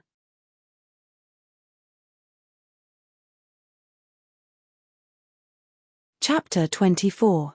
After last night's conversation, Avina found out that Natalia had been sent by our commander to look for Avina and I. It was because our commander was worried about us. Who knew that Natalia would run into Avina the moment she arrived at Port Oxter. Avina told Natalia about what had happened to her in the past few days, and told Natalia about what had happened to me. The carriage passed through the wilderness of Partheny Island. Natalia and Avina were talking to each other. They were very close. However, I had just finished washing up. I remembered the black carriage that had stopped outside the hotel this morning. I had been woken up by the sound of the carriage. It was so noisy. I didn't even sleep well. Lofus finally woke up. It was already past 9 o'clock. I thought to myself, you slept like a dead pig and you still have the nerve to say that you didn't sleep well. You were also woken up by the sound of the carriage? Really, I don't know who's so eager to die so early. You woke up too late. Besides, it seemed like there were two women in the carriage. Women? Were they beautiful? Lofus' interest was immediately piqued when he heard that there were women. I didn't see clearly. I was still in a daze at the time. I just casually glanced out the window to see what was so noisy. Dong dong. A clear knock on the door interrupted my conversation with Lofus. This is breakfast. Before I could say anything, the door creaked open. It was Aunt Susan. Who was so noisy downstairs this morning? I was woken up by it. Lofus said as he got out of bed and put on his clothes. Lofus' tanned skin and strong muscles. If we were in the Empire's capital, a bunch of young girls would have screamed. There were two women. Don't say that they were beautiful. Especially the blonde girl. She was dirty when she first arrived, so I didn't think much of her. But after she dressed up this morning, she was really beautiful. Back in the day, I was also a delicate flower around here. Aunt Susan started to be infatuated with herself. Blonde girl? Are you sure? I didn't care at first, but when I heard the blonde girl, I perked up. Yeah, it's not like I've never seen a blonde girl before. Aunt Susan was at a loss. Then do you know where they went? How would I know? But I think I heard one of the girls say that she wanted to go to Welland. Hurry up and get busy with other people, I'll be leaving soon. We'll settle the bill next time. Lofis hurriedly interrupted. This is breakfast. I put it here. Lofis, I will remember the rent. You don't have to worry about it until then. After Susan left, I looked very excited. It's definitely Avina. This town is very close to the sea. She must have landed here. I really hope she didn't meet any bad people because I really can't think of who the other woman is. On Avina's side, after a day and night of travel, the carriage finally stopped in front of the most majestic building in the City of Freedom, Welland City. The building was the headquarters of the Mercenary Association. In front of the building was a large square with a 5 to 6 meter tall statue. The statue was carved out of dark brown granite. It was a burly Murloc man wearing a horned helmet and carrying a two-handed sword on his shoulder. His eyes were fixed in front of him. According to Natalia, the statue's name was Erinak, the god of war of Hadaleda. He was the one who founded the famous Mercenary Association on the continent. After listening to Natalia's introduction, Avina was instantly filled with respect for the statue named Erinak. Natalia said that she was carrying a letter from the old Hist. She was going to give it to the leader of the Mercenary Association, Bolans. And so, Natalia walked into the Mercenary Association's headquarters and handed it to Bolans. After reading the letter, Bolans told Natalia and the others to find a place to stay. He would send someone to find them in a few days. On the other hand, Lofis and I were rushing to Valin. Hey, kid, are you sure that the blonde girl Aunt Susan was talking about is the Avina you're looking for? Lofis asked as he followed behind me. I'm not forcing you to follow me. Your legs are yours. You can leave whenever you want. I didn't even turn my head. Kid, I'm older than you. How can you talk like that? Besides, who is that blonde girl to you? Why are you so excited when you hear her name? Lofis complained. Just like that, we walked through the wilderness of Parthenon Island one after the other. We were heading towards the City of Freedom, Valin. But I've always hurt you. Don't you hate me? Also, why did you save me in the first place? Lofis asked in order to ease the awkwardness of the journey. You sure talk a lot, I said impatiently. All I wanted to do now was to get to Villan and find Avina as soon as possible. Aren't you the least bit interested in what happened to me after I fought the deep-sea octopus? I can't wait to tell you about it. Lofis seemed to be talking to himself. All right, I know you want to hear it. Then I'll tell you. Lofis was just about to talk about his extraordinary experience when we ran into some trouble. It was a group of bandits. There were 5 of them. Whoosh! An iron arrow whistled past Lofis' cheek. Then, a fierce bandit wearing leather armor and holding a double-edged axe rushed over. Because I had exhausted my dragon soul power in the battle with the sea dragon Naguyas, I couldn't use any draconic magic. Besides, there was no need to use draconic magic to deal with bandits. Chimph, robbing your grandpa. Lofis looked at the bandits with disdain. A purple light came out of the scabbard, and a red light appeared on the neck of the nearest bandit. Very quickly, so quickly that the bandit didn't even have time to react before he fell powerlessly. Lofis quickly rushed to the next bandit, so that the bandit shooting arrows from afar couldn't catch sight of Lofis' figure. Lofis' killing movements were swift, precise, and swift. Of the 5 bandits, other than the one who shot arrows from afar who ran away, the remaining 4 who rushed over were all dead on the ground. After wiping the blood on his swords, Lofis put them back on his waist. My good mood has been ruined by this bunch of thieves, Loftis said to me. You're courting death. After tidying up, the exhausted Lofis and I finally arrived at the legendary City of Freedom, Valin. We quickly found an inn. There weren't many people in that inn. Just as Lofis and I were about to go upstairs, a door on the 2nd floor opened. Avina and Natalia walked out. At that moment, No words could express the excitement in my heart. I believe that this might be the will of the heavens.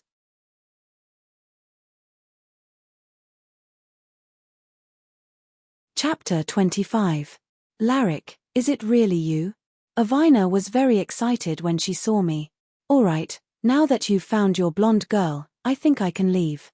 Lofus turned around and wanted to leave the hotel. Thank you for bringing me here, I said to Lofus seriously. Don't be mushy, that chick is waiting for you. Lofus stopped, but immediately left the hotel without looking back. After Lofus left, I couldn't suppress the joy in my heart and quickly walked to Avina. Just like that, Avina, Natalia, and I were finally reunited. That night, we chatted in the hotel all night. Lofus, who was alone, also found a remote hotel to stay. Looking at the night sky, he couldn't fall asleep for a long time. When did I become what I am now, a wanted pirate leader? Lofus asked himself.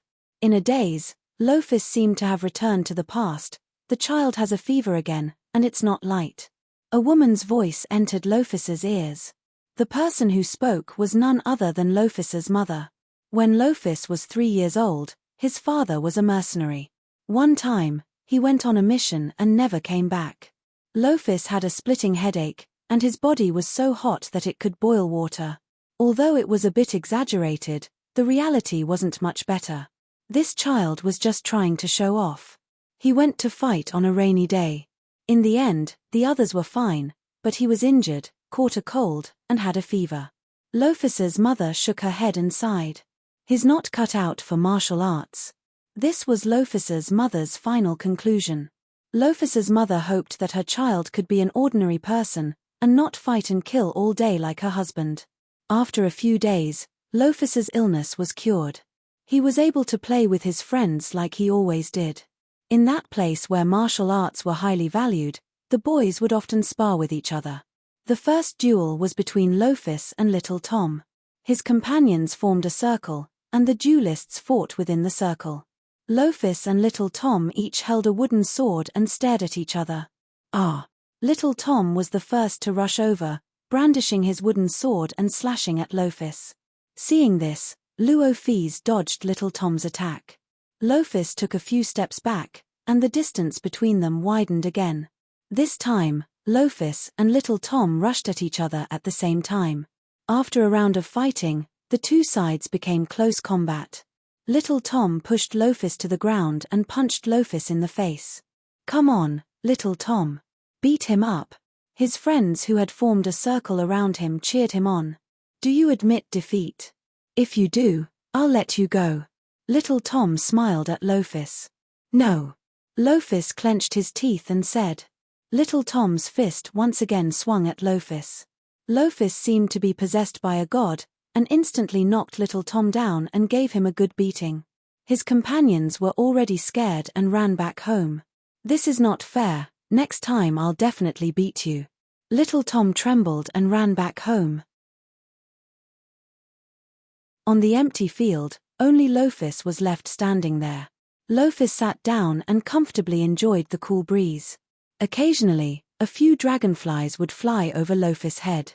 The busy figures of the adults in the fields, the sheep leisurely grazing on the field, and the fish freely playing in the lake.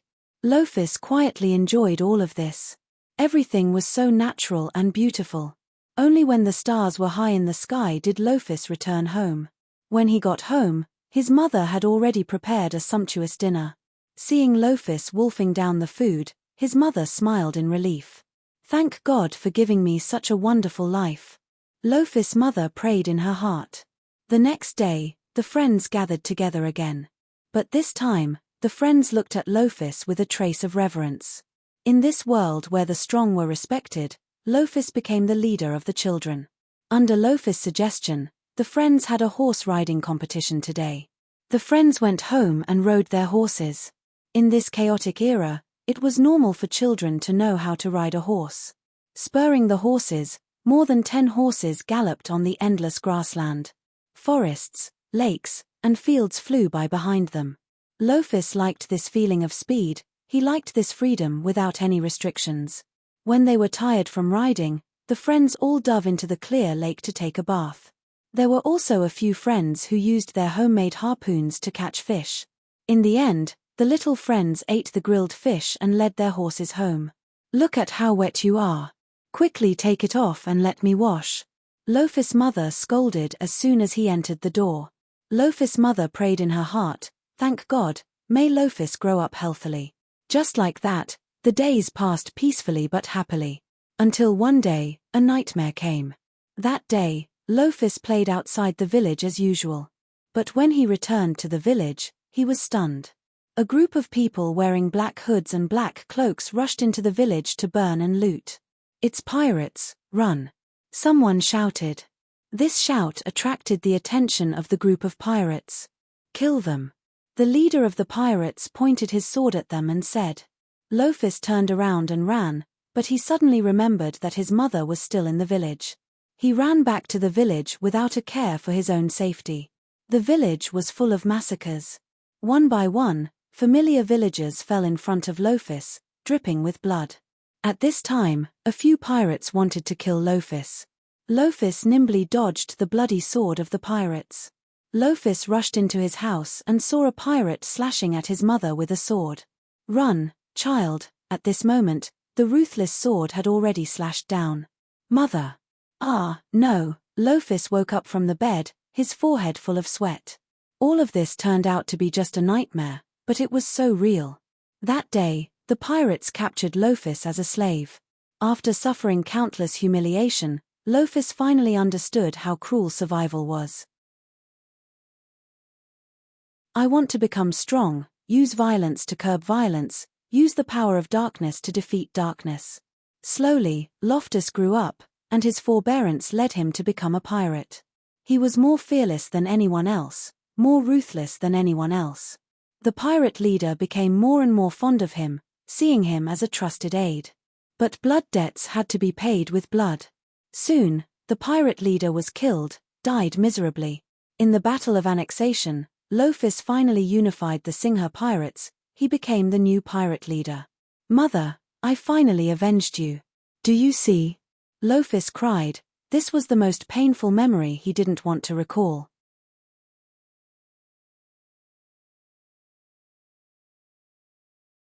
Chapter 26. The cold wind from the Northland was like a knife cutting across his face. It was so painful that he wanted to bury his head in his coat to hide from the bone-chilling cold. In this world of snow all year round, there was a place that was as hot as lava from hell. The creatures living there were in an abyss of suffering. That place was Seaside Castle. Seaside Castle used to be a military stronghold, but it now had a new name, Blood Castle. The abandoned military stronghold was now in ruins. The traces of war were obvious on its body. An old hunter from Wilson brought his crossbow and sat on a sled pulled by dogs. He was approaching the abandoned castle. The snowstorm that came early forced the old hunter to find a place to hide. The damned weather prevented him from catching any prey. Even though he was an experienced hunter, he was still insignificant in the face of nature. Experience told him that if he couldn't find a place to warm himself up, he would freeze to death in the wilderness before he could catch any prey. Finally, the sled dogs pulled their master to the door of an ancient castle filled with broken walls. "Good job." The old hunter patted the largest sled dog. The sled dog meekly rubbed its head against his master's boots. The old hunter found a relatively sturdy building and placed the sled there. He held a crossbow in his hand and began to wander around the castle. He was like a white ghost. He was trying his luck, looking for prey that had come to hide from the snowstorm like him. To his surprise, the corridors of the abandoned castle were lit with old candles that had been burned repeatedly. The candlelight was dim and eerie. The crackling sound of the flames was particularly ear-piercing in the empty corridors. He didn't know who had lit the candles, or how long they had been burning. Thud, thud, thud. The old hunter felt less nervous when he heard his own footsteps. "My luck is really bad. Looks like I'm the only living thing in this castle." The old hunter was a little disappointed. He opened the metal flask that he carried with him. It was engraved with exquisite patterns. Ah! The old hunter took a sip of the strong liquor that could only be brewed by Wilson's people. The warmth in his stomach made him burp comfortably. Suddenly, a shadow flashed across the ceiling, but the old hunter did not notice that a pair of crimson eyes were staring at him. Suddenly, the sled dog outside started barking. The old hunter didn't know what was going on outside, but he had a bad feeling about it. He wanted to run out and see what was going on, but the candles were all extinguished at this time, and a chill rushed to his heart. The old hunter let out a heart-wrenching scream, and then he lost consciousness. After an unknown amount of time, the old hunter slowly opened his eyes. When he saw the scene in front of him, his scalp went numb. What a terrifying scene! It was a sea of corpses and blood. There were thousands of corpses piled up here, and the blood flowing from the corpses formed a lake. Several monsters that the old hunters had never seen before were greedily drinking the blood. Suddenly, the monsters' red eyes swept towards the old hunter. They slithered towards the old hunter. The hunter and the prey were often not fixed. A sense of fear lingered in the old hunter's heart. The thick smell of blood and corpses here made the old hunter feel nauseous. The monster's claws wandered around the old hunter's chin. The old hunter felt his whole body trembling. Suddenly,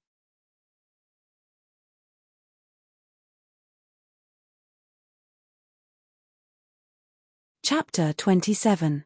A few days later, the leader of the Mercenary Association, Bolans, sent someone to bring the three of us to the Mercenary Association. When we arrived at the plaza outside the Mercenary Association, I was deeply shocked by the huge statue in front of me. Who is this person? I had never seen such a majestic statue before. He's not a human, he's a god. He's the god of war, Erinak, Natalia said patiently. We arrived at the leader's room and saw him working on a desk. I thought the leader of the Mercenary Association would be about the same age as Highside the Elder, but President Bolans was much older than I had imagined. His hair was white, and even his beard was white. However, he was a kind old man because he always had a smile on his face. I gave him the letter that Highside the Elder had asked me to give to President Bolans before I left the Demon Hunter's Blade. This letter had been with me for a long time, and it had accompanied me through everything. I carefully stored it away for this moment. Although the envelope of the letter was crumpled, I still delivered it to Berlins unopened. This meant that my first bounty mission was finally completed. I could ask Highside the Elder for a reward when I returned. It seemed that all my hard work had not been in vain. After President Bolans received the letter, he opened the wax seal with Highside the Elder's seal and took out the letter to read. At the beginning, Bolans frowned, but as he read on, his expression became less serious. Instead, he became more relaxed. I didn't know what was written on the letter because I had never opened the envelope. After Bolans finished reading the letter, he burned it in the oil lamp next to the table. Just like that, no one except Bolans and Highside the Elder knew what was written on the letter. Young man, I believe you already know your background, President Bolans said. Yes, I came to the deep-sea fortress a few days earlier by chance, and found out about my background there. Coincidence? No, this is your destiny. Since you already know your background, then let me tell you what your destiny is. Avina and Natalia hadn't said a word since they entered the room. They felt bored standing by the side. However, when they heard the words bloody castle, their attention was immediately focused. That's right, President Bolans told us that the Black Dragon incident wasn't a coincidence. It was just the beginning. What we had to do was to go to a place called Higher Castle in the Northland to search for something very important. Of course, Higher Castle now had a new name, Bloody Castle. Just hearing this name made people feel uncomfortable.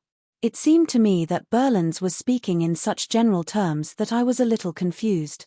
But he told me that fate is sometimes like this. It sneaks up on you before you're ready. Finally, Berlins told us. There is already a mercenary group called Night Rose waiting for us there. They will provide us with relevant information and help. There's no time to lose. We must start at once. Just like that, we boarded a ship to the Northland that same day. The three of us returned to Grizzly Bear Town and arrived at Borhinia Manor. We found that everyone had already decorated the place. Our Demon Hunter's Blade finally had a home that belonged to us. High's side, the elder, was very happy to see us return. That night, he had everyone hold a banquet in the manor to welcome us. Everyone was very happy because this banquet was also to celebrate the demon hunter's blade's successful move. I also finally received the reward for my first bounty mission. Although it wasn't much, it was a form of trust and affirmation.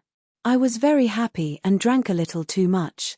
I held Avina's hand and danced at the banquet. I wasn't careful and almost fell down.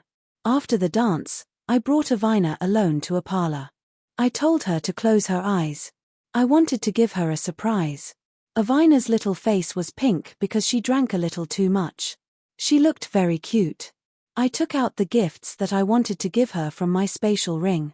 Then I told her to open her eyes. I gave the 4 gifts that I prepared to Avina. Avina was so happy that she didn't know what to do. The 4 gifts were the bow of snowfall, the dagger of thorns, the boots of lightness, and the elven leather armor.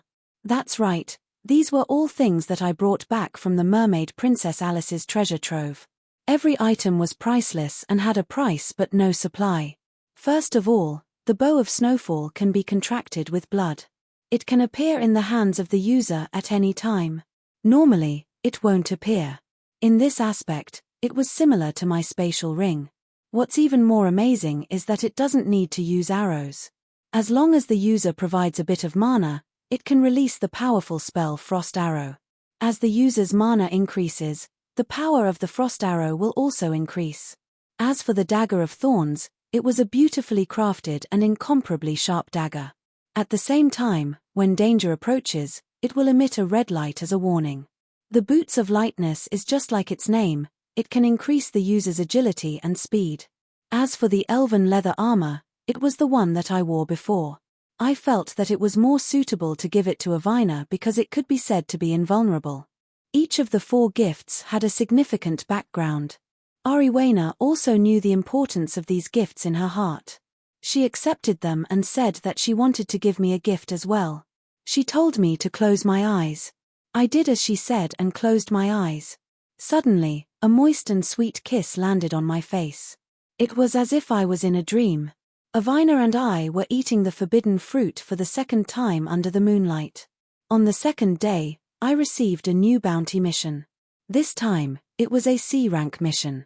Bounty missions were divided into S, A, B, C, and D ranks.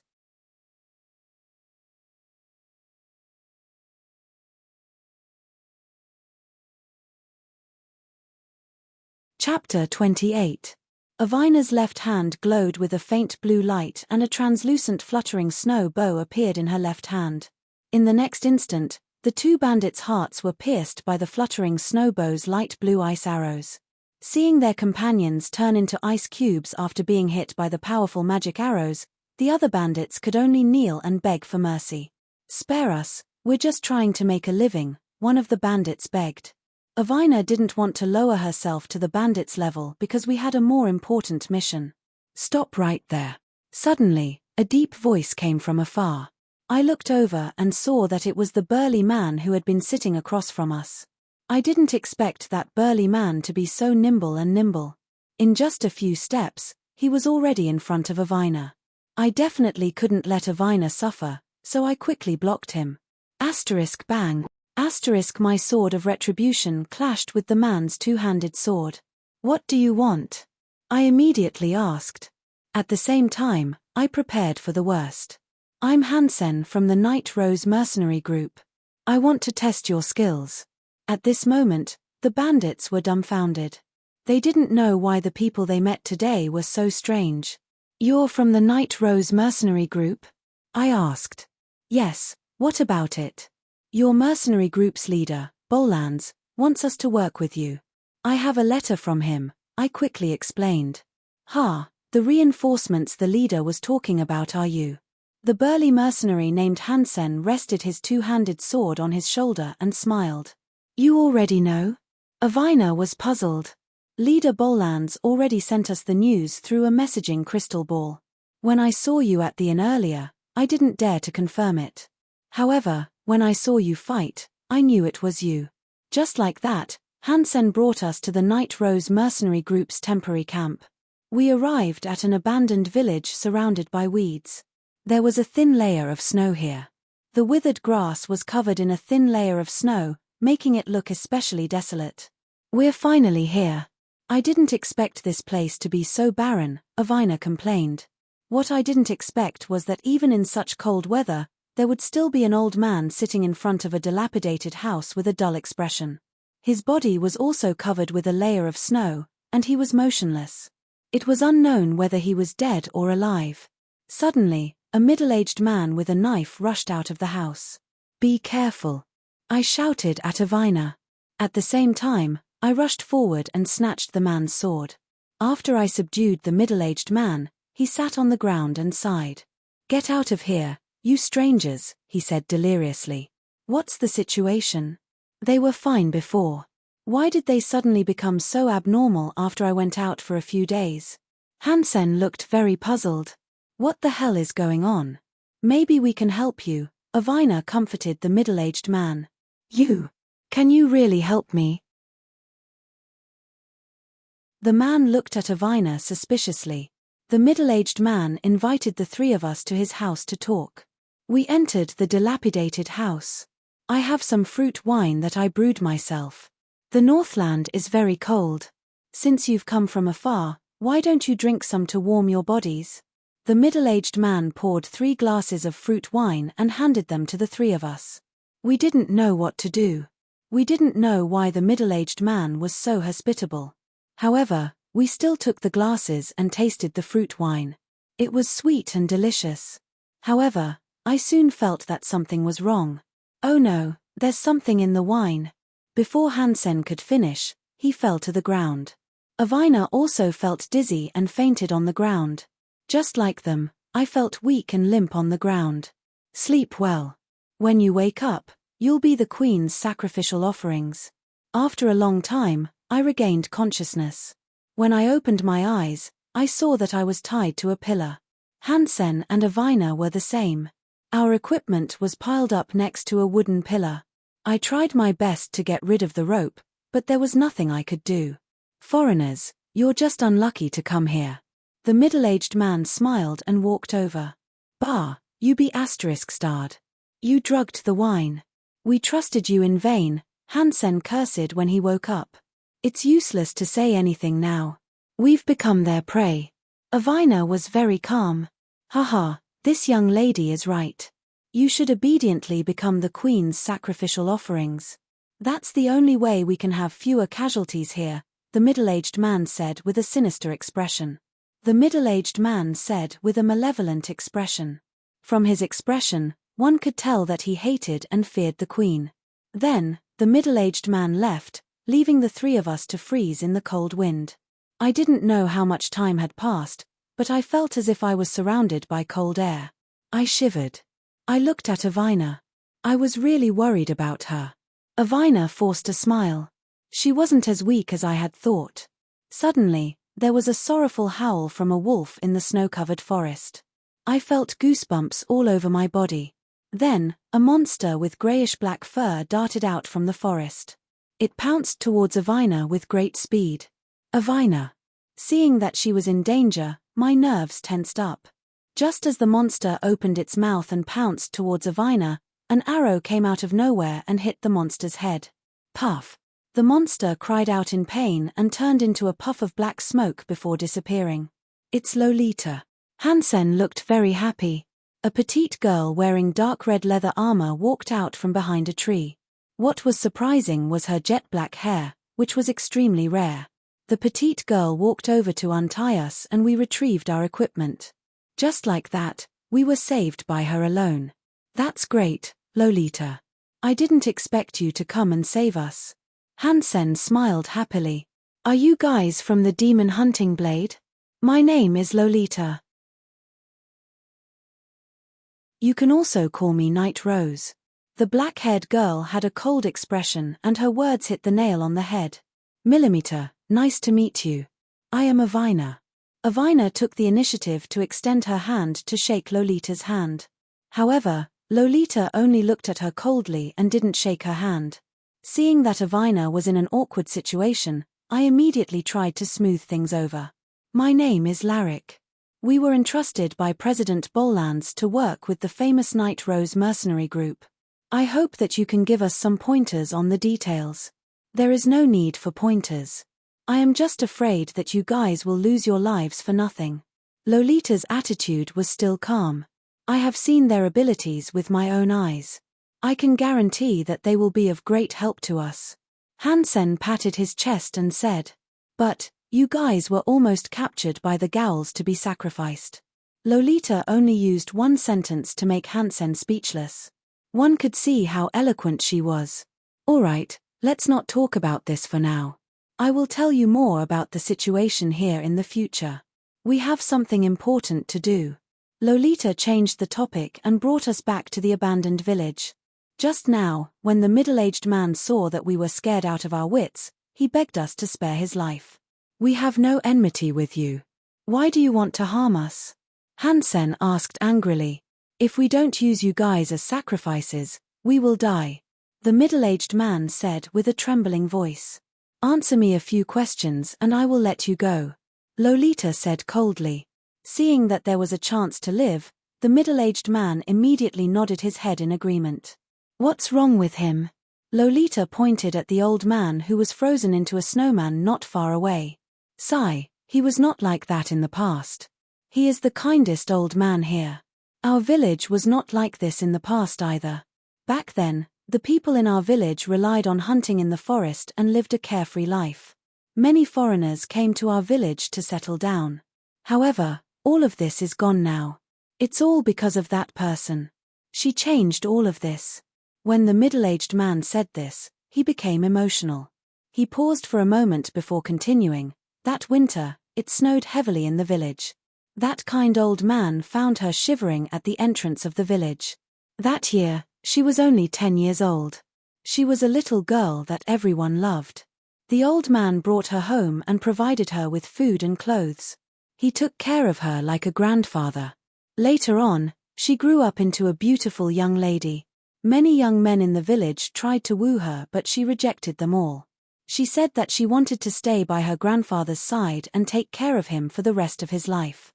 However, for some unknown reason, she left the village secretly. When she returned, she was a completely different person. She became cold-blooded and cruel. She demanded that every week, someone must be prepared as a sacrifice for the queen. Furthermore, the sacrifice had to be a young man. Otherwise, she would kill everyone in the village. "But why didn't you mention this before? Furthermore, didn't you resist?" Hansen asked. "We did resist before. However, those who resisted all ended up as cold corpses." Suddenly, without anyone noticing, a ball of black gas surrounded the middle-aged man and he turned into a pool of blood. That's right. There were two young ladies that the queen liked the most. A woman in black with a veil over her face appeared behind us.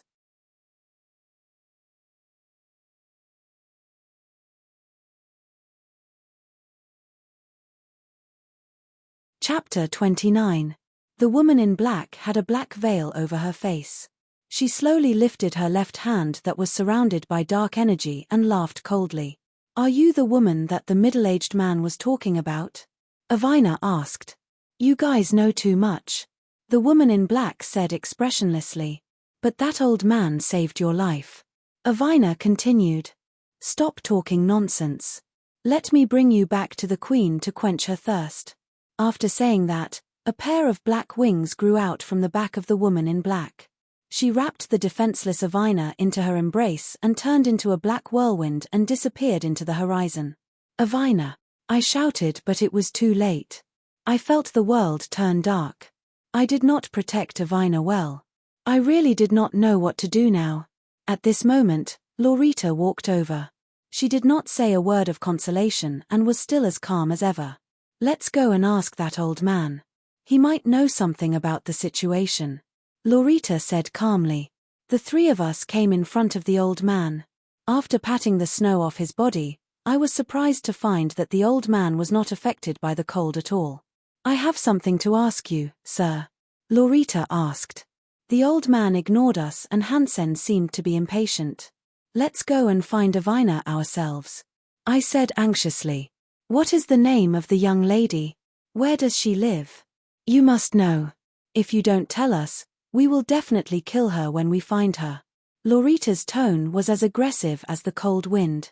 Leah is not a bad child. She was just bewitched by someone.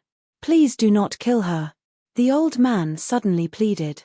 Just like that, the old man told us the location of the woman in Black's lair.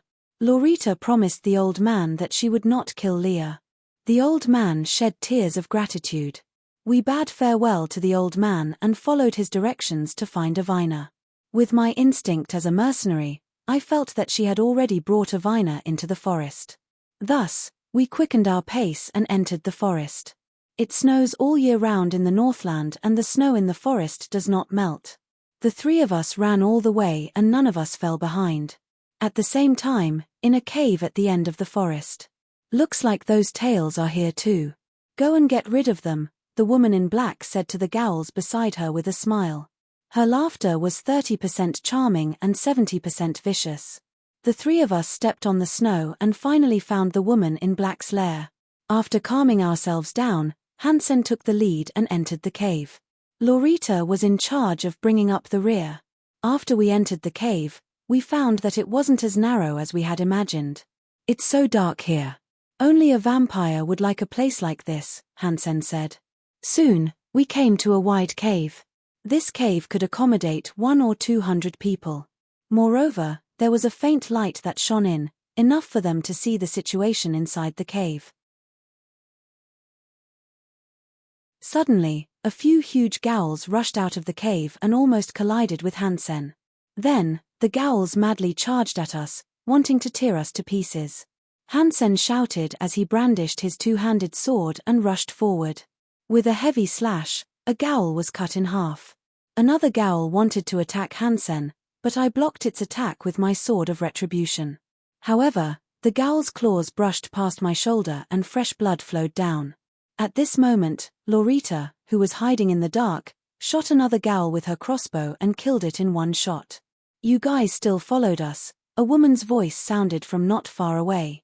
Cut the crap. Hand over Avina, I said agitatedly. Leah used her actions to tell me that the only way to save Avina was to defeat Leah. At this moment, another large group of gowls rushed at us from the cave. Facing so many gowls, the three of us gradually felt powerless. Facing both Leah and the gowls at the same time was like hitting a rock with an egg. At this moment, Leah was still attacking me with her dark magic. If I hadn't dodged in time, I would have turned into a pool of blood. Alright, I won't play with you guys anymore. It's time for the Queen's sacrifice. After saying that, Leah, who was still attacking me, suddenly spread her wings and flew into the depths of the cave. Then, I saw Leah carrying the unconscious Avina and flying out of the crack at the top of the cave. I watched helplessly as Leah took Avina away, but I couldn't do anything about it. My heart was filled with anger. However, we didn't have time to think about it. Because these gowls didn't leave, if we weren't careful, we would become their dinner.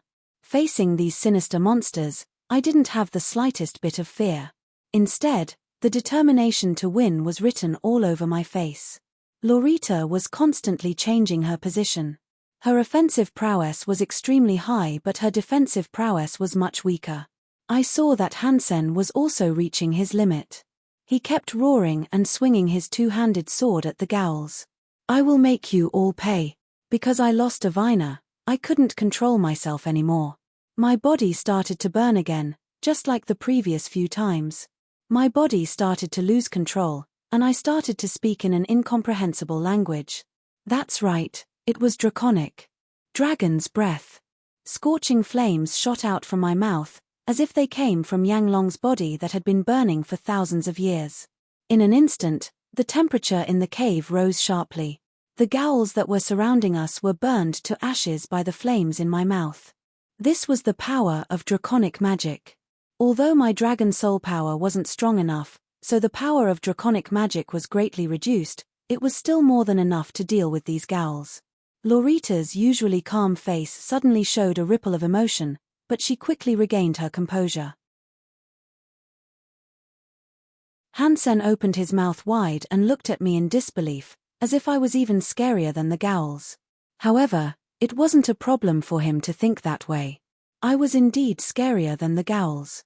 Not good, let's leave this place. Laurita immediately felt a sense of danger.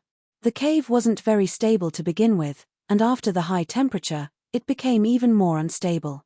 There was a possibility that it could collapse at any time. The three of us immediately went back the way we came. Along the way, the cone-shaped rocks at the top of the cave kept falling down. Just as we were about to escape from this scary cave, something unexpected happened. At the mouth of the cave, thousands of dark red bats suddenly flew in and attacked the three of us. It's the blood bats. Looks like we have to die here. Hansen's eyes revealed a tinge of despair. After the battle, all three of us were exhausted. Retreating, the cave had already collapsed. In front of us was a multiple-choice question with no options.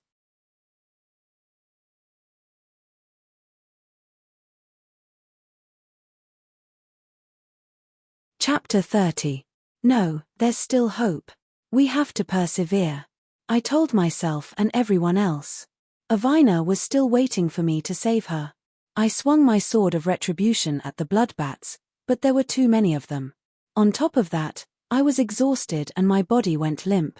The moment I closed my eyes, I seemed to see a person. That person was wearing armor, holding a shield in his left hand and a sword in his right. After a long time, I opened my eyes. I realized that I wasn't dead from being sucked dry by the bloodbats. Instead, I was lying in a tent. What happened? I felt strange and walked out of the tent. It was already evening outside. There was a warm bonfire beside the tent. I saw Laurita, Hansen, and a handsome man that I had never seen before sitting around the bonfire and chatting. Oh my God, you're finally awake. You've been sleeping for a few days. Hansen's loud voice attracted the other two to look at me. I looked at the handsome man and thought that he was a talent. The man glanced at me as well.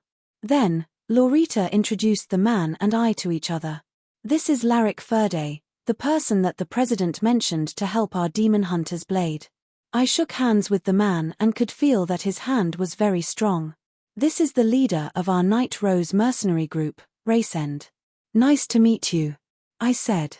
Likewise. Raysend was very polite. After the introductions, the four of us sat around the bonfire and continued to analyze the situation of the mission. After the conversation, I found out that Laurita, Hansen, and I had encountered thousands of bloodbats.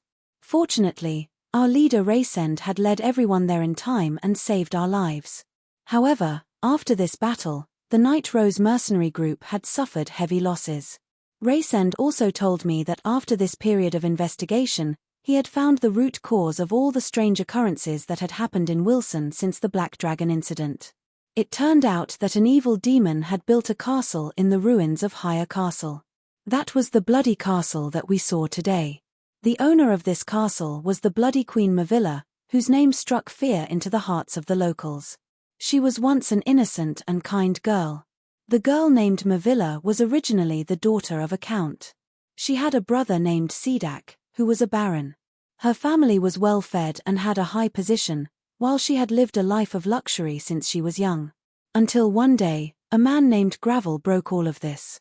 That's right, it was the famous commander of the Northern Alliance Army, Gravel.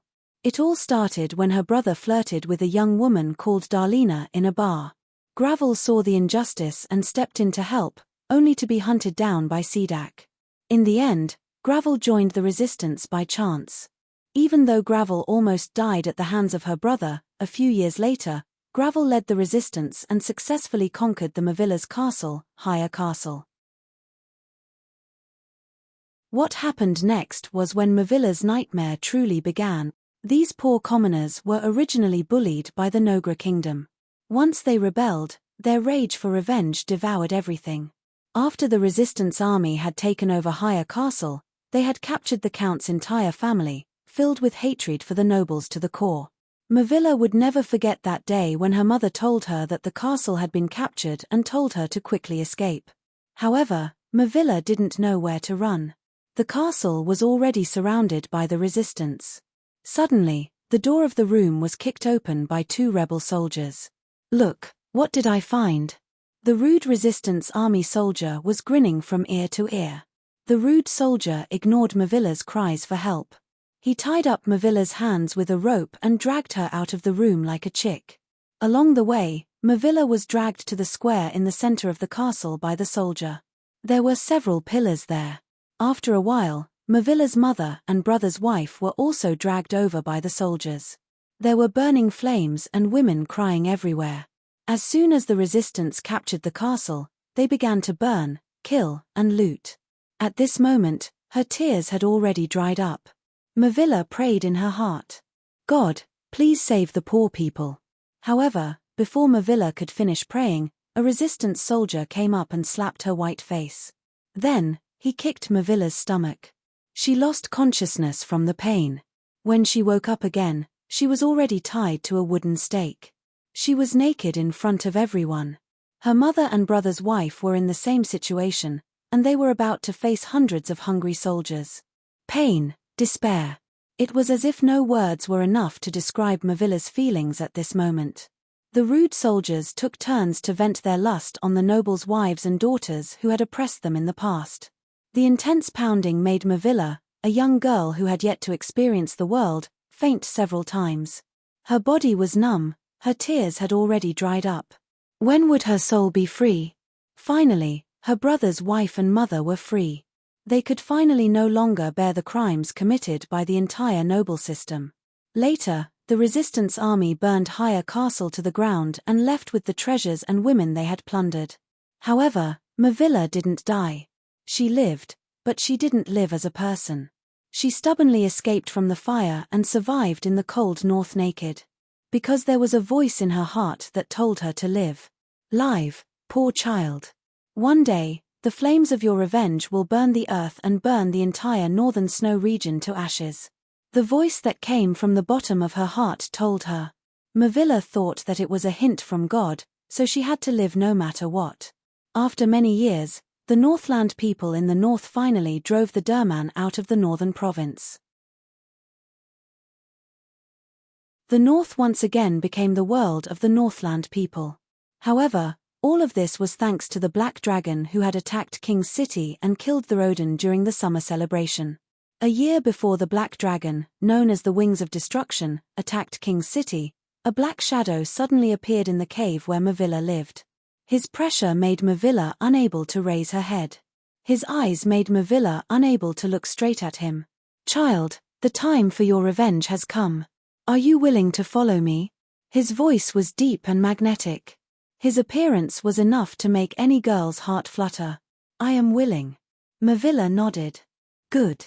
From now on, I will turn you into a bloody queen who makes people tremble with fear. I want you to swear on your soul that you will be loyal to me.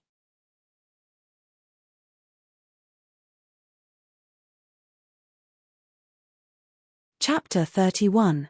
My master, can you tell me your name? Erdal. Also, I don't need you to call me master. I'm more willing to be your friend. Yes, master. I'm willing to use my soul as a contract to pledge my loyalty to you. If I betray you, I'll fall into the abyss of eternal damnation. Mavilla, just you wait. One day, this world will become a world without pain, without oppression, without war. At that time, you will become the master of this world. But for now, you might have to suffer a little more. After saying that, the black shadow lightly left 2 teeth marks on Mavilla's pure white shoulder.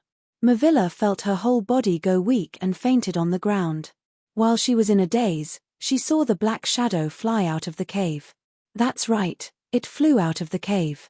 The sunlight outside the cave was so dazzling. A pair of black wings streaked across the sky like a black phantom. Mavilla didn't know what a god looked like. If there really was a god, perhaps this was what he looked like. After waking up, Mavilla was no longer the naive girl Mavilla. Instead, she was a bloodthirsty demon, the bloody Queen Mavilla. What belongs to me, sooner or later, I'll take it back. Tremble. Detestable humans, a new order will be born in fresh blood. After listening to the Bloody Queen's story, my feelings were indescribable. There were too many things in this world that were difficult to judge by right or wrong. I felt that I had to report all the information I had on the Bloody Queen to Highside the Elder. I took out a messaging crystal ball from my luggage. This crystal ball could produce magic images from a long distance to communicate with each other. Using the crystal ball that Natalia had taught me beforehand, I finally managed to get in touch with the mercenary group. Through the crystal ball, Hist told me that the Northern Alliance Army had set the Bloody Queen as an S-rank bounty target. He sent a small team to reinforce me and they were already on their way. Hist also told me to be careful and to come back alive. I promised Highside the Elder that I would take care of myself, but in my heart, I wanted to save Avina even if I had to risk my life. 3 days later, in the camp of the Night Rose mercenary group, 3 cloaked people walked in. There were 2 women and 1 man.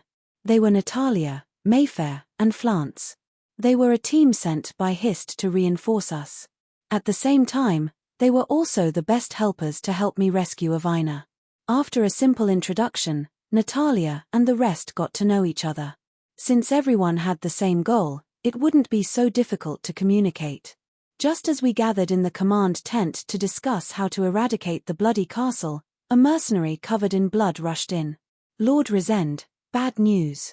A large number of evil creatures have been discovered from the east of the camp. They are rushing towards the camp.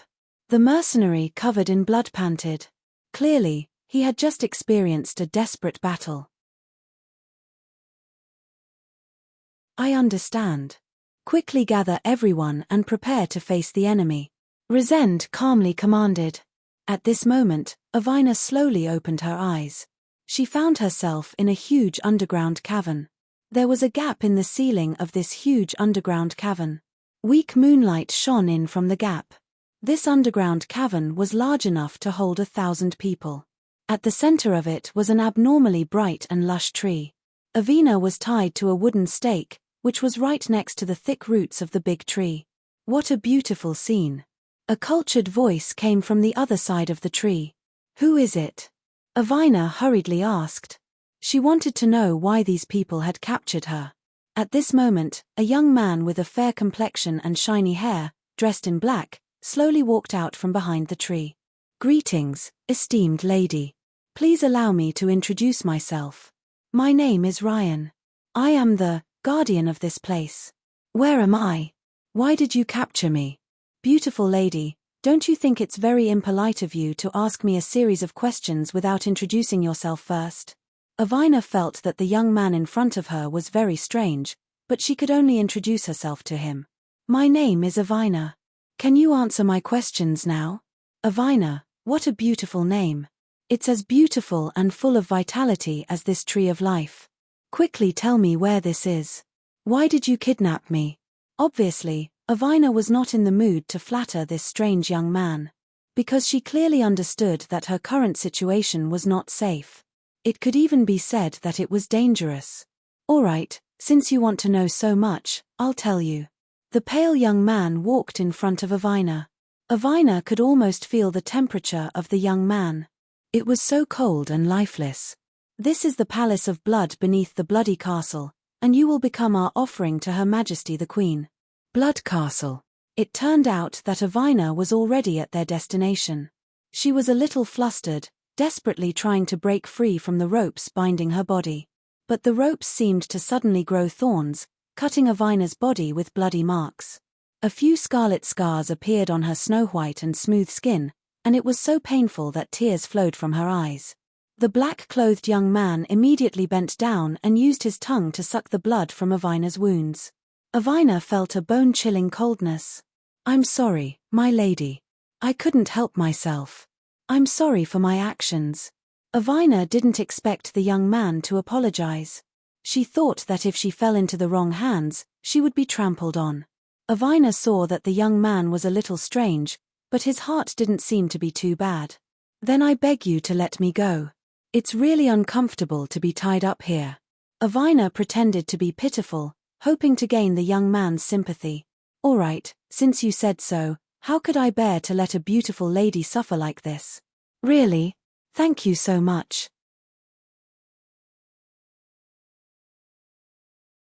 Avina really didn't expect the young man to agree to let her go. It was like a dream. But what? Avina was a little discouraged. She knew it wasn't that simple. You have to agree to one condition. What condition? Avina asked tentatively. Help me escape from here. Take me out of here. The strange young man said a little shyly. Avina found it funny. The young man couldn't escape from here. How could the unconscious Avina know how to escape? However, since this young man also wanted to escape, could it be that he was also captured? Who cares? Let him put me down first. Avina thought. All right. Hurry up and let me go. Just as the young man was about to untie Avina, a sonorous sound of footsteps came from the other side of the empty cave. What are you doing, Ryan?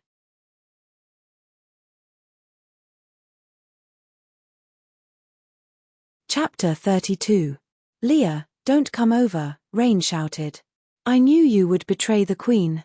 Just as I expected, Leah, the girl who had captured Avina, said.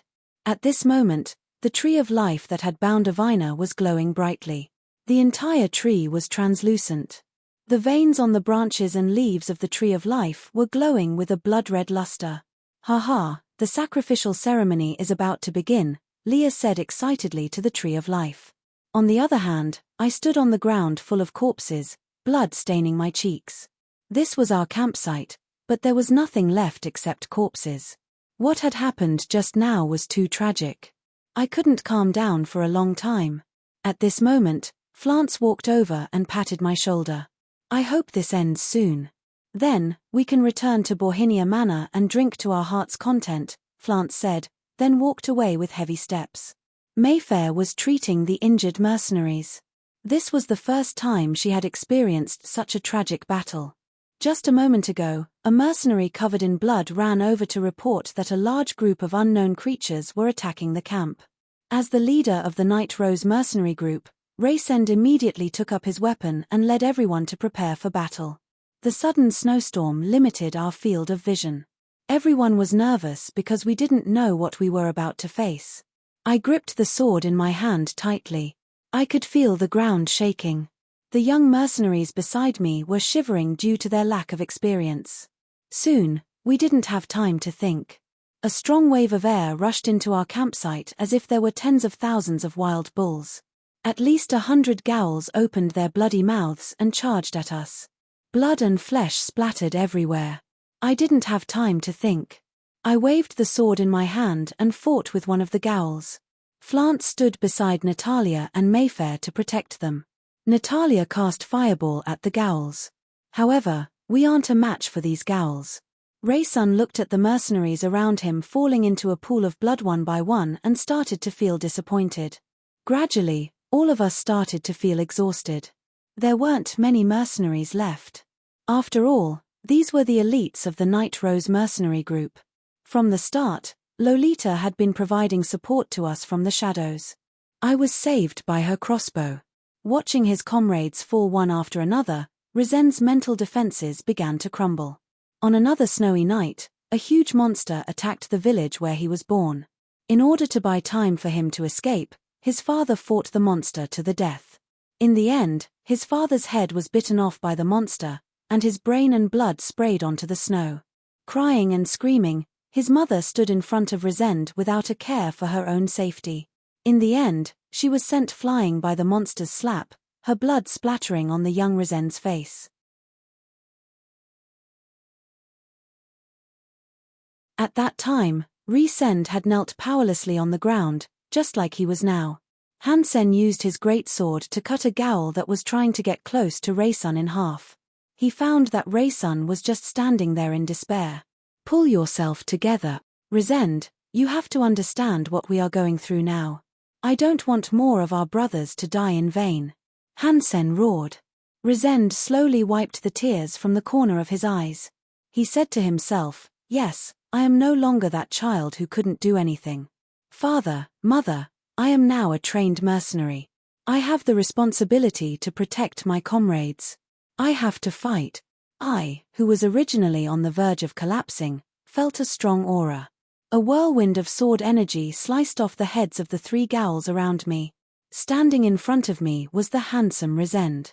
Relying on his superb martial arts, he held a sword in one hand and a shield in the other and charged into the midst of the Gauls. Seeing that there was still a chance of survival, the few of us used the last of our strength to fight the Gauls to the end. Finally, despite paying a terrible price, the Gauls were chased out of the camp. Everyone felt a sense of helplessness. I sat on the ground for a long time, not wanting to speak. After experiencing this battle, those of us who had survived knew the severity of the situation. We had to report the situation here to our superiors. On the other side, on Avina's side, Leah excitedly said to the Tree of Life that the sacrificial ceremony was about to begin. Rain's back was facing Leah. He didn't say a word. Leah approached Avina step by step until Avina had nowhere to run. "You can't escape. You are a gift that I have carefully chosen for the queen. Moreover, the sacrificial ceremony has already begun." Leah's laughter echoed throughout the cave. At this moment, the Tree of Life emitted a dazzling light. Avina suddenly felt that her body was no longer under her control. Her blood was invisibly being sucked away by the tree. "Avina, do you know that this tree has another name? Its other name is the Hell Flower. It requires the nourishment of fresh blood to bloom," Rain said slowly as he turned around. At the same time, his expression seemed to have changed into another person. "I am the guardian of this place, but I can't allow her to sacrifice you to the queen because you will become my woman sooner or later," Rain said to the increasingly weak Avina. "What? You want to betray the queen?" Leah was a little surprised at first, but then she sneered. However, what happened next was that Rain suddenly transformed into a huge vampire with bat wings. He bit Leah's neck. Blood flowed down Leah's neck. This was something that Leah had never expected. However, it wasn't over yet. Rain then attacked Leah with all his might like a wild beast. Unable to withstand it, Leah flapped her wings and flew out of the cave. However, Rain didn't let Leah go. He quickly pounced on her and knocked her to the ground with his claws. Leah felt panic for the first time. Rain rode on Leah and attacked her crazily until she became a bloody corpse. Leah didn't make a sound until she died. Rain also returned to his previous form. He hugged Avina and kissed her. Slowly, Avina regained her color. She woke up, and the Hell Flower's light dimmed. At this moment, the entire cave shook. The bloody queen had awakened. "Let's go. Maybe we'll be enemies when we meet again." Rain sent Avina to the entrance of the cave. Avina turned to leave, but she still gave Rain a hug. She waved goodbye to Rain and disappeared into the night. A few days later, the few of us who were lucky enough to survive found the extremely weak Avina in an abandoned farmhouse. When Avina saw me, we hugged each other tightly. Our faces were already covered in tears.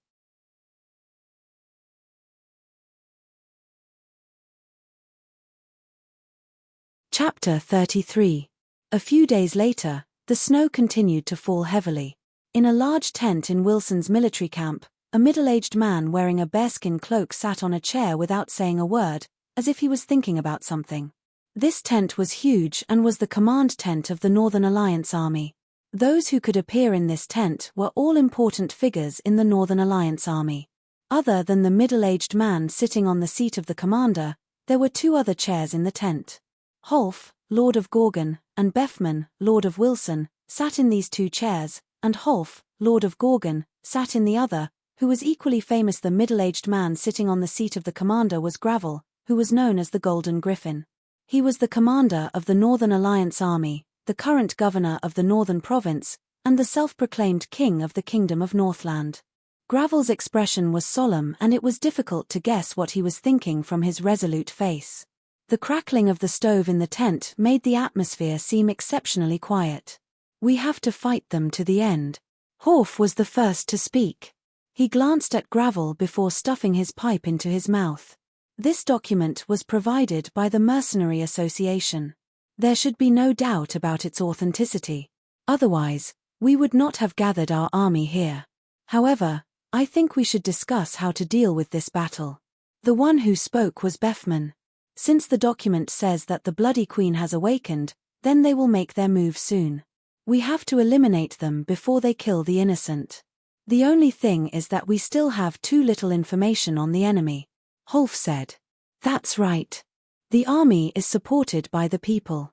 At the crucial moment, we should stand up for the people. This matter is of great importance and we have to formulate a detailed battle plan. Gravel placed a secret letter into his pocket and called the two lords to discuss battle plans with him in front of the sand table. On the other hand, the 8 of us who survived were Laurita, Hansen, Resend, Flance, Natalia, Mayfair, Avina, and I. The 8 of us also received orders from the Mercenary Association. Natalia told us, the document says that we should rest and reorganize first, then immediately set off for the Bloody Queen's lair. When the time comes, there will naturally be an army to meet us. What we need to do is, 3 days later, in the endless barracks of the Northern Coalition Army. Hey, have you heard? The army is about to move out. The war is about to begin. A soldier of the Northern Alliance Army said to another soldier. I've heard about it too. It's said that this time we're dealing with some bloody queen, a legendary immortal old monster, said another soldier. What are you two talking about? A second lieutenant passed by and reprimanded the 2 sergeants. At this moment, the horn to gather sounded. All troops, gather at the drill ground. The herald rode around on horseback and announced. All the soldiers immediately gathered outside the barracks and were led by the officers to the drill ground. The large drill ground was filled with troops from all directions. They were Gravel's troops, Wilson's troops, and Gorgon's troops. On the drill ground, under the military flag, Gravel stood there wearing a bearskin cape. He looked majestic and holy. Behind him were Bethman and Horf. Silence. The herald shouted. At the same time, a low horn sounded, telling everyone to focus. Warriors of the Northern Coalition Army, citizens of the Northland, I have news to announce to everyone today. Evil is growing in our land, the demons of the bloody citadel, they are unscrupulous, causing our people to suffer. Our equipment and food came from the citizens of the Northland. Now is the time for us to protect the lives of the Dino people. We will use our lives and our blood to fight. I order the entire army to move out and attack the bloody castle. Kill, kill, kill. After hearing Gravel's words, the soldiers were all fired up. This time, they were going to fight for the Northland people and protect their people from harm.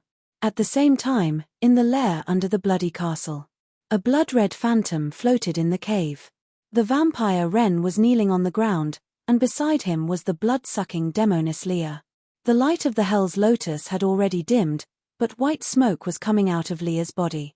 Her body was recovering at a speed visible to the naked eye. Ren, don't think that I won't kill you just because you are my adopted son. Do you know how big a mistake you have made this time? The bloody queen's voice echoed in the cave. Mother, I know I was wrong. I only beg you not to kill Avina.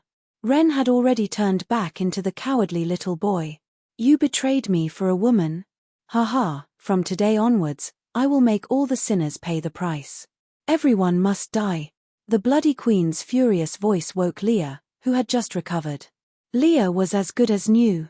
Your Majesty. Very good, Leah. Do you know what eternity is?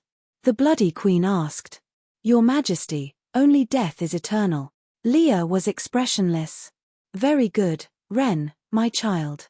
Mother will now grant you eternity. No, the bloody queen stood behind Ren. She then held Ren's heart in her hand. Although a vampire's heart did not have blood, it still beat. The bloody queen swallowed Ren's heart. Ren's eyes immediately dimmed, but he did not die. He had become a puppet without a heart. Gravel. I will definitely take revenge for this. Ha, children, let us taste the taste of fresh blood together. Let the humans taste our fury. The bloody queen's voice echoed in the cave. Following that, from the roots of the Hell's Lotus, countless eggs broke out of the ground. These eggs all gave birth to vampires. They were born for fresh blood. Tens of thousands of bloodbats flew out of the cave. Thousands of ghouls also crawled out of the cave. Following that, hundreds of gargoyles also flew into the sky. There were also dozens of huge bloodthirsty butchers following closely behind. Leah and Ren were expressionless, their eyes red as they led the army of vampires. The black mass of the army of vampires caused the sky to be filled with dark clouds. They existed only to destroy everything. Wilson was originally a peaceful little mountain village. The people lived their lives dutifully. However, disaster had already arrived, blood and corpses were everywhere. The cries of the people filled the sky. This was only one of the many villages that the army of vampires passed through. Despair was written on the faces of the survivors. They did not know if there would be a tomorrow. You're tuning in to the Celestial War YouTube channel. Don't forget to subscribe and join us on this journey to catch the most captivating stories.